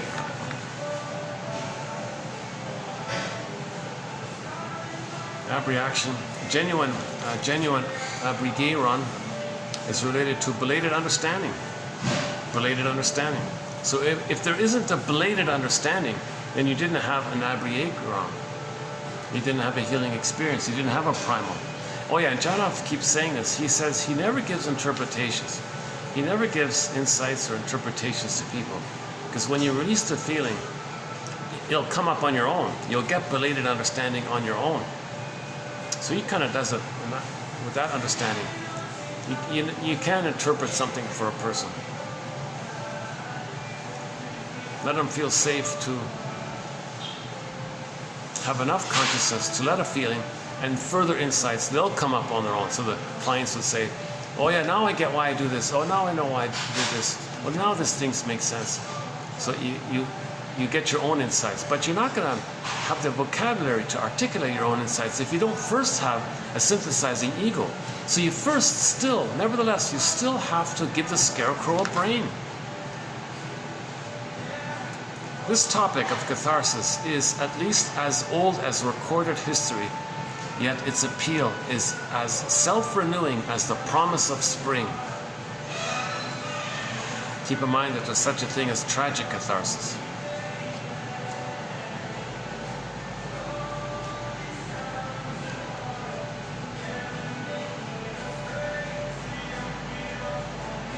Okay, that's about it. Yeah, that's about it. Okay, this is part one. Yeah, part one. Okay, in part two, we'll continue, sort of in a similar spirit like this. We'll continue this in part two. I'm also trying to process and work out and set up what feels right for me as well, right?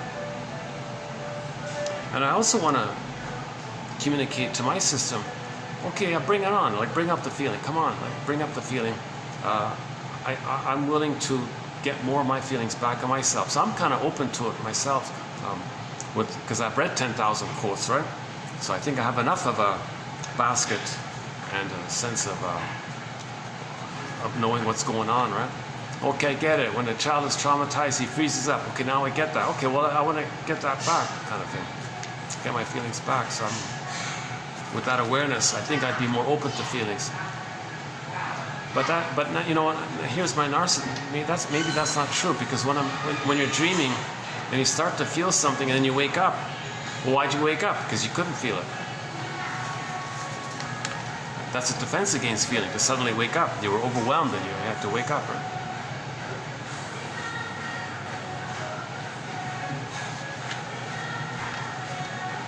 Oh, this music might be copyrighted. Okay, as long as this video is under 6 hours, it's okay. If you notice any edited out portions of this video, it's because this camera picked up some music on the overhead speakers that was copyrighted, and YouTube blocks the whole video, and then you have to agree to trim out that portion of the video which includes that copyrighted music. So sometimes little gaps and skips, like 4-minute skips. Sometimes even 1 second, it'll block the whole video. I had that once. I did like a I went upstairs, like a 5-hour video. I went up to the rooftop, and I remember, oh, there's copyrighted music, so I went back, but it picked up 1 second. It blocked the whole video because of that 1 second. I could trim it out. That's okay. But if it was over 6 hours, then you couldn't trim it out.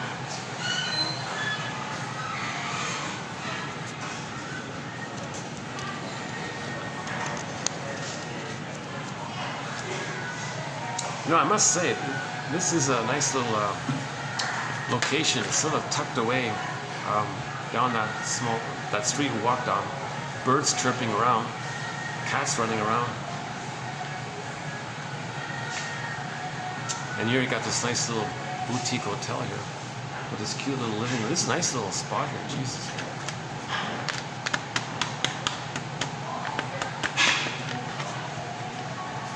It's got very fancy homes nearby as well.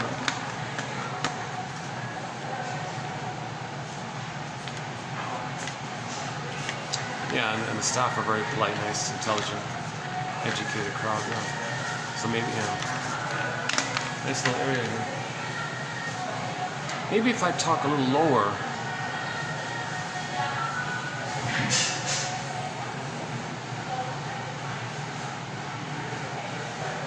How are we doing now? How's the battery? Hold on a sec.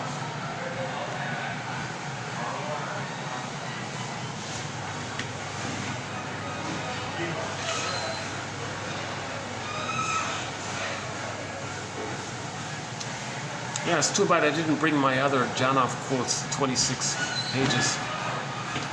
Well, there are 2 pages, 52 pages. Too bad I didn't bring that booklet, because there are some quotes about negative abreaction. He calls it pseudo and mock primals. Those are the negative abreactions.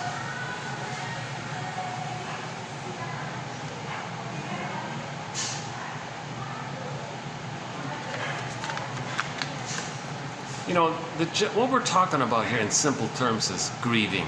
We're trying to grieve. If the person as a baby didn't have a loving mother, that's a huge loss. There's a huge sadness about that. We got to admit it, identify it, understand it, and get to a place where we can like really feel that feeling. That's a horrible feeling to enter into this world without a loving mother, right? If the mother was narcissistic or cynical or resentful or too traumatized herself or too dysfunctional herself or too neurotic herself or made it too flighty or too preoccupied with herself, those kinds of things. Oh, there's some guests coming in. Okay. If they're gonna settle in, if those guests sit down, I'll move on.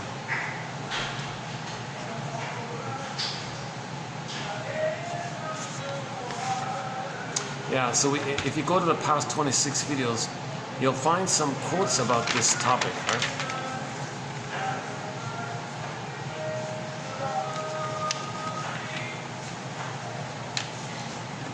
Yeah, one key quote about a genuine primal or a genuine Abreagieren, that's the positive one, the German one, the healing one.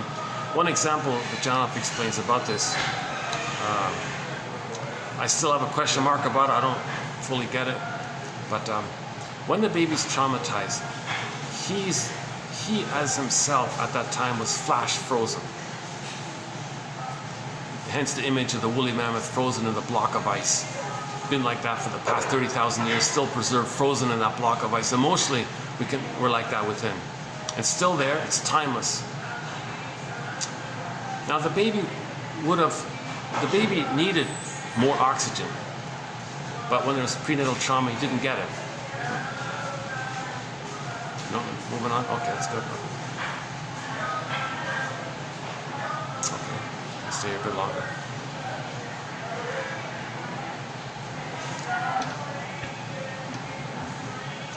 Right.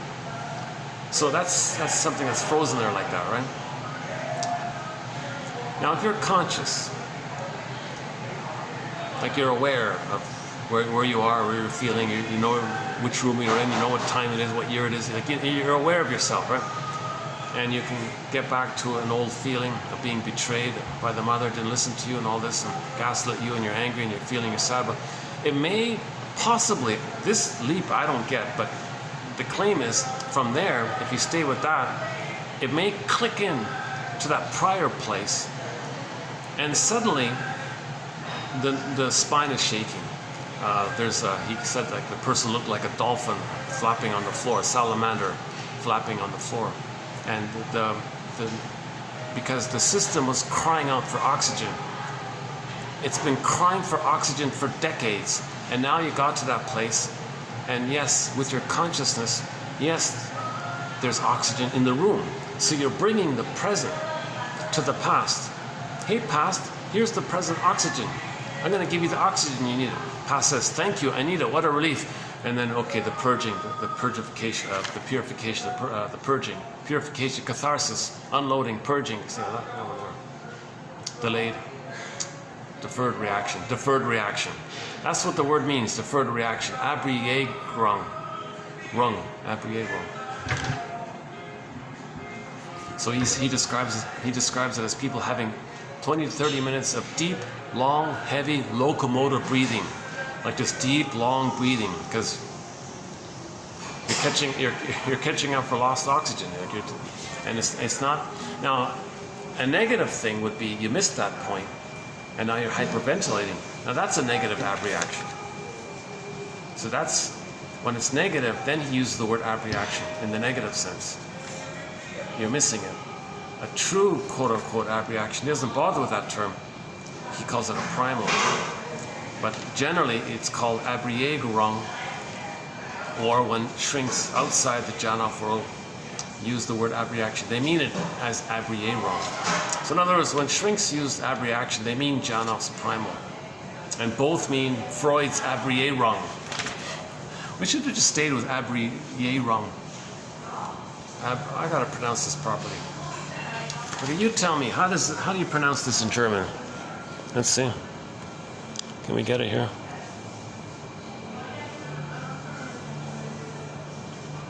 Well, I'm not sure if it's right. I can't really see it backwards like this.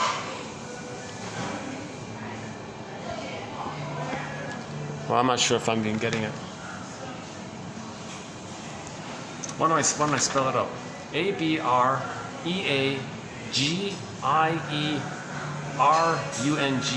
Room. I think that last one is room, not wrong. Room. Abreagieren. Abreagieren. It's probably like Abreagieren or something. It's probably some blurred kind of.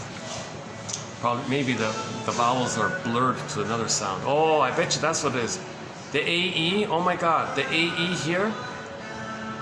It's the A with the omelet on it, the two dots over it. How do you pronounce that? Abreagieren.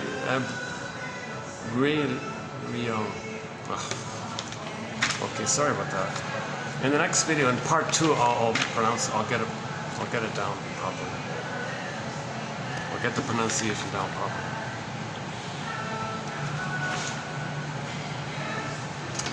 My favorite quote from the Janov batch was the unconscious hope of fulfillment of old unfulfilled needs. Pain makes us honest with oneself while it gives up unreal beliefs. We never got and will never get what we needed. The death of unreal hope is the birth of life. Yeah. That's in the batch, in the 26th batch. I think that's a good summary of the whole thing. Now the hope part, the unreal hope part, is called symbolic acting out.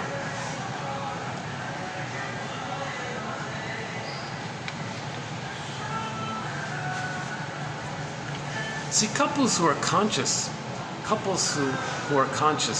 and they make I statements together, they can grow and heal, and the marriage can be a healing therapy journey. They can do primals together even. They can heal. They can be their own. They can be each other's caring witness if they're conscious of this stuff. And I think Janov and his wife were sort of like that, right? So he got lucky to find his wife was also into all this stuff, right? So he got lucky that way, right? Now, Stigner personality patterns, they don't want to make I statements. Oh, they'll mock this instantly, impulsively. They won't be open-minded to learn about it. Well, it might not be perfect, but let's see what we can learn from it. There's something to learn here. Janov's work is only a piece of the puzzle. It's not the whole answer. We're not saying it's the whole answer. We've been struggling with this for 3,000 years, right? 10,000 years. Since we became Homo sapien traumicus, Homo traumicus, storytellers came on the scene, telling stories, myths and fairy tales. Myths and fairy tales describe our traumatized psyche. For example, goddess and demon, good witch, bad witch. Okay, good fairy, bad witch. This kind of either or, this dichotomous either or thing that you see in myths and fairy tales. That's because when the baby's nursing, he needs an extended blissful paradise, a blissful oneness. So breastfeeding is a matter of heaven and hell for the baby, either or. If he's not getting the blissful oneness with the mother, if she's using a bottle, a schedule, not around, resentful, doesn't want to breastfeed, puts honey in the rubber nipple, and that's double insult. Okay, he's being shamed by all these things. This is a huge betrayal trauma.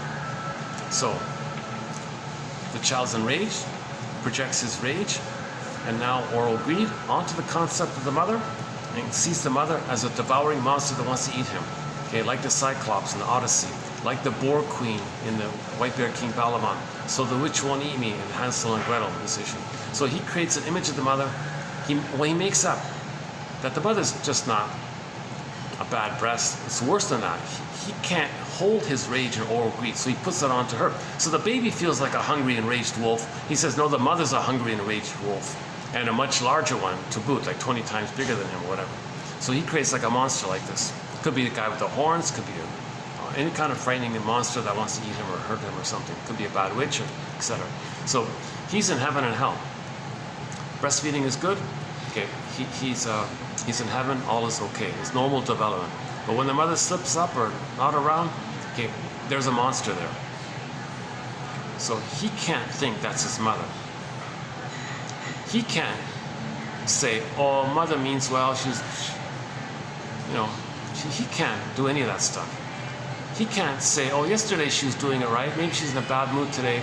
Well, I'll hold the ambivalence and say she's having a bad day and still think my mother's a loving mother. He can't do any of that. It's either or for the baby. It's either heaven or hell for the baby, right? Under heaven, over hell.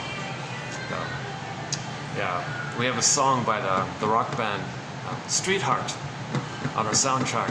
One of the songs is called Storyteller. Great song, Storyteller. And there's a lyric in there, under heaven and over hell. Child can't do any of that. He can't have some middle gray area. It's this either or thing. So if the mother's missing it, doing it wrong and all this, the baby thinks the mother's a monster, so he's got to put that in a separate psychic bin and split it off and disassociate it, and now that's split off. That's called splitting. And then he hallucinates a goddess mother and thinks and recreates the imagined heavenly safety with the goddess blissful breast, and makes an imaginary good breast as a goddess to compensate.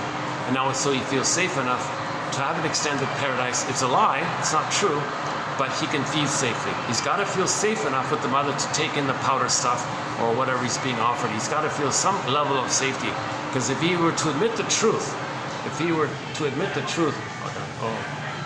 they got a couple coming in here. Okay, let's move soon.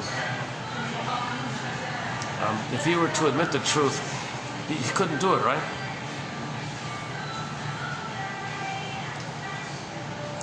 Oh, they're shutting off the lights. Hang on, I think they'll bring it back on. They're shutting off the lights for the couple. Oh, that's okay, thanks. Yeah, thanks.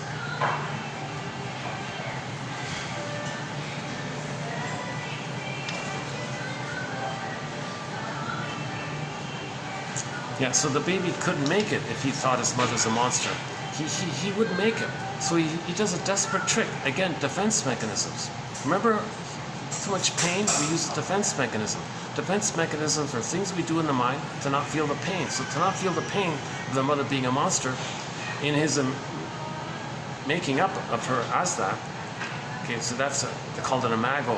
The mother's not a monster, but he sees her as that because he must project his rage and oral greed onto the image of the mother, and the byproduct of doing such so is that she's seen as a monster in all this. Now he's relating to a monster in his brain, right? So he can't feel safe, and he can't admit that. So he splits it off in a separate bin, psychic bin, compartmentalized, disassociated, down a tunnel, hallucinates a goddess, that's his mother, and in this delusion, he feels safe enough to feed. Now, that's in the brain like that. If that's set in there post age 3, then they'll go through life with that kind of orientation, either or. Perfect or forget it, all or nothing, now or never. Perfect or forget it. Miriam Minervo from Sao Paulo, Brazil, quoted her client on YouTube. You can hear the clip there. She has 2 clips in English, 2 20-minute clips in English. Miriam Minervo, Minerbo, that one there. The podcast is called Talks in Psychoanalysis. It's on YouTube. So she quoted her client, and the client said to her, you know, she said that when she's dating some fellow, she said that if he doesn't give her everything, click, he gives her nothing. Because everything or nothing, that kind of mentality. So that's a good example. The yardstick's impossible. So people with either or binary thinking, they're going to have, they're never satisfied. They can never accept love because nobody in the present post age 3 can be that perfect, blissful, motherly breastfeeding experience, maternal safety experience, reverie, attunement, skin to skin contact. It's missing. It's all missing. So it never works. So they'll revert to utilitarianism. If it's useful for their grandiosity of thinking they're on a throne, fine. If it's useful that they can shame others, fine, because mother shamed them. So they're in this more utilitarian part object relating thing. And they never see love. Enter the quote about the cat. Oh, the cat. Yeah, we saw a cat today. One of our companion animals to our collection is the cat. Okay, they're a young couple having a date here. Let me move on.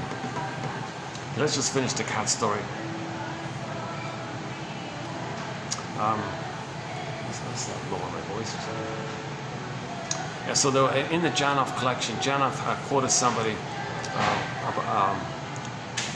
some research was done involving a cat, a bunch of cats. So some kittens were born, and the experimenters blindfolded the cats. Those kittens then didn't have any interaction in the visual world to develop neural pathways of seeing things. And he's got to lay down the ability that he saw things and had a memory circuit of seeing something, and then now he can see kind of thing. Right? That was all blocked. He was blindfolded during the critical period when the wiring time gets laid down. Past that critical time, they removed the blindfold, and the cat was functionally blind thereafter. The rest of his life, he could never see things because he didn't have the wiring during the critical period. Think about that for love, for the baby. When the baby's relating to the mother at the beginning, that's the critical period where he's laying down the wiring. If there's no love memories of being loved by the mother,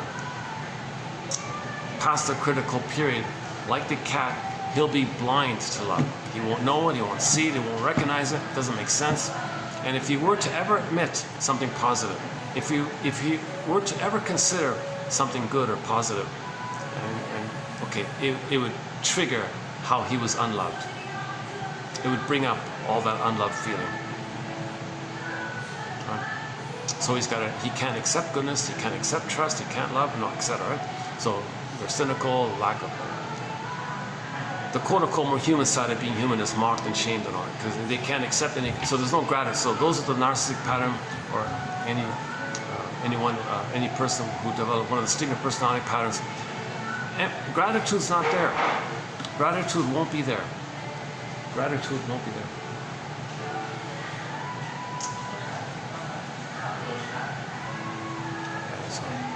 I gotta be careful. I don't want to scare this couple off. No, they're just asking something. Yeah. Okay. You know, it's dark out. Yeah. If I walk outside, you're not gonna see much unless I go.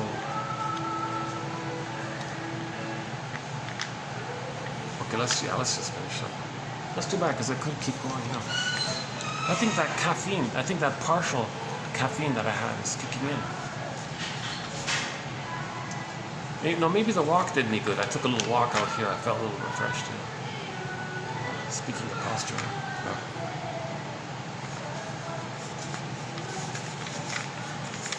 Okay, there's a lot of good. There's a lot of topics we can talk about. There's a lot of good material. Those 5 parts about the secure attachment style. There's a wealth of material about the paradise. There's a wealth of material about the birthing, the actual birthing. There's a lot going on there. I just saw one physiotherapist on YouTube talk about the different positions that a pregnant mother can take when delivering a baby. And according to her, I'm not a doctor, so you check it out yourself. But according to her, the way it's being done currently is the worst one. So I'll let you look it up. And the Klaus and Kennel material. There's the material about Klaus, John Kennel and Marshall Klaus, those 2 guys, about the time sensitivity at the moment of birth. That the mother produces lots of hormones to help the baby attach, and it helps the mother to be in sync with the baby's rhythm and the rhythm of safety, and let the music play on can take place. Plus, the one about Dorothy Pines. No, her name is Dorina, sorry, I kept saying Dorothy. Her name is Dorina Pines, about 2 months ago, about the importance of skin-to-skin contact. Okay, and the book about the Mother's Loving Gaze, Mary Y. Ayers or Ayers, something like that, about the Mother-Infant Attachment book. Babies need an extended, blissful oneness when they come out and make the transition from the water world to the land world. So leave the cord, leave the placenta. It's called lotus birth. Don't remove the baby. No scales. Don't put them in another room. No bottles. Don't remove the baby. No barbaric CIRC thing. Oh my God. How does somebody do a primal about that? How does somebody feel that later in life? Jesus Christ. Ugh. Maybe that's why Freud rejected auto rank when he said, oh yeah, we gotta feel that birth stuff. So Freud freaked out and kicked auto rank out of his little circle there. Maybe, I'm guessing, maybe Freud had the CIRC thing. Maybe that's what it was.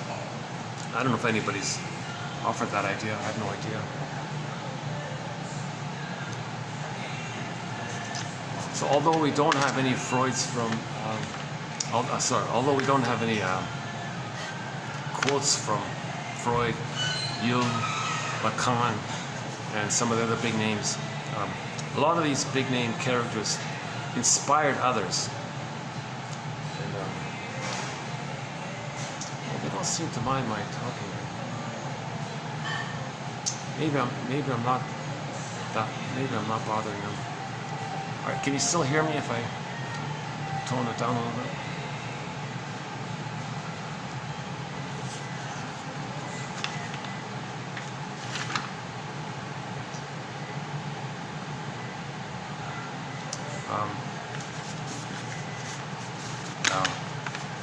Let's play it on the safe side. I'm gonna close the video here.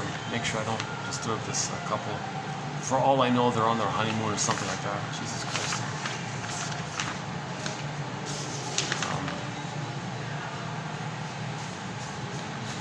So, our theme song to 1001, Windmills of the Mind, is Katja Epstein's German cover of the song Windmills of the Mind.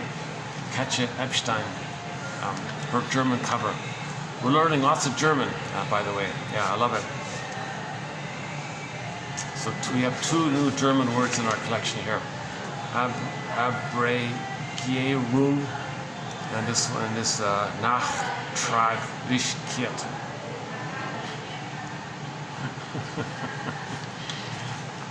Katja Epstein also sings a German cover of the song Heartbreaker.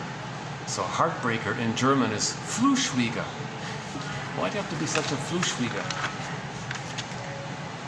Oh, okay. So more people are coming in. Okay, let's wrap it up. Yeah, so thanks very much. This has been TQ 2771, part 1 of a two video discussion on this jargon, trying to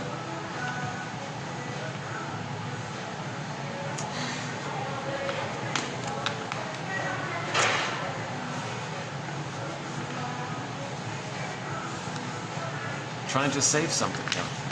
We're trying to save Freud's use of this term, Abreagieren. So we're trying to save this term. We got to save this term. First time I just heard of this the other day. Abreagieren, thanks to the Wiktionary people. So Wikipedia also has a dictionary. Wik dictionary. Is it Wiki dictionary? No, Wik dictionary. Wik.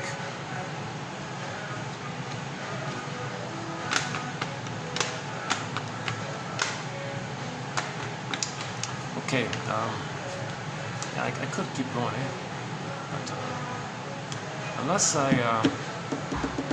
is there any other spot we can go to?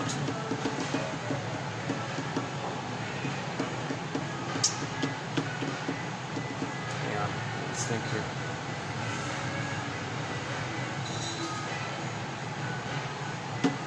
Okay, maybe we'll just wrap it up here.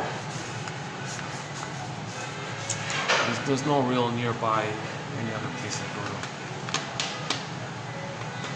And downstairs was just a parking lot, right?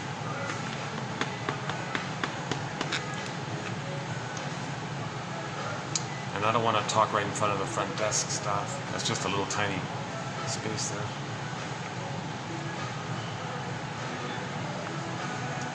I'll see you in part 2. I'll see you in TQ 2772. I'm relieved. I'm glad we're talking about this finally. I've avoided this topic for the past 3 years. I've avoided this whole topic. Anytime that term came up, like Janov, I also had like an aversion to the phrase. What do you mean by that? Well, what are you saying here? You're implying it's something positive, but the word implies something negative. Get it out of here. So that's because of the perverted English translation of the well-meaning, decent enough German phrase, Abreagieren, however it's pronounced.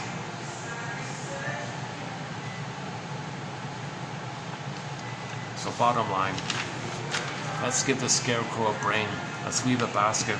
These quotes are giving us cognitive insights. Yes, cognitive insights are not enough. I agree with what is it here? Yeah, this one here. Although many of our clients complain that intellectual knowledge is not enough.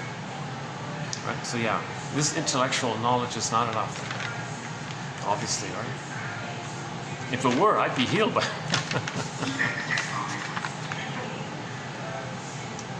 But it's a step towards healing, because the third brain is our consciousness, and we're trying to make the unconscious conscious. If you don't have a consciousness, how can you make the unconscious conscious? So obviously we got to strengthen the synthesizing function of the conscious ego. So that's what these quotes are helping us to do. Create new links, create new ideas, theories, constructs, ballpark approximations. Trying to be a detective here. So these quotes are helping us to be a detective. An existential, psychological, emotional detective.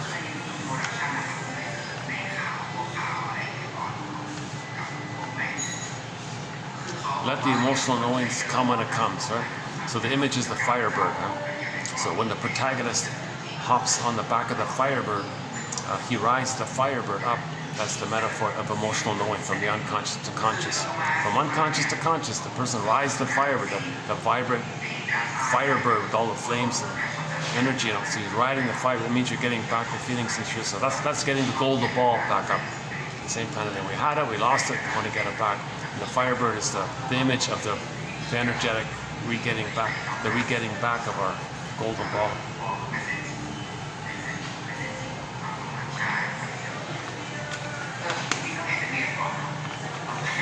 Oh, they're okay. They're definitely not on their honeymoon.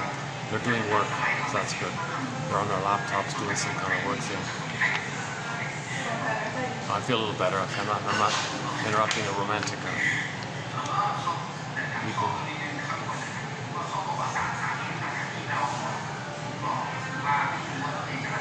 Oh yeah, I mentioned this last week. Elizabeth Howell, yeah. She's awesome. I actually wrote to her once and asked for a copy of one of her articles, and she was kind enough to send it to me. So we have some excellent quotes by Elizabeth Howell. She also has a very good book called The Dissociative Mind.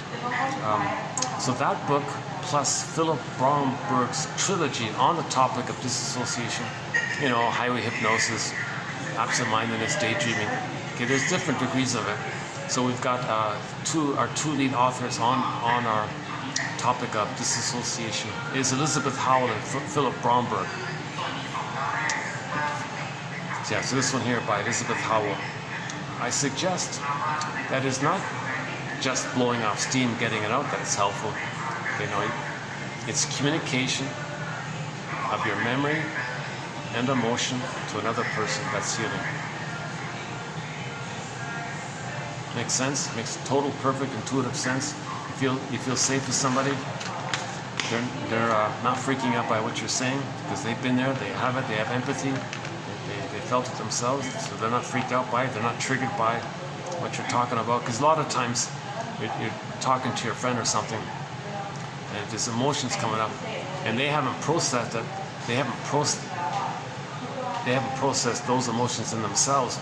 As a defense against the pain they're feeling, they'll pat you on the back, say, there now, so, oh, get over it, there, because they want to pat it down themselves. So they pat it down on you, they want to pat it down. So that's them trying not to feel their feelings. So it doesn't work, right?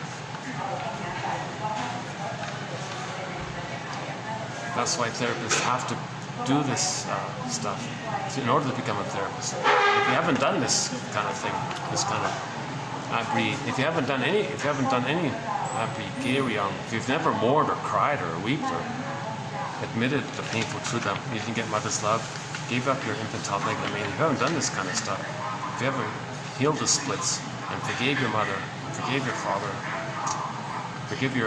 father, see your mother as a person. Okay, so Bruce Springsteen is our lead author, our lead quote on our chapter on forgiveness is Bruce Springsteen. So on YouTube, look his name up, plus the song Independence Day, done in Toronto. The guy who filmed it was way up in the rafters, so it's all dark, you don't see him. But the audio is clear, you can hear it. Listen to the intro he gives to that song, the introduction he gives. Rosanna, dear child, the more I learned of my mother's story, the more of a person she became. And we go on down that line. So understanding, forgiveness, empathy, reparation of the other leads to reparation of the self. Forgive your parents, heal yourself, etc. Understand yourself, you're understanding them. You're understanding them, you're understanding yourself. We're all the same. We're all people, right? We're all the same. Myths and fairy tales are all the same. The psychological message of all myths and fairy tales are the same, no matter how it's decorated. The message, the psychological message, are all the same. Whether the soul is locked in a mountain or the soul is in the forest, it doesn't. However, the motif doesn't matter. So you take any fairy tale motif or mythology motif. Okay. They're metaphors for a psychological dynamic or pattern inside. It's called primary process mentation. The thinking mentation, the thinking mentation, by the way, in the first brain and the second brain up to the age of 3 is called primary process mentation. The Alice in Wonderland, Alice says up is down, left is right. The cat says it's mad in there. So it's a different double think, trans logic, things can flip, things can morph. Okay, it's the dream world, no time, that's a big one. Okay, no sense of place. So something that's there could be here and then there. There's no here or there. So it's a different kind of world like that. So that's, and if there's trauma during that time and a person is operating from that, that's why a lot of people don't make sense underneath, but they cloak it over with something that tricks you to make them appear reasonable. That defense mechanism is called rationalization. And here's another example. That phrase is also a little iffy, right? Rationalization means you want to give the appearance of being rational, but you're not. But you want to give the appearance of it. So if you got the definition of the phrase, you understand it. But if you first hear the phrase rationalization, mean being rational? No, it doesn't mean being rational. It means you want to trick somebody into thinking you're being rational by doing some kind of lie or pseudo thing that has a fake trickery of appearing like in a mirage that you're being reasonable. Why? Because you want to hide the pain of how unreasonable you're being. That's called rationalization, right? So the excuses people make and lies people make and rhetorics and propagandas and all this nonsense that we keep seeing all the time. That's called rationalization. It's not being rational. It's wanting to give the appearance, the illusion of being rational, to fool you, to make you not see what's really going on underneath, i.e. how they're being so irrational, extremely emotional, still looking for mother's love. What? The cigarette is the mother's the mother? Oh no, I don't get angry. Yeah, so one quote about, a recent quote about the smoking was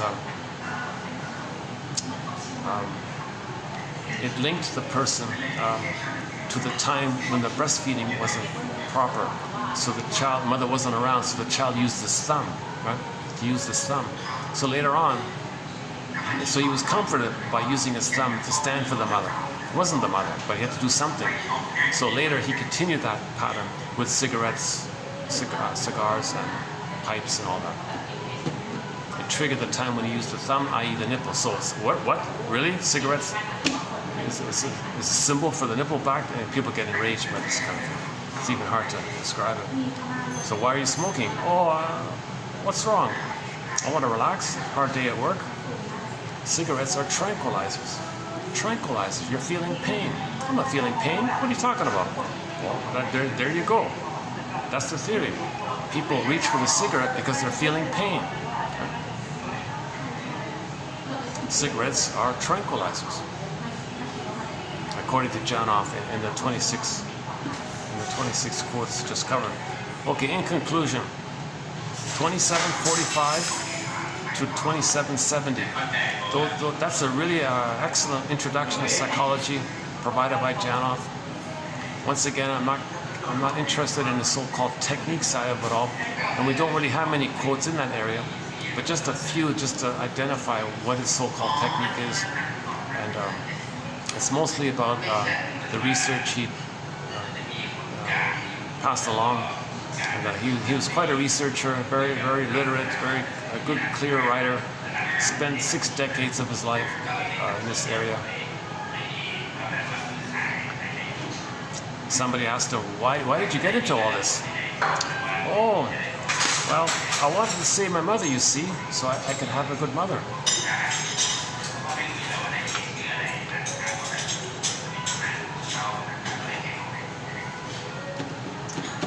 Okay, let's wrap up. How are we doing? Battery's holding up here. 7:15. We're losing the light, are we? The light's still okay here, right?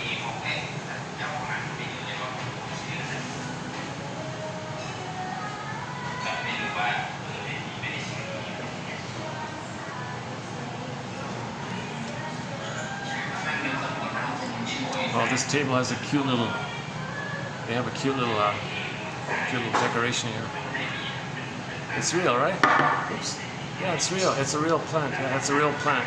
That's cute, eh? Yeah.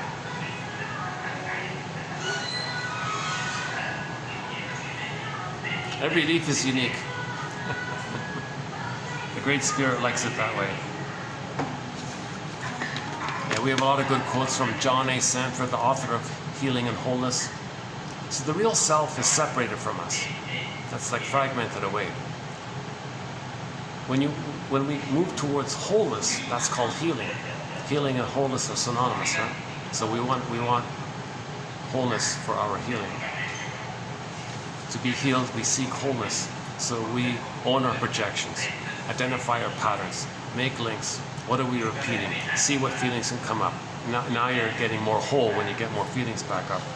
Now any kind of tricks that bypasses this basic stuff can lead to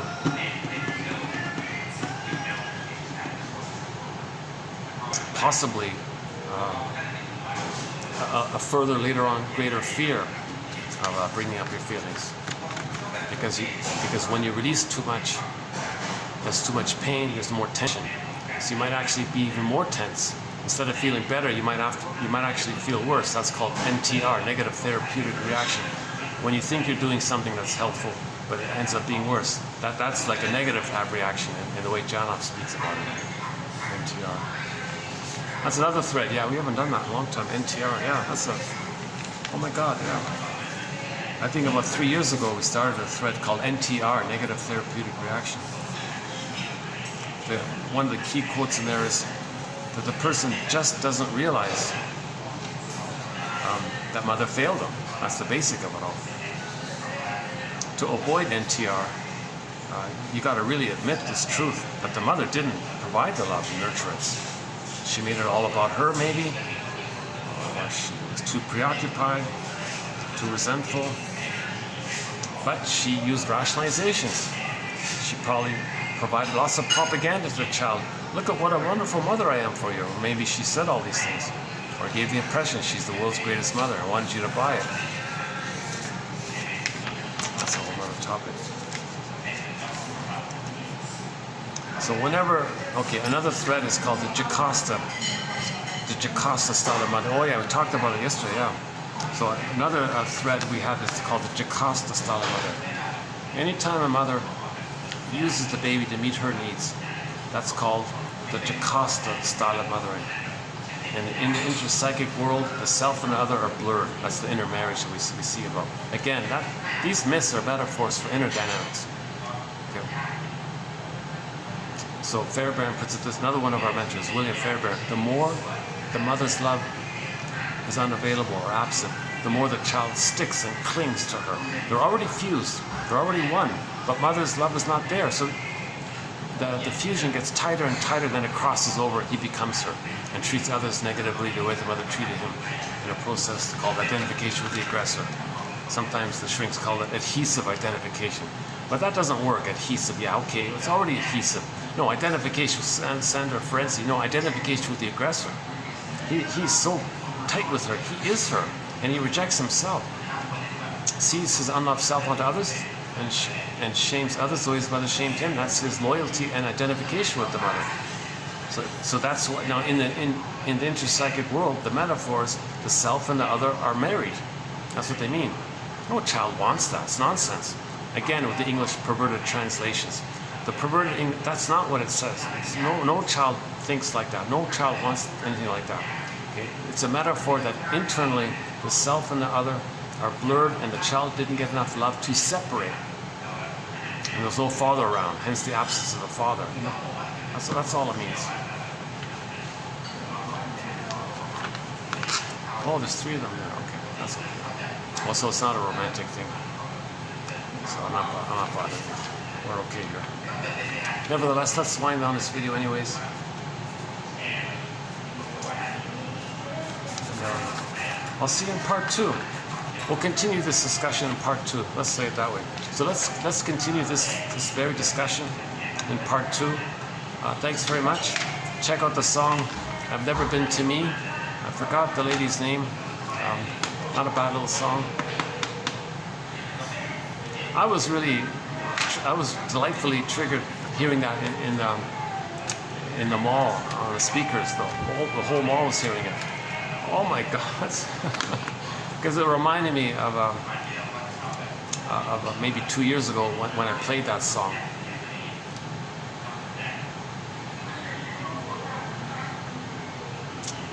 And so she's a female Don Juan, and she's trying to help someone younger to not go down that path. I've been everywhere, but I've never been to me. These quotes are helping us to be to ourselves. We want to give us back our real selves. That's called wholeness and healing. See you in part 2.